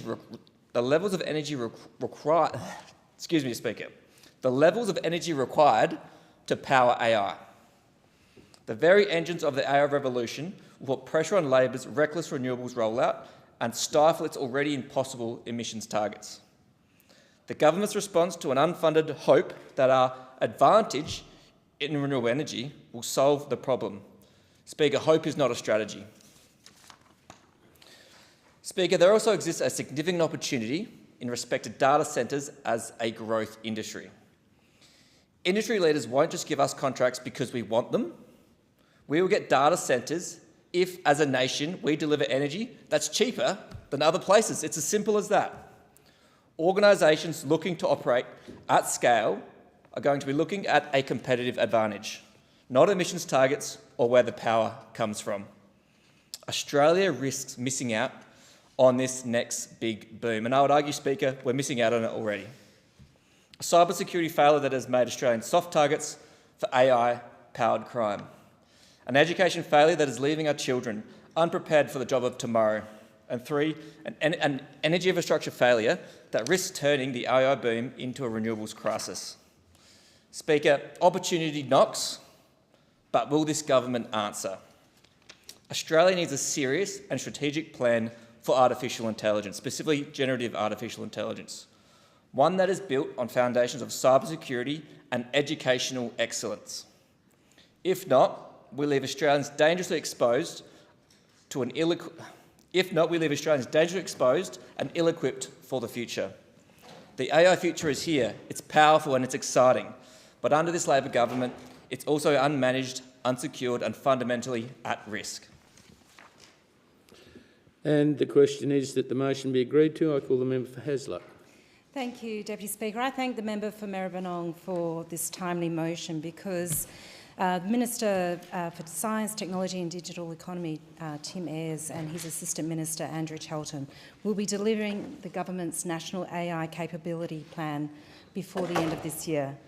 The plan will encompass 3 overarching goals: capturing the economic opportunity of AI, spreading the benefits of AI, and to keep Australians safe. Realising the benefits of AI will require a commitment to the common good that I hope will be shared across the Parliament. AI is not merely another app or tool that will change work around the edges. Rather, it's a revolutionary change. AI is expected to contribute up to $116 billion a year to Australia's GDP, to create an additional 150,000 jobs by 2030, and to increase annual labour productivity growth by over 4% across the next decade. So as a result, the Albanese Labor government is making AI a national priority, supporting Australian AI companies through the $15 billion National Reconstruction Fund, which has $1 billion set aside specifically for critical technologies, which of course includes AI. The $392 million in the Industry Growth Program to support innovative SMEs, and the Research and Development Tax Incentive, which supports $980 million in business R&D expenditure on activities associated with AI, machine learning and robotics, which last year saw a 50% increase on the previous year. The Medical Research Fund, Research Future Fund, a $24.5 billion ongoing fund with artificial intelligence and digital health as one of the funding principles. The OECD envisages AI transforming whole industries such as transport and autonomous vehicles. Already we can see that at the cutting edge in Western Australia in the mining sector. Optimisation in agriculture, again, Western Australia leading the way with farmers embracing the technology and with its connectivity to space and satellites. Automation in financial services, enabling better fraud detection, marketing and advertising, science and technology, and of course, health research. Natasha Banks of Day of AI suggests that in the near future, most jobs will be augmented by AI, that there will be new jobs arising, such as an AI engineer, but there will be many more hybrid occupations where technical expertise is combined with background experience in areas such as healthcare, education, energy or public policy. She focuses a great need for upskilling across the workforce. Last month, the ACTU called for AI agreements, including guarantees around job security and skills development and retraining. Assistant Secretary Joseph Mitchell quite rightly stated that we want to see good AI and that it's something not merely efficient, but rather AI that serves people's real interests. This approach is already being adopted in the European Union under their AI Act.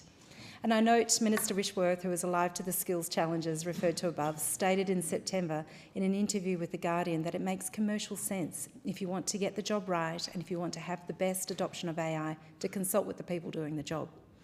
Just this month, I heard from Jared Dwyer, National Secretary of the SDA, on this topic, where he addressed the National Conference delegation of that union. He foreshadowed the work that is before us and before every government in the world at the same time. He asked, will we build an AI ecosystem that has humans at the centre? Or will we just allow one to evolve that has a small number of wealthy tech bros hoodwinking us into believing that their interests are our interests? Those who promote a light touch of AI are actually out of touch. People, workers and our communities need to be protected by strong AI guidelines. The argument that we have to choose between productivity gains or protections is a false frame. We can have both. And we have achieved both with previous technological advances. Our lawmakers need to put their citizens at the heart of their decision making. I want Dwyer's question and his answer to guide our work here as we consider the necessary legislation that will allow us to benefit from AI while avoiding the pitfalls that the application of any new technology can bring. And as the Treasurer stated, we want to make Australian workers, businesses and investors beneficiaries, not victims of that change. And we've already seen examples of that today with our Attorney General making clear the protection of copyright laws. So we know we can do it, and we will continue to work in the interests of Australians with AI to support our efforts and endeavours. The question is that the motion be agreed to. I call the member for Lynn. Thank you, Deputy Speaker. Artificial intelligence is well and truly here. It's reshaping the world we live in, but Australians are worried, people in my electorate are worried, trust in AI is low. With all due respect to the mover of this motion in lauding how the Albanese government is preparing the community, business and government officials to utilise and take advantage of AI, the Albanese government has not stepped up to protect vulnerable people and our institutions from its use. It's being happily used in healthcare, finance, defence, logistics, construction, retail and government. But the crims, the con artists, the foreign actors have it too. And big tech isn't necessarily playing with a straight bat either. I'm pleased to note the government's decision to enshrine crucial copyright protections for musicians, writers, journalists, artists, which were threatened by big tech and their AI systems. And I'd particularly like to acknowledge and thank Holly Rankin from my electorate, known to many as ARIA Award-nominated Jack River, for her advocacy and leadership on this issue. In researching this topic, I came across numerous detailed papers and submissions to parliamentary inquiries published by Good Ancestors, a forward-thinking charity organisation which believes that AI is not just another technology, but one that could change almost every aspect of our lives. It proposes some sensible reforms to address AI harm, including the introduction of an AI Act and the launch of an AI Safety Institute. In its submission to a New South Wales Upper House inquiry, it noted that there are numerous threats and recommended that government should list and restrict toxic AI products like undressed AIs, unpredictable AIs, autonomous AIs and rogue AIs. And it also suggested AI developers should be liable if their AIs engage in harmful, unpredicted behaviours. For example, AI technology has not just advised but instructed people how to commit suicide. This is surely one example where an Australian developer of AI that enabled this response should be severely held accountable. I do see, however, the many benefits of AI, but also the risks and how government may check it. In essence, we need to consider how this all-encompassing technology is safely accommodated into our lives, including ensuring that we have choice as to whether we use it or not. While AI can be used to put finishing touches to a person's letter, a proposal, a project, a policy or a body of work, it's really a matter for each person to develop their own position on their AI use. And ideally in a liberal democracy, that is not an area for government to regulate. But then there is the use of AI for villainous, deplorable or senseless purposes. This is where the government must step in. The dissenting report from Senators McGrath and Reynolds, the coalition members of the Select Committee on Adopting Artificial Intelligence, makes for chilling reading. That AI presents an unprecedented threat to Australian cybersecurity and privacy. That due to the recent exponential improvements in AI capability and the unprecedented level of publicly available personal information, foreign actors can now target our networks, systems and our people. That existing laws do not adequately prevent AI-facilitated harms before they occur, nor provide an adequate response after they do. It concluded in part that the federal government, the Albanese government, has neglected its responsibility to deal with any of the threats that the exponential growth of the AI industry poses to the Australian people and their entities. And I want to note, however, that the Department of Industry, Science and Resources has done some good work in its voluntary AI safety standard, which gives guidance on how to safely and responsibly use AI and outlines what legislation may look like to manage its improper use. The department has identified areas for mandatory treatment, including how to manage data quality, identify and mitigate risks, ensure regulatory compliance, enable human intervention, respond to people impacted by AI harm. It's a massive body of work, but government needs to be ahead of the game, not behind it. While the Albanese government is providing some means to upskill people in the use of AI, it has done nowhere near enough to protect those people too. And this motion suggests that the government is more focused on its PR and not on protecting the public. And look, big tech and AI developers also need to step up. If business wants to use AI at scale, it needs to go beyond any regulatory responsibility in AI development. It must obtain society's explicit approval to deploy it. That means AI needs to earn its social licence, and fast. There being no further speakers, the debate is adjourned and the resumption of the debate will be made in order of the day at the next sitting. And I call the clerk for the next order of business. Private members' business, notice number 7, Local Roads and Community Infrastructure Program. And I call the member for Mallee. Thank you, Deputy Speaker. I move the motion relating to the Local Roads and Community Infrastructure Program in the terms in which it appears on the notice paper.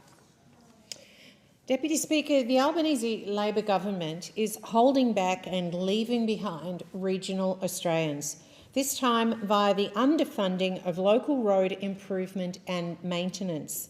Local governments are responsible for local roads in our towns, suburbs and rural areas, with council-managed roads making up 77% of Australia's road network by length. That's 678,000 kilometres. In Victoria, local roads make up 87% of the state's road network and 53% are unsealed. 87% of respondents to a 2025 survey for local governments in Victoria rated the maintenance of sealed roads in their area as either extremely important or very important, and 86% said the same for unsealed roads. Victorian local government's performance against a measure of maintenance of unsealed roads has been steadily failing in Victoria since 2016. 47% of respondents rated the condition of unsealed roads as either poor or very poor in 2025. As Shadow Minister for Local Government, I am sticking up for them, not having a go at them. Regional councils and shires face chronic underfunding, limiting maintenance and upgrades of local roads. Financial sustainability issues are worst in small rural councils due to a limited ability to generate revenue, cost shifting from state and federal governments, the huge infrastructure base that councils have to maintain, limited economies of scale and challenges winning competitive grants. The state of our roads is inextricably linked to road deaths. The rate of annual road deaths per 100,000 population declined over the 5 years to 2020, but since that low has increased at an average of 3% per year, reaching 4.78 per 100,000 population in 2024.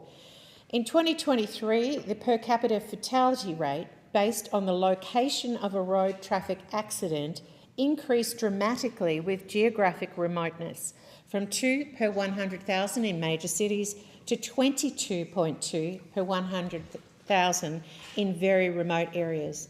Rates in inner and outer regional areas were 4 to 5 times higher than in major cities, and rates in remote and very remote areas were 10 to 15 times higher than in major cities.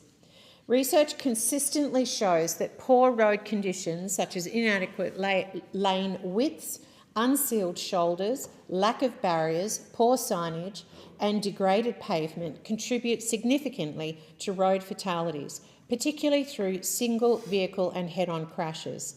These crashes are exacerbated in rural and remote areas where higher speeds intersect with substandard infrastructure. Yet the Albanese Labor government's solution is to slash the default speed limit from 100 kilometres an hour to as low as 70 kilometres per hour. As shorter than usual consultation, merely published on the department website, was not announced by the Minister by press release like other consultations are. The Coalition has today embarrassed the government into a 2-week extension of time, but this feels like a Clayton's consultation. When it comes to regional Australia, Labor's mind is made up and their priority is cuts, neglect and shutting regions down. In 2020, the then Coalition government introduced the Local Roads and Community Infrastructure LRCI program, an uncontested and untied grant program that every council received. This was an important mechanism to increase road funding. Despite this being an overwhelmingly popular program, as the 2025-26 federal budget shows, the program is winding down with no new allocations after June 2026. It was confirmed during supplementary Senate estimates earlier in October that there is no new untied, non-competitive grant funding for roads and local infrastructure in the works to replace this program. In contrast, the Coalition pledged to a $1 billion extension to the program in the lead-up to the 2025 election, including $500 million for roads. I absolutely want to see us work hard to reduce the road toll in regional Australia, but this government would rather put the brakes on drivers. Is there a seconder for the motion? Yes, I'm seconding. And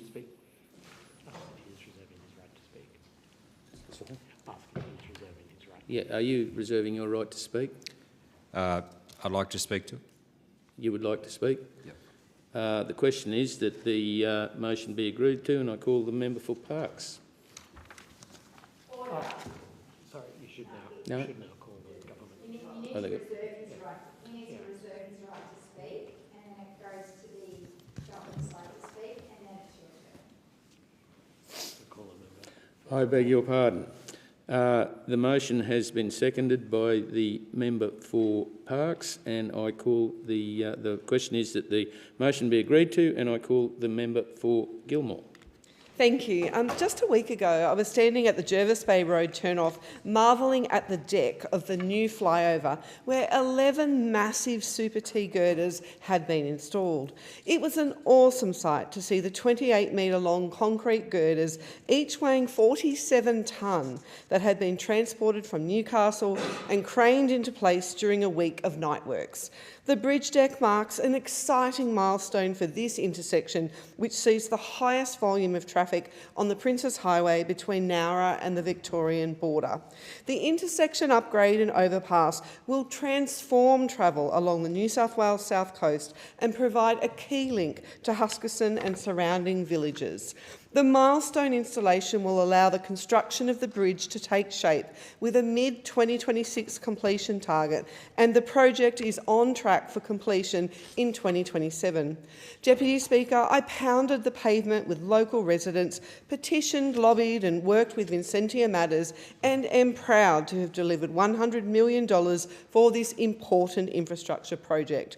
I've also secured $400 million to continue the Princes Highway upgrade to dual lanes from Jervis Bay Road South to Tomarong.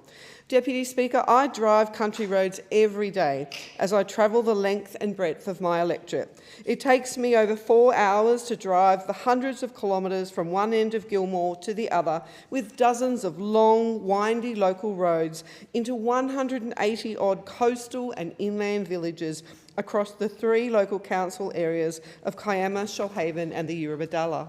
I know how important regional roads are, and I know the Albanese Labor government is committed to working with state and local governments to build and maintain them. Building better roads takes time, and work on our rural and regional roads is never really complete. Just as one project is finished, another one gets underway. In my electorate, I was pleased to secure a special $40 million Shoalhaven local roads package to upgrade 6 key local roads in the region. That was in October 2022, 3 years ago, but still not a sod has been turned on any of these road projects. When it comes to fixing local roads, filling the potholes, repairing landslips and making them more resilient against future natural disaster, this government is handing out the money for local councils, and it's up to our councils to get the job done. However, Deputy Speaker, I'm disappointingly finding it's impossible to get updates from the Shoalhaven Mayor about the $40 million package I delivered 3 years ago, and the community is asking, when will our roads be fixed? Governments at every level need to invest in safety improvements and upgrades to keep up with growing communities. We're doubling the Roads to Recovery funding, money that goes straight to local councils to help fix local roads. As the chair of the New South Wales Black Spots Consultative Panel, I'm so proud that the Albanese government has significantly increased funding to the Black Spots program from $100 million to $150 million per year. I know how much this will help fix dangerous roads in our communities. We've also established the Safer Local Roads and an Infrastructure program, which is addressing current and emerging priorities in road infrastructure needs. I drive rural roads every day, and I understand how important it is that they're maintained and upgraded to ensure we all get home safe every day. Living on the South Coast, which has been hit hard by fire, floods and storms, I know firsthand how regional roads are impacted by natural disasters. Road safety is a top priority for people in my electorate, and that's why I have fought so hard to deliver more than $1 billion to get important road projects off the ground. When I drive around Gilmore, I'm immensely proud to see roadworks that I have championed completed or underway. Major infrastructure projects like the Far North Collector Road, which was completed thanks to $35 million in federal funding, the Narra Bypass moving forward with $97 million in federal funding, and the Milton Ulladulla Bypass, which has $752 million in federal funding.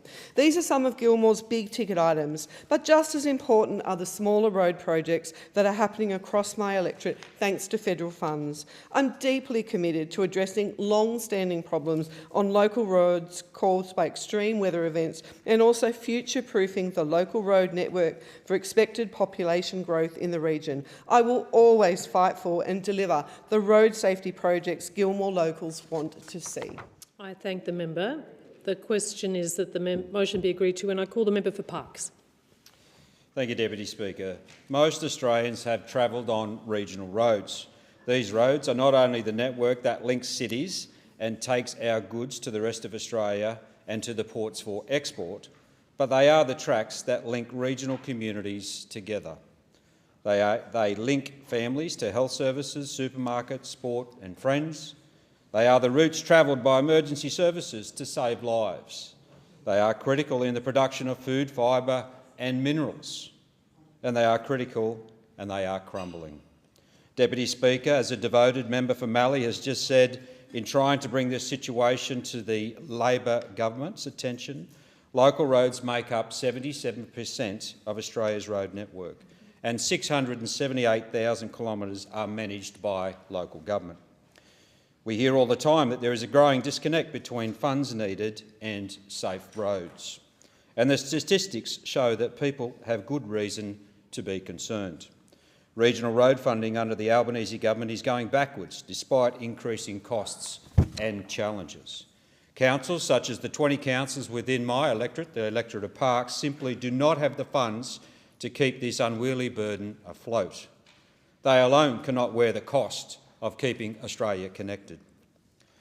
A look at the data from NRMA shows that road infrastructure backlog for the 20 councils in the Parkes electorate between 2017 and 20 and the last 4 years of the coalition government averaged $86.2 million.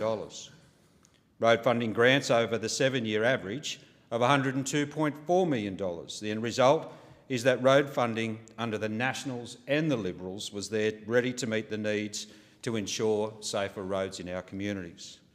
For the past 3 years of the Labor government, the backlog figure has blown out to an average of $236.7 million a year. This means now councils only receive 43% of the funds they need to address that backlog in the Parkes electorate. This is an increase of more than 250% in the Parkes electorate alone in the years of the Albanese Labor government. To dig a little deeper into what's happening on the ground, let's take a look at disaster relief funding arrangements. All of the councils in the Parkes electorate have suffered from some sort of natural disaster in the past 3 to 4 years, with the exception of Broken Hill. This means councils have been at the mercy of government to provide funding needed for massive recovery works. There is no luxury in this. This is purely and simply getting the road network back into working order after a flooding event or another natural disaster. I asked the question of my councils and found between June 2021 and June 2024, Labor governments knocked back in an order of $150 million to fix road damage through the disaster in the Parkes electorate alone. That means only 64% of the claims from councils were approved. The Lachlan Shire alone, including the town of Condobolin in New South Wales, was severely impacted by flooding events. Only $25.9 million was approved out of an application of $54.9 million needed to fix the roads. That's $25.9 million shortfall in one shire alone. Narrabri Shire Council, only $8.5 million approved out of $30 million needed to fix their roads. I ask Labor, where can Narrabri community find $21.5 million to fix the roads? Yeah. Council are not receiving the money they need to return roads back to pre-flooding events, let alone flood-proofing them. They are building back better, ready to stand strong for the next event. Gilgandra Shire left $9 million shortfall. Burke, $14.9 million shortfall. Dubbo, $20.6 million shortfall. These are councils that must face the questions about road closures, delayed roadworks and potholes every single day. They're being left to deal with the frustrations of people who can't use these roads each and every day. Deputy Speaker, a thin strip bitumen cannot last forever, and the investment to maintain and improve our roads is just not happening. Councils are forced to consider building or rebuilding roads for a price instead of a standard. But don't worry, the Albanese government's found a solution. They're now asking rural and regional people to drive more slowly. 70 kilometres an hour, we've just heard. Yep. All of our problems can be solved by driving around potholes and natural disaster damage. We can just move more and more slowly as road funding dries up and roads fall into disrepair until eventually there will be no roads at all. I thank the member. The question is that the motion be agreed to, and I give the call to the member for Bullwinkle. Thank you, Speaker. I rise today to talk about something fundamental to the lives of regional Australians, the roads that connect us. For a decade under the former coalition government, our regional roads were neglected and regional people are rightly unhappy. The Albanese Labor government has been working hard to fix this mess. We are now delivering record investment in our regional infrastructure. Our investment means safer roads, more efficient freight routes and stronger local economies, all under funding programs that are open, fair and properly costed. We've committed a 10-year infrastructure investment pipeline exceeding $120 billion. It's the largest and most sustainable infrastructure investment in our nation's history. In my great state of Western Australia, that includes $432 million for the Tanami Road, $304 million for Karratha Tom Price Road, and $220 million for the Great Northern Highway Bindoon bypass. But of course we know that it's the local roads that matter every single day in our regional communities. And that's why a part of our plan is doubling the funding for the local roads through the Roads to Recovery program. This program is about directly funding our local councils to fix the roads that they know matter the most. It gives them stable, long-term funding to plan with confidence. Over the next 5 years, this means $643 million for WA councils. That's a massive increase of $278 million. And we're seeing that investment right in my electorate of Bullwinkle.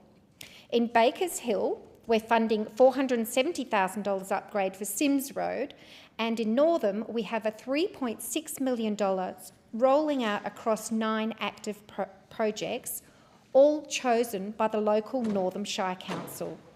This is direct, tangible investment in our regional communities. But our plan isn't just about maintenance, it's about saving lives. And we have increased the annual funding for the Black Spot program from $110 million to $150 million.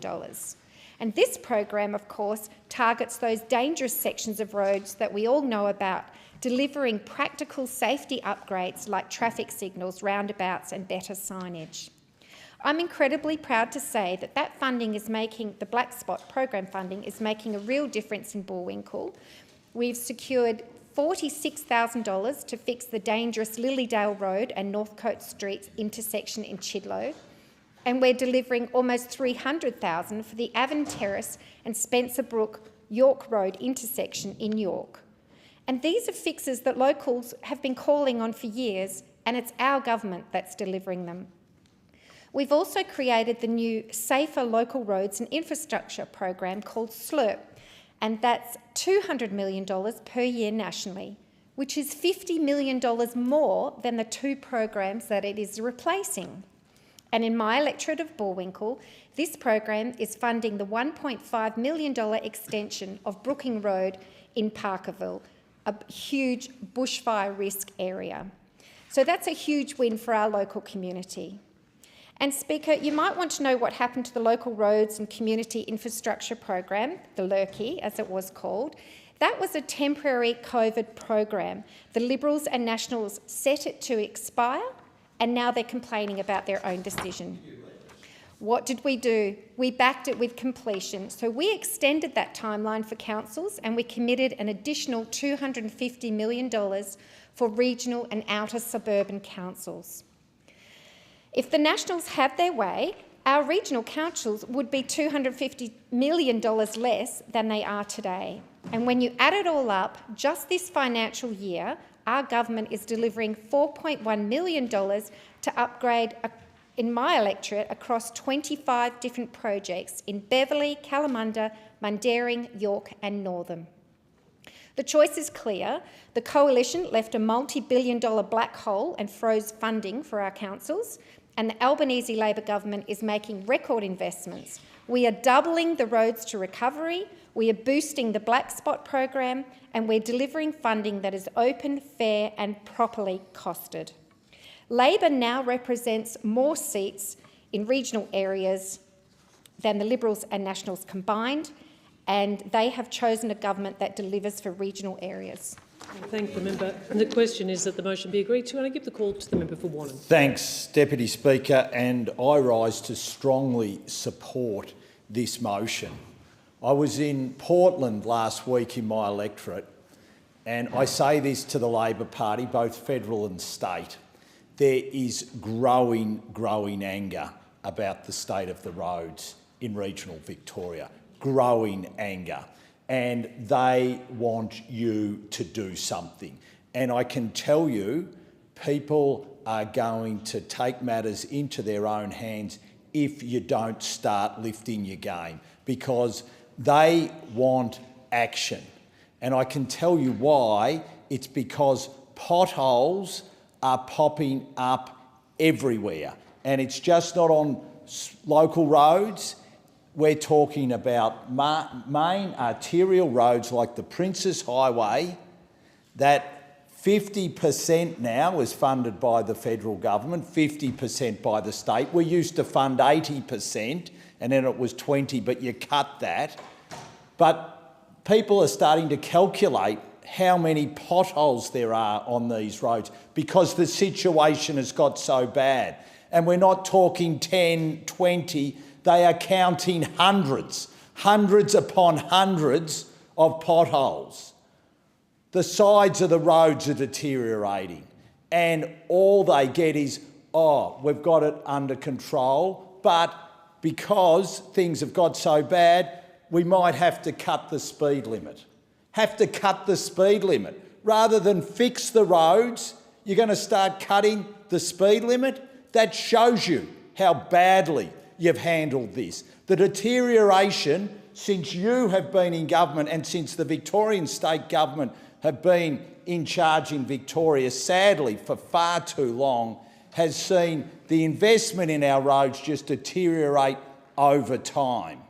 And people are saying enough is enough. They're saying it in Bendigo, they're saying it in Ballarat, they're saying it in Geelong, they're saying it in northeast Victoria, and they're saying it in Western Victoria, that you are derelict in your duty to be able to provide a road which is safe for them to be able to get their kids to school, to go to sport on the weekend, and to practice their livelihoods.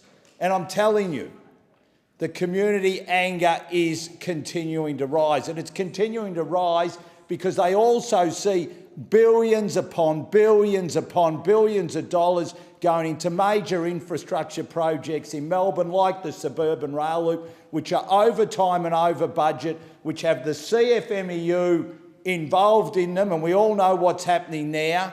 And what does that mean? We continue to miss out. We continue to miss out. And people have had enough. They want to feel safe taking their kids to school. They want to feel safe going to and from work. And they want a government which can actually say, we get it, we care, and we're going to take action. And if any of you want an example, I tell you, just go for a drive along the Princes Highway. No one will come down and do it. Minister Bowen flew down to make an announcement. I said to him, drive along the road. I know, just jump back on his plane. And away he went after announcing an offshore wind farm in the wrong area. I mean, this is how out of touch you are of what is happening on the ground. So it's time you got real investment into our roads and got it so it is going to start right here and now, because they are deteriorating beyond belief. And in Victoria, it is a national disgrace what is happening to the road infrastructure there, an absolute national disgrace. And I say, if you don't believe it, go and have a look, because once you've had a look, you would say, no, that is not safe for people to have to drive on. They wouldn't. Seriously.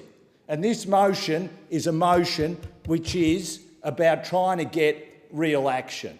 Because if we don't, people are sick of it. They're getting their tyres blown out. They're getting their rims broken. Their shock absorbers are getting damaged. These are daily occurrences. Cost of living is hurting families, and this is the pain that they're having to deal with, the financial pain they're having to deal with. And now we see the solution being put forward is, oh, we're going to make it 70 Ks for you to drive. So that hurts your productivity even more. Doesn't fix the roads. All it does is say to you, second-class citizens, it's time you acted. I thank the member for his contribution. The question is that the motion be agreed to. I give the call to the member for Leichhardt. Thank you, Deputy Speaker. As I rise to speak on this motion from the member for Mallee, I'm really excited that we get to speak about the regions, because it's one of my favourite things. And don't let how quickly I speak fool you. I am a country boy. I drive country roads. Often they take me home to a place. I'm going to stop there. In the far north, I have roads like you would not believe. I have the PDR, the Bloomfield Track, the Daintree River Ferry, the Jardine River Ferry, places that people want to spend their entire lives thinking about driving. They come to the far north to do that. And I know that a lot of our local councils have been hurting from the natural disasters, particularly Cyclone Jasper, hurting our road infrastructure, making things harder. Well, I say to those opposite, climate change is real. Climate change is impacting our road infrastructure. It's why things are being damaged more often. The substrate is going. The Port Douglas Road, the Coranda Range are still being repaired. The slips, the washaways will not be finished for another year.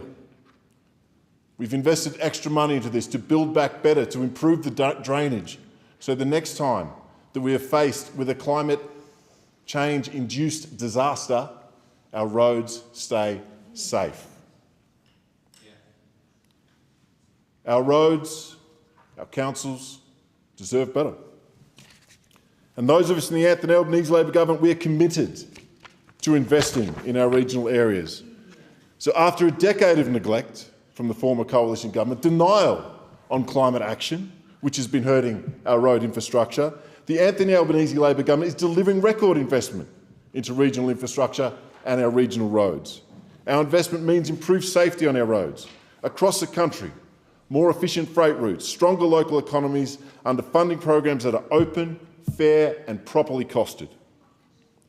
The Albanese Labor government is committed to a 10-year infrastructure investment pipeline exceeding $120 billion that will support a sustainable program of nationally significant transport infrastructure projects across Australia, including the Bruce Highway, the artery of the great state of Queensland. This is the largest and most sustainable infrastructure investment in the nation's history, and it builds on our foundations laid by the Anthony Albanese Labor government in our first term. And it builds on the work done by our Prime Minister when he was Infrastructure Minister. The man loves roads. The Albanese Labor government is doubling the amount of funding going into our local roads through our Roads to Recovery, something that is very, very important for my area. Over the period of 2024 to 2025 to 2028 to 2029, the Albanese Labor government is investing $4.4 billion through the program. In Queensland, this means $895 million over 5 years for Queensland councils, an increase of $353 million. The government has increased annual funding for the Black Spot program from $110 million to $150 million, supporting more life-saving road improvements across the country. We've allocated at least $200 million per year to improve safety and productivity of our local roads under the Safer Local Roads and Infrastructure program, SLURP. We've got to work on that. An increase of over $50 million over our previous programs. And we've increased financial assistance grants for local governments each year. And of course, this is a $3.4 billion tied to grant funding grants.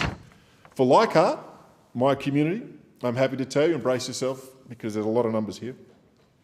We are delivering $245 million towards replacing the Barron River Bridge on the Kennedy Highway, $24 million for the Cairns Western Arterial Road, $210 million for the Coranda Range Road upgrades, $38 million for Cape York Community Access Roads, $180 million for the Bruce Highway Cairns Southern Access Stage 5, $5.8 million for the Bruce Highway Babinda intersection upgrade, $850,000 for the Major Events Precinct Master Plan in Cairns, $101,000 in black spot funding for the Kenny Road and Dutton Street intersections of Portsmouth, $150,000 for black spot funding treatments in the Barrier Street and Reef Street intersections in Port Douglas, an additional $24.6 million over 5 years under the Roads to Recovery program. And I know as long as I'm in this place, I will fight for my regions and for their roads, because you can drive for 3 days across my electorate on all sorts of roads to get to all sorts of places, and I thoroughly recommend you do it, because far north Queensland is the best place in Australia. I thank the member. The question is that the motion be agreed to, and I give the call to the member for Grey. Thank you, Speaker. I rise today to address a crisis that is putting the lives of regional South Australians at risk, the terrible state of our country roads. I want to begin by acknowledging the important work of my colleague, Dr Anne Webster, and her motion regarding the dire state of roads in regional Victoria. Now, it's a sad reality that, like Victoria, South Australia is a city-centric state, where the government's focus is almost entirely confined to Adelaide and surrounds. In fact, the government's priorities are so skewed, I've often thought we should save ourselves the hassle and change our state's name to simply the State of Adelaide. Statistically, South Australia Statistically, South Australia receives the lowest amount of federal road funding by any state, both on a per capita basis and a per kilometre of road basis. And it shows, Speaker. But this isn't just about statistics, it's about lives. Here are a few stories from my electorate that serve to highlight how dangerous and poorly maintained the South Australian regional road network really is. Tony, a prominent and well-respected pastoralist in northern South Australia, quote, 10 years ago, 5 gangs of 2 graders were operating on the Outback Road network. Now there's only one grade crew, consisting of 2 graders. That is to service 10,000 kilometres of Outback roads. This is ludicrous. Now, from his constituent in Clare, quote, we came over from Clare today to do some shopping in Port Pirie, and to say the cattle track to Crystal Brook needs major repairs is beyond a joke. You even have to drive on the wrong side of the road to avoid the dozens of deep potholes. And from Robin, a fellow truckie from Boolaroo Centre, talking about the recently upgraded Augusta Highway, quote, as a road train operator that uses this road multiple times a week, I am disgusted that this section of road has only been open for 6 months and it is already falling apart. Speaker, safety concerns around Snowtown, 2 Wells intersections, complaints about the condition of the Strzelecki track, a vital road for our resources sector. It's been 4 years. Speaker, I could go on and on and on. These are not just potholes. These are examples of fundamental failures in planning and construction. Many that I speak to feel like the roads we built in the 80s and 90s under the old Highways Department were better quality than the roads we build today. Now that is a damning indictment. The answer to this failure is clear. We need to introduce performance-based contracts. Let me explain. Now, for argument's sake, if we spend $1 million per kilometre to build a road, and that road fails in 2 years, that is not an investment. That is a waste of taxpayer money. In the case of Augusta Highway, failed after 2 weeks. A performance-based contract would require the builder to guarantee the road's quality for a set period. If it fails, they fix it at their own costs. Or indeed, if it maintains standards, they get a performance payout. This puts the onus on the contractor to build it right the first time. It's not rocket science. But it seems governments are currently obsessed with mega projects in the cities, rather than basic road safety projects that could easily be delivered. So, how does Labor propose to fix this critically failing road network? How do you think they address the safety issues at hand? Well, the solution is an absolute cracker, even by Labor standards. They suggest we reduce the speed limit on regional roads to 80 kilometres an hour. Well, Speaker, I'll one-up them. Let's reduce the speed of all roads to just 5 kilometres an hour. Then our road toll would go to 0. Speaker, rather than investing to make roads safer, they say stuff you and reduce the speed limit to 80. Unbelievable, unrealistic, out of touch. The state government has the empirical evidence of our roads' poor quality. They have this information, but they are not willing to share it. Why? Because that would be inconvenient for their constant pork barrelling purposes. My common sense approach would be simple. Take the quality of the road network, the data they are hiding, combine it with the grading of that road, how busy it is. Put those two together and now you have the funding for our road network. But Speaker, don't talk common sense to our Socialist Labor government. They cringe at the thought of them. And don't get me started on the TILs. We need a government that is serious about regional safety, serious about smart investment, and serious about building roads that last. The people of regional South Australia deserve better than a government whose priority is the next tram stop in metropolitan Adelaide. I thank the member. The question is that the motion be agreed to. I give the call to the member for Bendigo. Thank you, Deputy Speaker. And I rise to speak in this motion to correct a bit of the mis and disinformation that has been put forward by members of the opposition. And I do so with a heavy heart, Deputy Speaker, because when we talk about roads funding, it's an issue that shouldn't be politicised. It should be an issue that we can find common ground on, because without maintaining a good road system, we do know the consequences of what happens with our roads. Far too many lives are lost in Australia due to road accident or injury. So this is an issue that should be above politics. This is an issue where we should be finding common ground. But just a few facts to remind those opposite. It was a former coalition government that froze roads maintenance funding for our national highways at $350 million per year over nearly a decade. That caused the deterioration of our freight roads. They're in here talking about how they were going to put $1 billion in. Well, on my calculation, that's still $2 billion short that they ripped out of our national roads program for key freight roads. That's just key freight roads. They also froze the indexation to local governments' financial assistance grants. That's $1 billion taken away from local councils, permanently lowering their funding base from the federal government, capping their ability to apply for roads programs like Black Spots fundings, road to recovery fundings. I used to chair the Victorian Black Spots program, which is federally funded, delivered through the state government of Victoria. And the biggest feedback that we got from local small shires is they didn't have the staff to do the paperwork required to apply for this competitive grant. That directly goes back to what the former government did by freezing the grants for the financial assistance. The Liberals and Nationals also come in here and rant, and they complain about our decision to extend their program, the LCR program, until June 2025. If they had been re-elected, that would have ended in 2023-24. It is just crocodile tears from those opposite, taking no responsibility of what they did in government. I was here when the current PM, the then Shadow Minister for Transport and Regional Development, fixed their debacle around the fuel excise. Under their government, they started to collect it before it had gone through the Parliament. This was when they chose to increase fuel excise, not when they chose to freeze it. Then what do we do with all this money that they never should have collected? It was our side that suggested to them to put it into the Roads to Recovery funding program, welcomed by local government, and fixed more roads. We didn't stop there. In government, we have more than doubled the Roads to Recovery program. And what that means for an electorate like my electorate, a rural electorate, we are seeing our Roads to Recovery funding go from under them $22 million to $52 million. That is the difference that we have made to local councils fixing local roads in my electorate. And it doesn't stop there.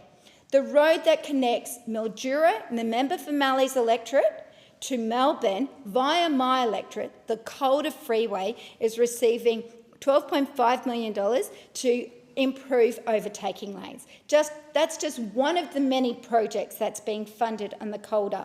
$300 million to upgrade the Calder Park Drive, which isn't in my electorate, but it is the gateway to Melbourne, which is the main access point for people in Bendigo accessing Melbourne via road.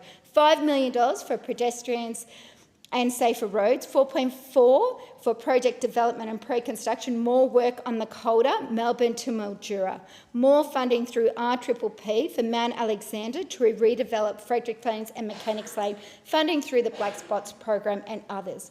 I speak to this motion, Deputy Speaker, with a heavy heart and frustration.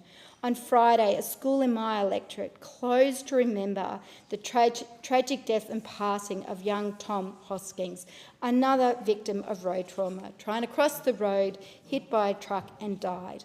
I say to those opposite, every death we remember. Every death is one too many on our roads. Do not politicise this issue. Work to find constructive solutions, because there is a real consequence of not taking this issue seriously. I thank the member. The time allotted for this debate has expired, and I call the clerk. Private members' business, notice number 8, climate change target. And I give the call to the member for Griffith. Thank you. I move the motion relating to the climate change target in the terms in which it appears in the notice paper. Thank you. Thank you, Deputy Speaker. My electorate of Griffith is a diverse one. Young families alongside older Australians, university students, thriving culturally and linguistically diverse communities, small business owners, healthcare workers, people getting by on a little, and people with much more. And whilst this diversity leads to a range of views on many issues, it became clear through my door knocking in the lead up to the last election of almost 15,000 homes in my electorate that there is one issue most people in Griffith agree on, and that is that climate change is a real, clear and absolutely present danger for us globally, across Australia and locally in my community of Griffith. The people in my community didn't need to wait to read the recently released National Climate Risk Assessment to see the risks that climate change poses to our community. They've shovelled sand into countless sandbags at depots exhausted and shovelled mud out of their homes after floods in 2011 and again in 2022 with broken hearts. Both flood events were meant to be 1 in 100-year events. They occurred just 11 short years apart. Large parts of my community and suburbs like South Brisbane, West End and Wollongabba were inundated in these devastating floods, with people losing so much. The National Climate Risk Assessment was a grim confirmation of what we already know. No Australian community will be immune from climate risks, which will be cascading, compounding and concurrent. As Lee, a constituent from my community of Camp Hill, recently shared with me, it was really not until 9 years ago, as our grandchildren started to arrive, we have 7 of them now, that I started to read seriously about climate science and began to appreciate the existential crisis that we are facing. And Sophie, another constituent from Greenslopes, who is worried about our shared future, noted, climate change is already reshaping our lives with more extreme heat waves, bushfires, floods and storms, and it's only getting worse. While we can no longer avoid climate impacts, every action we take today towards our climate goal of net zero by 2050 can help avoid the worst impacts on Australians. I'm proud to be part of a government that knows climate change is real. This government doesn't ignore the experts, we listen to the science and we act in Australia's best national interest. That's why we've acted on the advice of the Climate Change Authority. Recently we announced that we have accepted the Climate Change Authority's advice that Australia's 2035 emissions target be 62 to 70%, a target that is responsible, responsive to the science and backed by a practical plan to get there and built on proven technology. Since May 2022, we've added over 18 gigawatts of renewables, wind and solar, to the grid. Wind and solar capacity is up 45% since we came into government. That's more than 4 times the capacity of the Snowy Hydro scheme. As for our cheaper home battery policy, over 100,000 batteries have now been installed across the country, Deputy Speaker, with more on the way. Australia has everything we need to succeed to get to net zero: the resources, the technology, the people and the will. But we need leadership, not political games. While this government gets on with the job of fighting for Australia's future, the opposition continues to fight with itself. I knew coming into this parliament that there would be many debates and differences of opinion, but I never imagined we would still see arguments about the validity of climate change. We have a leader of the opposition vowing to oppose any attempt to legislate Australia's climate targets. Before that, she said the coalition doesn't believe in setting targets at all, in government or in opposition. That's not leadership, that's abandoning responsibility. We have the member for Hume describing emissions targets as a wrecking ball through the economy, even as independent modelling shows the exact opposite. That's not leadership, that's fear-mongering and defiance of the facts. And as the member for New England dismisses the science outright, calling climate action a ludicrous proposition with net zero effect. That's not leadership, that is willful ignorance. Deputy Speaker, Australians deserve better. They deserve a parliament that treats their future with seriousness, not slogans. They deserve a plan that creates good, secure jobs, lowers energy bills and ensures our kids and our grandkids inherit a livable planet. The Albanese Labor government is delivering exactly that, and we're listening to the science, investing in people and acting in the national interest. We are determined to leave the climate wars in the past and to build a clean, reliable and affordable energy future for all Australians. So I call on those opposite, leave behind the denial, the delay and the division. Join with us in taking meaningful action on climate change, because the cost of inaction is too great and the opportunity before us is too important to waste another decade. Because the science is clear, the economics are clear and the Australian people are clear. They want progress, not politics. The choice before us is simple. We can lead the world in the clean energy future or be left behind by it. Deputy Speaker, the Albanese Labor government chooses leadership for our communities, for our economy and for the generations ahead. I thank the member. Is the motion seconded? and I reserve my right. Thank you, and I give the call to the member for Curtin. Thank you, Deputy Speaker. There is much in the motion moved by the member for Griffith that I support. I commend the government on its commitment to a 2035 emissions reduction target, and I hope that the government will legislate that target soon to provide some policy certainty. But much more needs to be done beyond setting targets. There's a worrying contradiction between the government speaking about climate action successes while simultaneously foregoing billions of dollars in tax revenue from big emitters to effectively make fossil fuels cheaper. Today, I'm calling for reform to the diesel fuel tax credit scheme. The diesel fuel tax credit scheme allows large mining companies to claim a rebate for their use of diesel in mining vehicles and equipment. And this scheme incentivises major mining companies to keep burning fossil fuels instead of decarbonising. In FY24, $2.9 billion in diesel fuel tax credits was paid to 15 mining and freight companies. And the diesel that was rebated produced more than 16 million tonnes of CO2. Now that's huge. More emissions come from this diesel that we're effectively subsidising than from all our planes, our buses and our trains combined. We're trying to drive the energy transition with our foot on both the accelerator and the brake. Now, there's an increasing chorus of voices calling for a fix to this contradiction. Recently, the head of the Climate Change Authority, Matt Keane, joined this chorus. The safeguard mechanism, which is designed to push heavy industry to reduce its emissions, effectively charges companies $35 per tonne of CO2 when they emit too much. But the diesel fuel tax credits provide a subsidy of approximately $190 for every tonne of CO2. So if you're a large mining company, the subsidy that you get when you stick with diesel is 5 times the size of the penalty that you pay for emitting too much. So why would you decarbonise? Well, this crazy policy means companies are having to choose between the right thing for the country and better returns for shareholders. And we need to line those incentives up so companies can make the best decisions for shareholders and the country. Now, as a Western Australian, I know the importance of the mining industry, and I know mining companies are not a bottomless pit of money. Government should be supporting them through the energy transition so they can continue to drive Australian prosperity as the world changes. But propping up fossil fuel use is not the best way to do this. Weaning them off diesel subsidies and incentivising them to decarbonise is the best way to meet the expectations of the millions of Australians who are committed to climate action and ensure a smoother transition for the mining industry. And that's why I support the Clean Energy Finance Reform proposal, which is to introduce a $50 million cap on the diesel fuel tax credit paid. Above that cap, any credits would be retained by the company, but only if they're reinvested in decarbonisation. In other words, we can convert a fossil fuel subsidy into a clean tech investment incentive. Now, on last year's numbers, this affects only 15 companies. No farmers or small businesses would be impacted. The credits given to big mining companies would be invested in future-proofing these companies by breaking their resilience on fossil fuels. Now, some will say we should get rid of this effective subsidy altogether, but for now, this model presents a sensible step that creates the right incentives without driving up the cost of food or transport. Some will say that fuel tax shouldn't be paid on diesel used off-road because the tax pays for the roads. But that hasn't been the case for decades.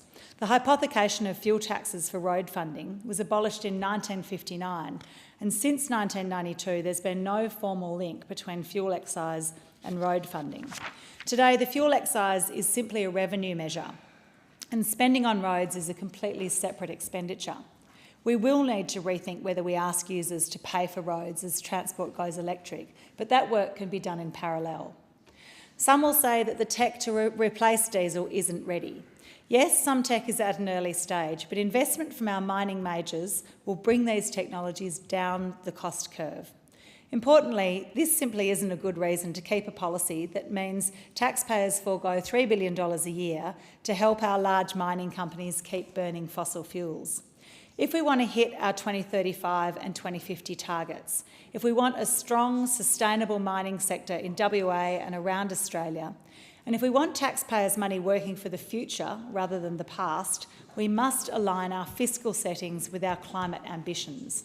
Let's convert this support for fossil fuels into a clean tech investment incentive so every dollar invested pushes us forward. I thank the member. The question is that the motion be agreed to, and I give the call to the member for Barton. Thank you, Deputy Speaker. I rise to speak on this motion moved by the wonderful member for Griffith, and it's a very important motion for my community as well in Barton. It outlines the Albanese government's commitment to both recognising and responding to climate change. Recognising and responding, Deputy Speaker, two separate things. The first, recognition. The Labor Party delivered way back in 2007 when the wonderful Kevin Rudd, Kevin 07, called climate change, quote, the great moral challenge of our generation, and warned that delaying action would be, quote, reckless and irresponsible. It's now 2025, and the National and Liberal Party still can't get their head around it at all. Climate change is real, and we're feeling the impacts right now. More floods, more fires, more extreme heat and more violent storms. This is the reality for communities across Australia, yet the opposition are still in denial. Maybe they're too busy fighting themselves in some back room of Parliament to step outside and actually see it. Whatever it is, they have their head in the sand and we don't have time to wait for the tide to come in. As Rudd said, that would be reckless and irresponsible, and we must act now. The government accepts the Climate Change Authority's recently published National Climate Risk Assessment. Every action we take today towards our climate goal of net zero by 2050 can help avoid the worst impacts on Australians. Following the authority's advice, we've set an emissions reduction target of between 62% and 70% by 2035. And emissions are coming down. Our most recent data shows that emissions fell by 6.5 million tonnes of carbon dioxide, equivalent in the year to March 2025. This is a result of our work in slashing wait times for renewable projects, incentivising home batteries and expanding clean fuel use. This is just the beginning, and we know there is much more work to be done. Our biggest sources of emissions is electricity, transport and industry, and we have a plan for each of them. On electricity, we are upgrading our energy systems so that we can deliver more renewable energy from remote areas to our cities and towns. We have already added over 18 gigawatts of wind and solar to the grid by undertaking this task. These upgrades also help balance the variability of renewables, ensuring homes have reliable, clean power no matter the weather.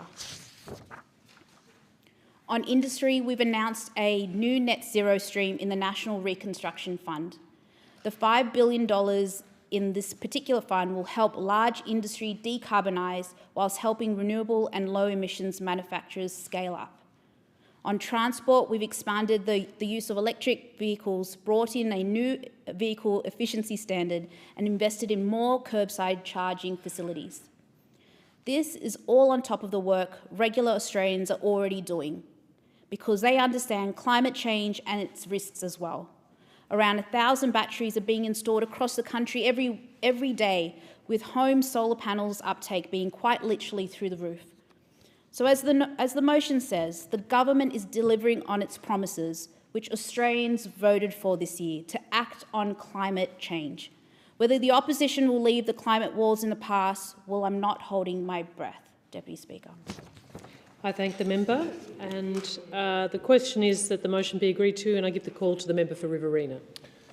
Well, I commend the member for Griffith for staying in the chamber, at least for her matter of private member's business. But I do take umbrage at some of the issues taken up in this particular report. And let's just go through a few of them. Let's just go through a few of the National Climate Risk Assessment, particularly where, when asked in Senate estimates, officials from the government, from the department, actually said that coal deaths were out of the scope of the assessment which was investigated. Now, heat deaths were considered, but coal deaths, and there's far more coal deaths than there are heat deaths, were not considered as part of this report. And then you have, indeed, you've got United Nations Climate Chief Simon Steele, who is considered quite an authority on climate action, said that without more ambitious climate action, Australia could face mega droughts. But wait for this, he said that it would make fresh fruit and vegetables a once-in-a-year treat. I mean, that is catastrophising. This particular report also said that once-in-a-century events would become once in a fortnight. Now that is just catastrophising. I'm sorry. And if our children are being taught that once-in-a-century events are going to become once in a fortnight, that is just unnecessarily alarmist. I hear the member for Richmond say they could. Not once in a century become once in a fortnight, member for Richmond. I mean, that is just alarmist, and it is placing unnecessary pressure, indeed, on school children who are being taught this stuff.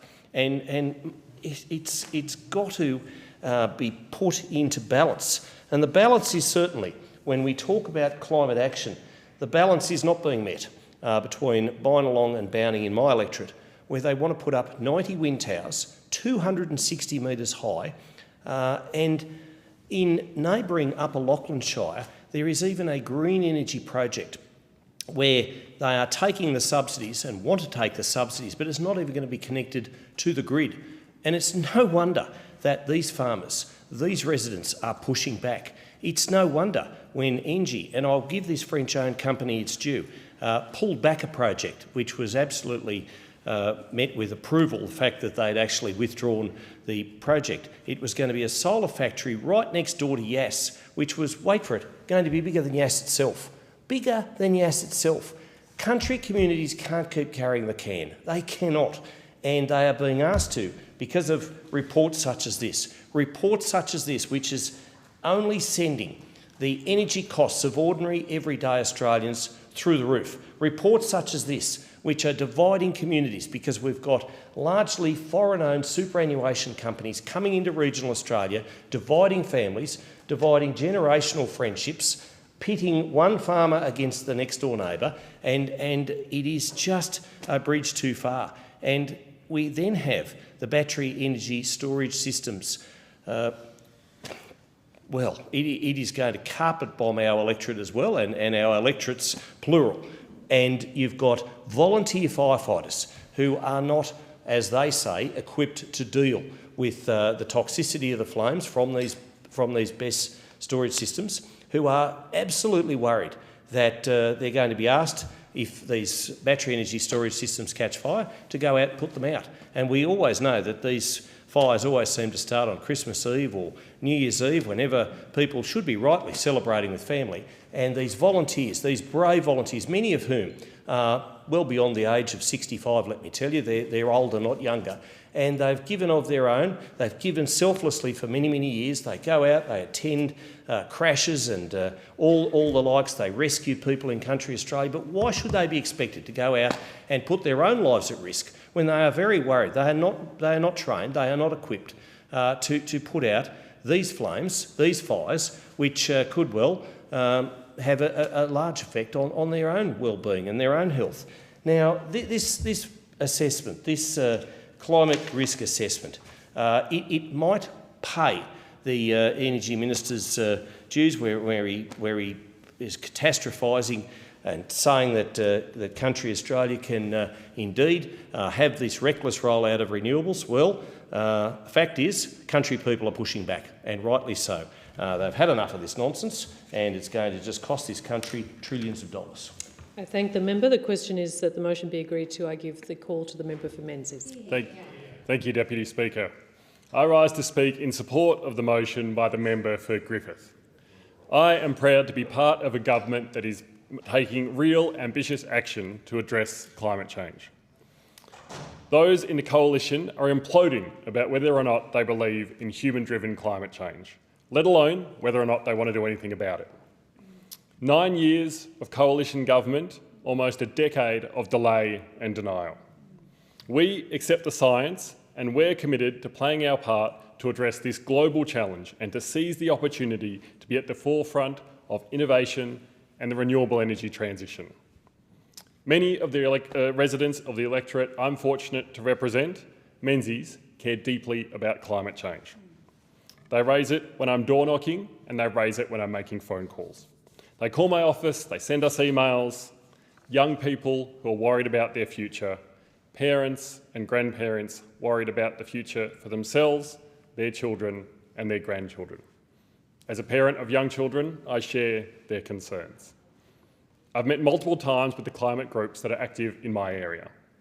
Menzies for Climate Change, Australian Conservation Foundation, Eastern Rosellas and Baby Boomers for Climate Action. In the case of Menzies for Climate Change, they were present throughout the election campaign. They ran a local candidates forum and handed out climate scorecards at every pre-poll. It will surprise no one that we rated much better than the coalition. I appreciate the constructive and respectful way these groups have always engaged. We don't necessarily agree on everything, but we can agree on the necessity and urgency of climate action. The Albanese Labor government understands this also. That is why we have accepted the advice of the Climate Change Authority and set a 2035 emissions target of 62 to 70% reduction. As required by the Climate Change Act 2022, the government must consider independent expert advice from the authority before setting a target. This ensures our decisions are grounded in science and reflect international best practice. Now, there will be some that say the target is too high. Again, those in the coalition are in a civil war over whether or not to abandon net zero. The Liberals and Nationals haven't learnt anything from the election. They haven't moved on from their 3 years in opposition, and they haven't moved on from 9 years in government, when they had a ridiculous 20 climate policies, none of which were serious about reducing emissions. Now, there will also be some that say the target is too low. And of course, we know there are other bodies that suggest higher targets. Higher targets will always sound good to those who accept that we're in a climate crisis. But our targets don't just consider where we need to get to. They consider how we're going to get there. As has been said before, they're ambitious and they're achievable. The authority has its own internal expertise, but it also relies on the expertise of bodies like the CSIRO and Treasury. Unlike those on the other side, this government does not ignore experts. We listen and we act. We have a clear roadmap regarding how we will not just lower emissions, but seize upon the opportunities the global energy transition presents to become a renewable energy superpower. Key to this is our continuing transition to have 82% of the energy grid renewables by 2030. Since May 2022, we have added over 18 gigawatts of wind and solar to the grid, an increase of 45% since we came to government. Along with our climate targets, we also announced $2 billion for the Clean Energy Finance Corporation to continue driving downward pressure on electricity prices and help accelerate long-term renewable projects right across our nation. Lowering transport emissions is another key part of our plan. We've introduced vehicle efficiency standards, we've provided incentives to increase uptake of electric vehicles, and we've invested in more curbside charging facilities. To reach our targets, we're committing a further $40 million for charging infrastructure across our suburbs and regions, and we'll invest $1.1 billion to boost Australia's clean energy fuel production. At a local level, we're delivering $85 million to help households and businesses improve energy performance. And of course, we have our Cheaper Home Batteries program, which has now installed more than 100,000 batteries nationwide, Deputy Speaker. This is significant progress. It's popular with the residents of Menzies, and I commend this motion to the chamber. I thank the member for his contribution. The question is that the motion be agreed to, and I give the call to the member for Kooyong. Thank you very much, Deputy Speaker. I'd like to thank the member for Griffith for the opportunity to speak to this important issue. Last month, Australia's first National Climate Risk Assessment report found that every aspect of our nation will be affected by climate change. The economy, food systems and communities, health, national security, transport, energy and perhaps, most of all, our natural environment. We are already paying the cost of climate change. According to the Actuaries Institute, more than 1.6 million Australians are spending more than a month's income every year on insurance premiums. With even a moderate emissions reduction scenario, the cost of recovering from floods, bushfires, storm surges and tropical cyclones could be more than $40 billion every year within 25 years. Australian property values could decrease in value by over $600 billion by 2050.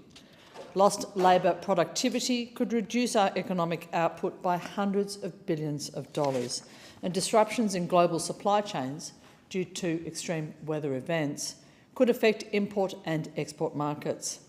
Government budgets will be eroded by the loss of our tax base and by increased spending on disaster recovery and human welfare. So the report's implicit message is that we need to cut our emissions faster and more effectively. In that context, the government's 2035 emissions reduction target of 62 to 70% by 2030 is inadequate. Australia has much to gain from the clean energy transition. Our world-class sun and wind resources can underpin new export industries and manufacturing in energy-intensive commodities like iron and steel. Deloitte modelling found that in a competitive global environment, a 65% target is actually unlikely to drive the capital, innovation and jobs expenditure required for us to build those new export industries. It suggested that a more ambitious emissions reduction target of 75% by 2035 could yield $227 billion in additional GDP over 10 years, growing to $490 billion within 25 years. The investor group on climate change also found that Australia could lead in the global energy transition, but without clear policy signals and adequate capital deployment, we risk being left behind. We risk missing out on huge economic opportunities. It's clear that it's not going to be a straightforward transition. To date, we've already been focusing on the low-hanging fruit: rooftop solar, subsidies for large-scale renewable projects. But even that rollout is facing mounting obstacles: delays, rising costs, infrastructure bottlenecks, and localised opposition to the transition lines which are required to connect new wind and new solar farms to the grid. The uncertainty of sector pathways to net zero emission technologies in some hard-to-abate sectors adds another layer of challenge. Deputy Speaker, we can argue about how to deal with those challenges, but what is beyond doubt is the need to urgently accelerate our climate action. While the transition to renewables is complex, any backward steps, whether they be weak climate targets, pauses in government support for renewable projects, or the approval of new fossil fuel projects, all of these fly in the face of science, reason and our future prosperity. Ambitious climate targets provide businesses with the clarity and the confidence to deploy the capital and workers we need to actually make the net zero transition happen. They're also crucial to attracting international investment and talent. With nuclear being too slow, coal-fired power stations too unreliable, and the cost of gas just too much, clear policy settings are critical to enable investment in renewable energy. Our 2035 climate targets matter not only to Australia, they matter internationally as well. Countries can slow global warming only by working together. What we do here sends a clear signal to our trading partners and to our international peers. Australia has more to lose than most countries from climate change, but more to gain in leading the effort to combat it. The future for climate action is here. That means delivering more ambitious climate action now. Thank you, and I give the call to the member for Moore. Deputy Speaker, I rise proudly to support the motion moved by the member for Griffith. As a member of the Standing Committee on Climate Change, Energy, Environment and Water, I know how critical this decade is. As a dad of two young boys, I know exactly who will live with the consequences if we fail to act. We've accepted the independent advice of the Climate Change Authority and set a responsible, science-backed 2035 target to reduce emissions by 62 to 70% below the 2005 levels. That is the right call. The call demanded by Australians who understand what is at stake and who want us to seize the economic opportunities ahead of us. Our government is grounded in reality. The National Climate Risk Assessment spells it out. Climate change risks are cascading, compounded and concurrent. No community, not one, is immune. From heat waves to coastal erosion, from bushfire threats to biodiversity loss, we are already seeing the impacts in Western Australia and across the country. The Treasury's modelling reinforces this message. If we delay or we adopt a disorderly transition, our economy could be up to $2 trillion worse off by 2050. That's lower wages, higher power bills, fewer jobs, a profound failure to plan. Deputy Speaker, the global shift to clean energy is the biggest economic transformation since the Industrial Revolution, and Australia is uniquely placed to win. And our plan, we have the sun, the wind, the minerals to turn those natural advantages into prosperity. Our plan is doing exactly that. As a former electrician, indulge me while I run through the technical numbers. Since May 2022, we've added over 18 gigawatts of wind and solar to the grid, a 45% increase in capacity. That's enough to power 6 million homes. We've helped drive the installation of over 100,000 home batteries, helping households cut bills and strengthen our grid. And we're backing renewables, not only with storage, but with firming capacity. So when the wind drops or the sun sets, the supply keeps flowing and our families' bills don't spike. We are decarbonising transport with the first ever new vehicle efficiency standard. We're helping industry do the heavy lifting, including through the $5 billion Net Zero Fund and strengthening the strengthened safeguard mechanism. We are positioning Australia not just to reduce emissions, but to export clean energy, clean technologies and clean jobs to the world. And crucially, we're adapting to existing climate impacts. That means investing in resilience, securing water supply, protecting critical infrastructure and supporting communities out on the front line. This motion asks the opposition to join us, to leave the climate wars behind, to stop treating the future of our children like a factional football, to recognise that leadership is not saying no loudly, it's building something better. Because out in the real world, outside the echo chambers of the climate culture wars, Australians are getting on with it. In my electorate of Moore, we are blessed with natural environmental treasures, the Yellowgonga wetlands, our magnificent coastline and the biodiversity of our local bushlands. The Friends of Yellowgonga Regional Park dedicate countless volunteer hours to restoring our precious wetlands. Parents for Climate, including passionate advocates like Emma Copeland and Sonia Ellick, organise locally because they understand that protecting the planet is about protecting our kids. Deputy Speaker, this motion does exactly what responsible parliamentarians should do. It listens to experts, aligns ambition with action and keeps Australia economically competitive. The alternative, well, we know it too well. Years of denial and delay, 23 energy policies from those opposite with zero actually delivered, and are still talking about a 600 million nuclear mirage. The Australian people rejected that approach at the last election. They want action now. Deputy Speaker, climate change is the defining test of our generation.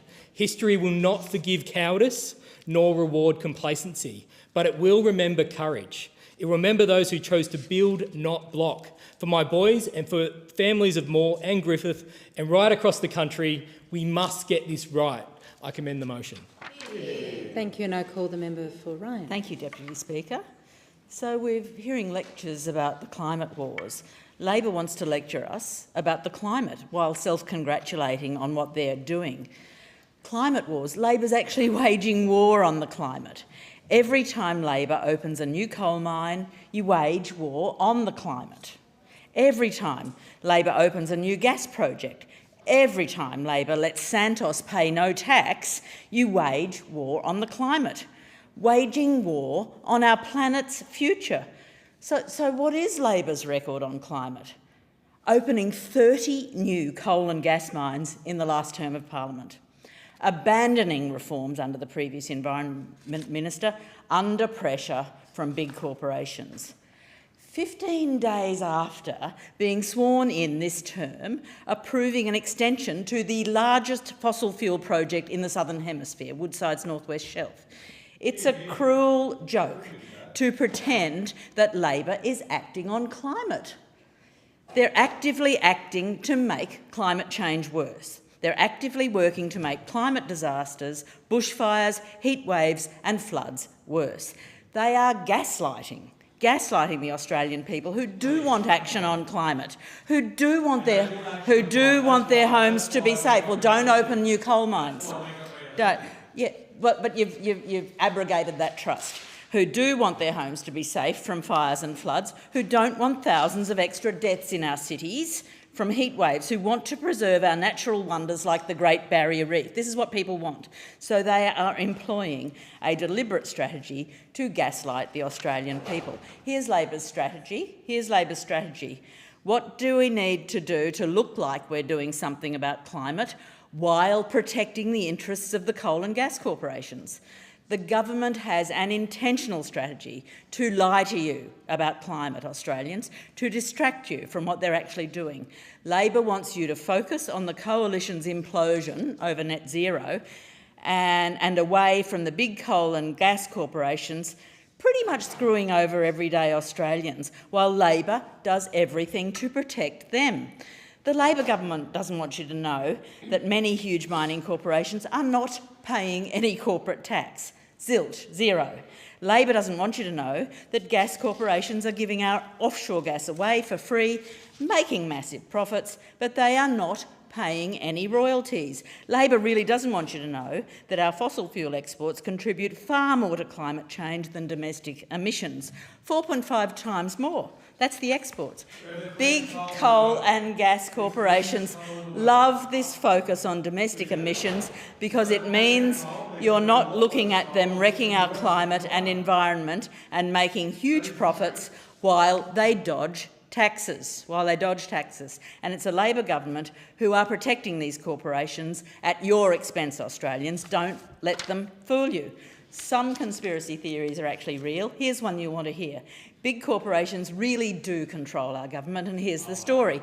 Labor promised environmental law reform. The truth hurts sometimes, doesn't it?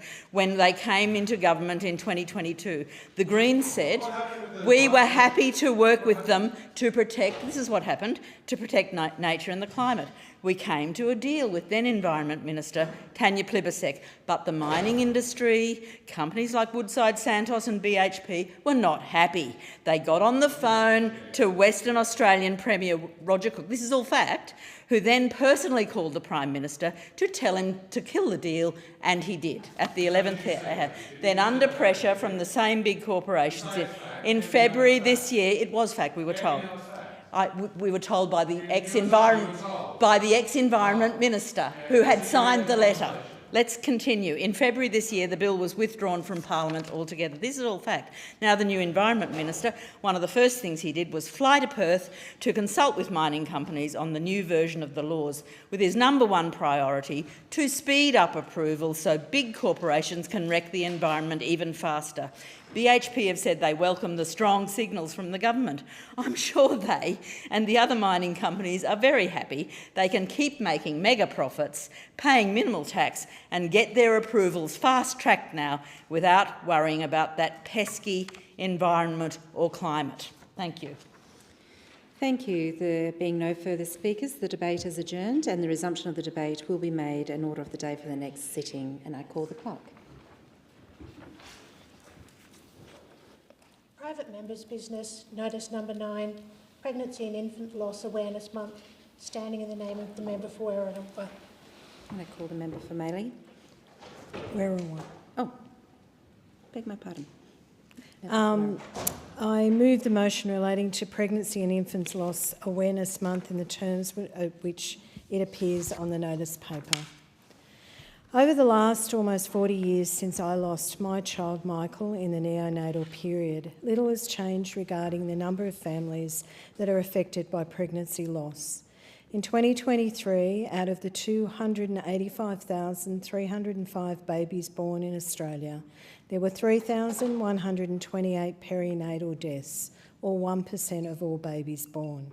79% of those babies were stillborn and 21% died soon after birth. It is estimated that 1 in 5 pregnancies, or 110,000 pregnancies, will end in miscarriage each year, and 1 in 2% of those women will experience a loss of more than 3 babies by miscarriage. These statistics are significantly more for Indigenous women and women who come from CALD backgrounds. The Albanese government has been working for some years to provide support for families who experience this loss. Last sitting fortnight, the Minister for Employment and Workplace Relations introduced the Fair Work Amendment Baby Peerers Bill 2025, which introduces a new principle into the Fair Work Act that unless employers and employees have expressly agreed otherwise, employer-funded paid parental leave must not be cancelled because a child is stillborn or dies. This brings it into line with government-paid parental leave and further supports parents at the worst time in their lives. When my third baby died, I received flowers from my employer at the funeral, and the next day a letter saying my maternity leave had been cancelled and I should provide a doctor's certificate or return to work within 7 days. This was less than 3 weeks after my baby was born and died. This has to change. Over the period of 2022 to 2028, the government will invest $62.7 million in measures to support healthy pregnancies, reduce stillbirths, preterm birth and improve national data collection and support families impacted by perinatal loss. Rigorous data collection provides researchers with clear targets of what and then how to improve the statistics, because for families, those losses are not numbers, but little people who would have made their family whole. In the budget 24-25, the government announced $15.9 million for miscarriage in education awareness and support, funding for preterm birth prevention strategies, monitoring and evaluation of the National Stillbirth Action Plan, and an additional $7.1 million to extend existing education and awareness for groups who are at higher risk of stillbirth. Further, there was $5.3 million over 4 years to increase the specialised services to bereaved families. For services like Red Nose, Miracle Babies in my electorate, SANS and others can be the lifeline for families experiencing these situations. They certainly were for me and my family in the early months after our children died. The support of organisations like this helped us talk and negotiate with doctors and other appointments. Every time we had another appointment in those early days, I had to relive the trauma and the anguish of what had happened. Having someone to talk to who had also been through a similar circumstance was important and helpful, and it was wonderful to know our family was not alone. The Albanese government has committed $23 million over 4 years to increase support for women and families experiencing stillbirth and miscarriage, and supporting the hospital to home program and bereavement care for the high-risk population. As part of this, $13.9 million has been set aside to increase the number of autopsies, with the aim to better understand and therefore reduce the rates of stillbirth, preterm birth and miscarriage. Recently, I was at a doctor's appointment where I was asked by the specialist how many children I had. This is a question, even after all this time, I find hard to answer. I have 5 children, 3 wonderful healthy boys aged 38 and 31, and Michael and Megan, who died 39 and 32 years ago. I still feel their loss keenly, and sometimes it's not easy to talk about. Old taboos still apply, but with the support and recognition of organisations like Red Nose and Pregnancy and Infant Loss Awareness, and significant funding and other supports by our government, I hope in the future it will be easier for anyone experiencing these tragedies. I thank the member for Warrawa, and thank you, and I'm sorry for your loss. Do we have a seconder for the motion? I second the motion and reserve my right to speak. Thank you, and I call the member for Kooyong. Thank you, Deputy Speaker. I thank my friend and colleague, the member for Werriwa, for raising this very important issue in the House and for discussing it with such generosity. Deputy Speaker, Australia is one of the safest countries in the world in which to become pregnant and give birth, but there are still risks and losses associated with that process. 1 in 4 women, and I'm one of them, loses a pregnancy to miscarriage. More than 100,000 Australian women every year. Every day, 6 Australian babies are born, stillborn.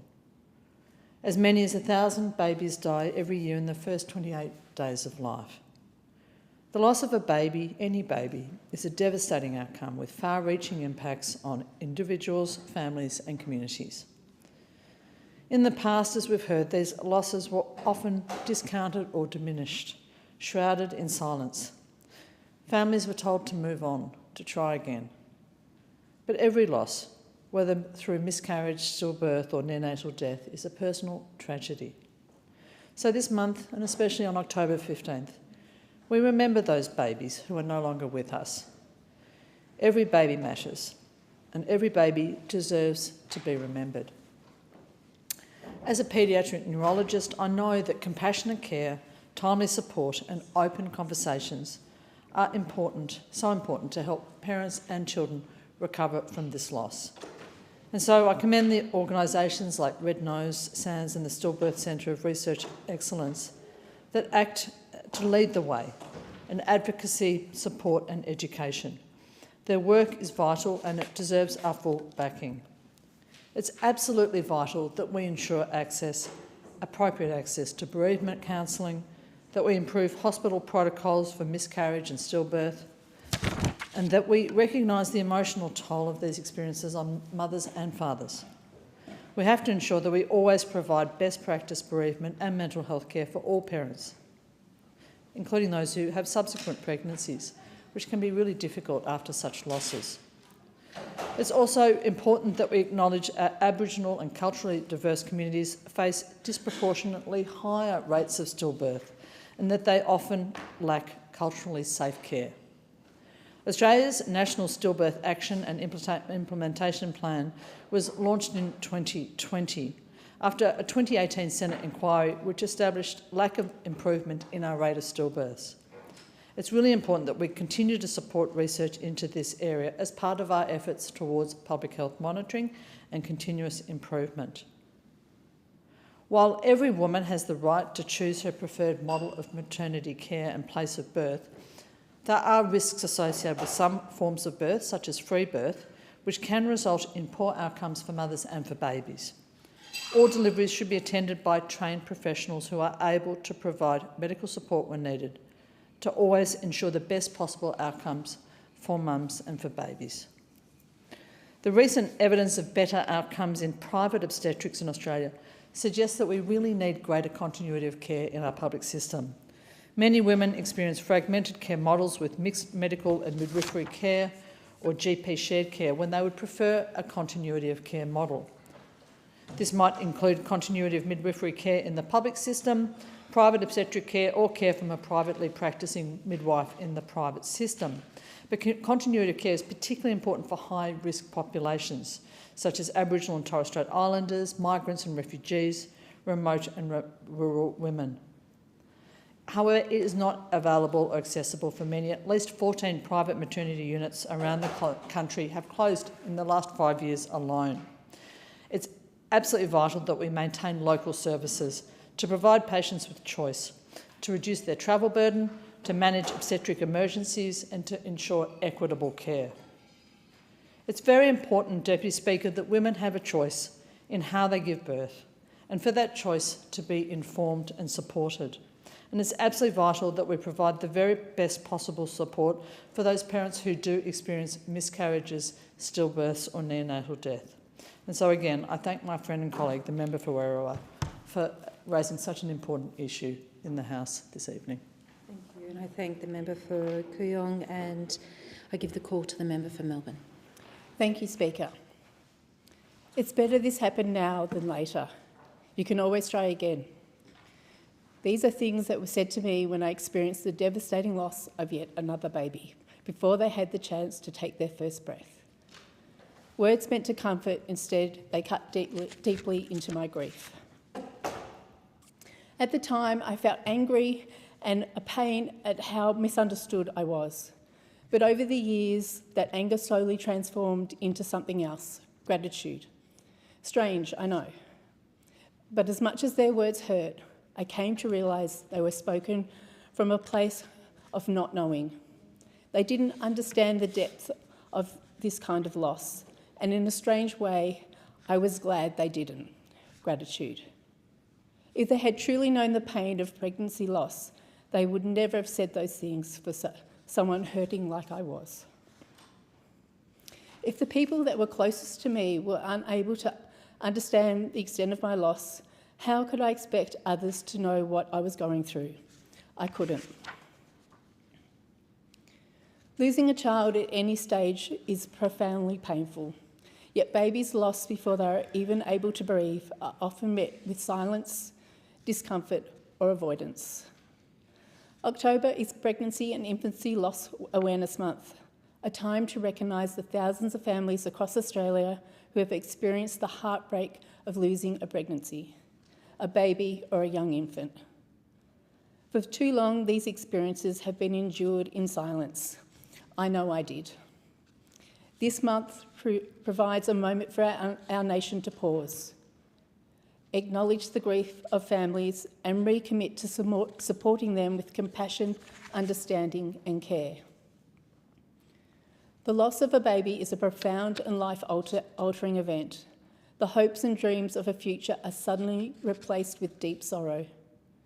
Did you know that every year 2,200 babies are stillborn and more than 700 newborns die before their first birthday? The Public Health Association estimates that around 100,000 pregnancies end in miscarriage. At the time of my miscarriage, my first miscarriage, it was 1 in 4 pregnancies. At that time, it was me, my sister and 2 friends all pregnant at the same time. It was my baby that was lost. It's my husband and I who watched those kids grow and reach those wonderful milestones in life. First birthdays, first steps, first days at school. And as those wonderful kids face the end of their school life and wonder what to do next. It's important to remember that pregnancy and infant loss affects not only parents, but also siblings, grandparents, extended families, friends and workplaces. It touches every part of our community. As a society, we have become better at speaking openly about many forms of grief, but pregnancy loss and infant loss is still often spoken about in hushed tones, or not at all. Many parents say what hurts most is when their baby's life goes unacknowledged, and when others do not know what to say. But having conversations like this one here in the Parliament, we can help break that silence. We can validate that grief, honour the lives lost and ensure that families feel seen and supported. Awareness must always be matched with action. That includes ensuring bereavement leave and workplace supports are fit for purpose, that parents have access to counselling and culturally safe services, and that health systems are responsive to the needs of families in their care. Community groups, peer networks and charities also play an essential role, providing understanding, remembrance events and practical support during the darkest moments. Their work deserves recognition and sustained support. Tonight, as around the country, homes light up a candle to mark Pregnancy and Infant Loss Awareness Month, we remember all the little lives gone too soon. We stand with families who carry their memories every day. And we recommit to creating a society where their grief is acknowledged, their babies are remembered, and they are supported with love and dignity. I thank the member for Melbourne, and again, I'm really sorry. It's a very deeply personal experiences that everyone's sharing, and it's tough, and I really respect that you have committed to doing so. I call the member for Riverina. Member for Melbourne, thank you for sharing that deeply personal story, and absolutely condolences go out to you. And it brings home the fact that it doesn't matter the life, the years that pass, it still cuts deep. The loss still is deeply felt. And my late mother, Eileen, carried a baby full term, beautiful little boy, and lost him the night before she was due to give birth. His little grave marker in the Wagga Wagga Lawn Cemetery simply has on it Baby McCormack, 15/7/72. The date he was born, the day he obviously didn't make it. And Mum carried that pain for all of her life. It actually changed her. And my mum was a good person. Unlike me, she was a really good person.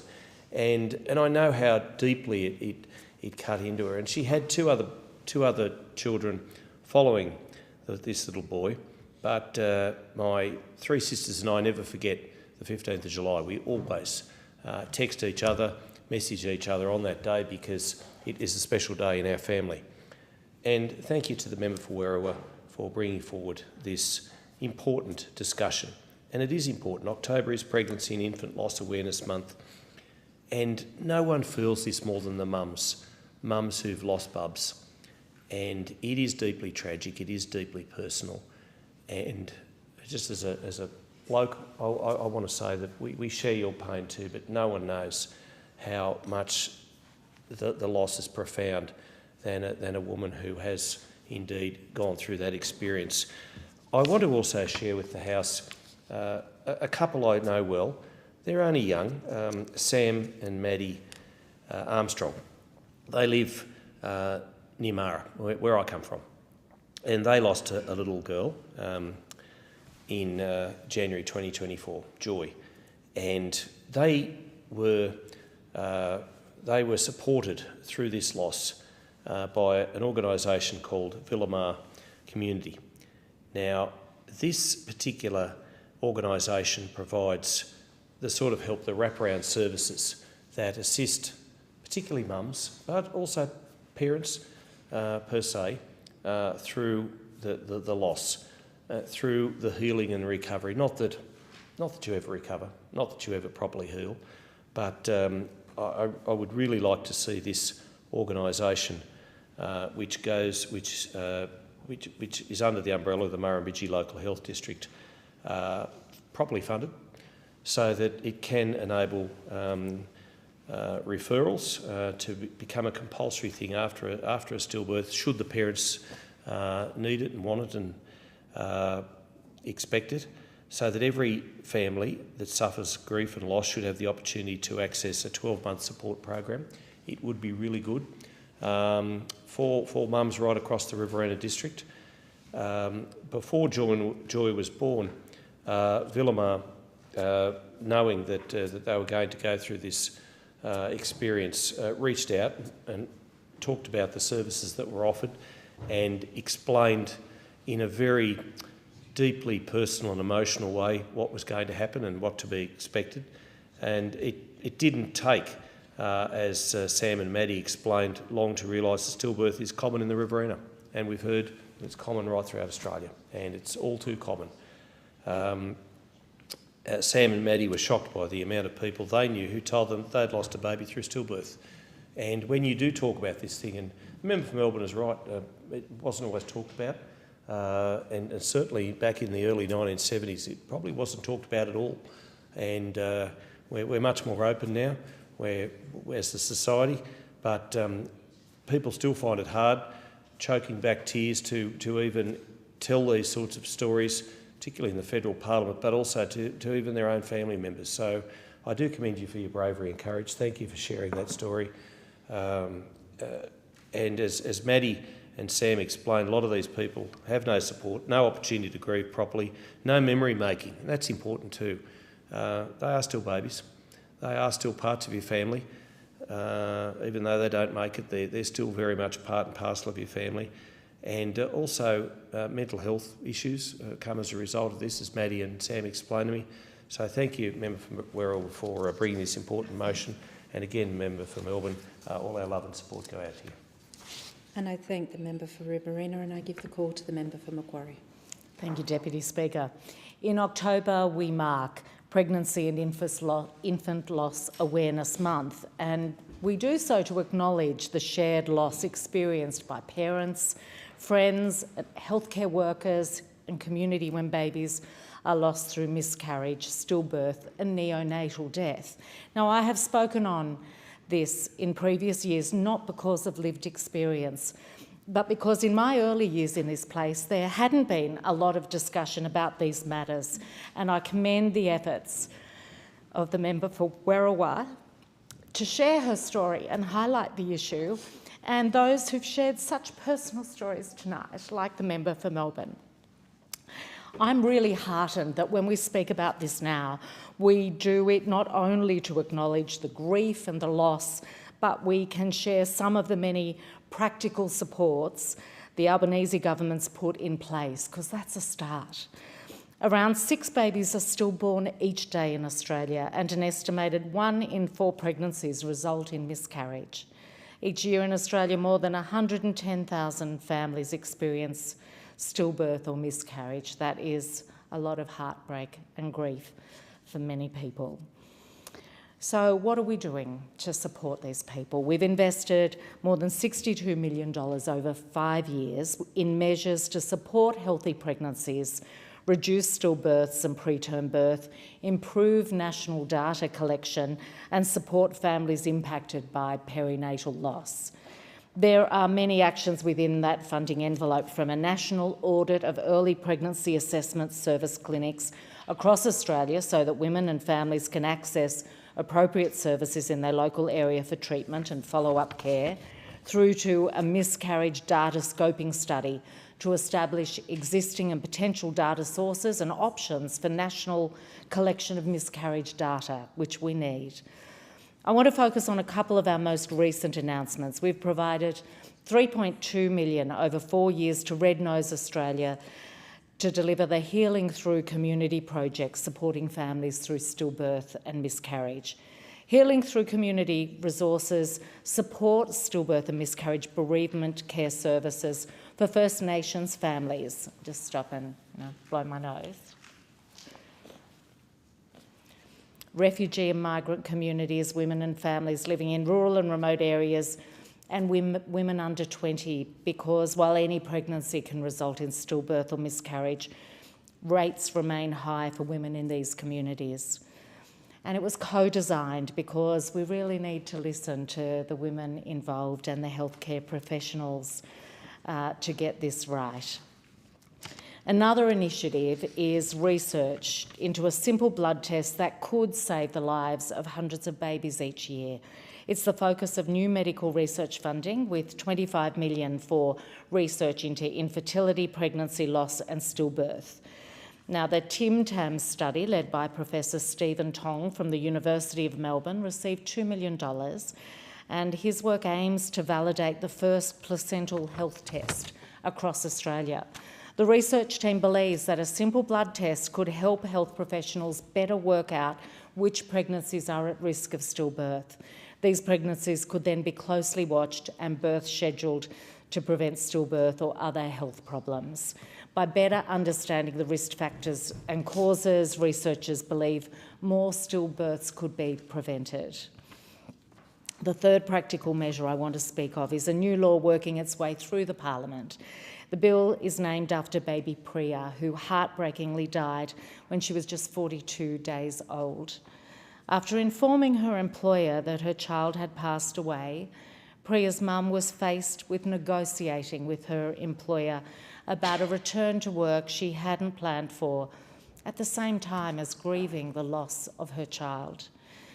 The new bill ensures that unless employers and employees have expressly agreed otherwise, employer-funded paid parental leave must not be cancelled because a child is stillborn, and this brings it in line with our government paid parental leave, and I hope that will bring certainty to grieving parents.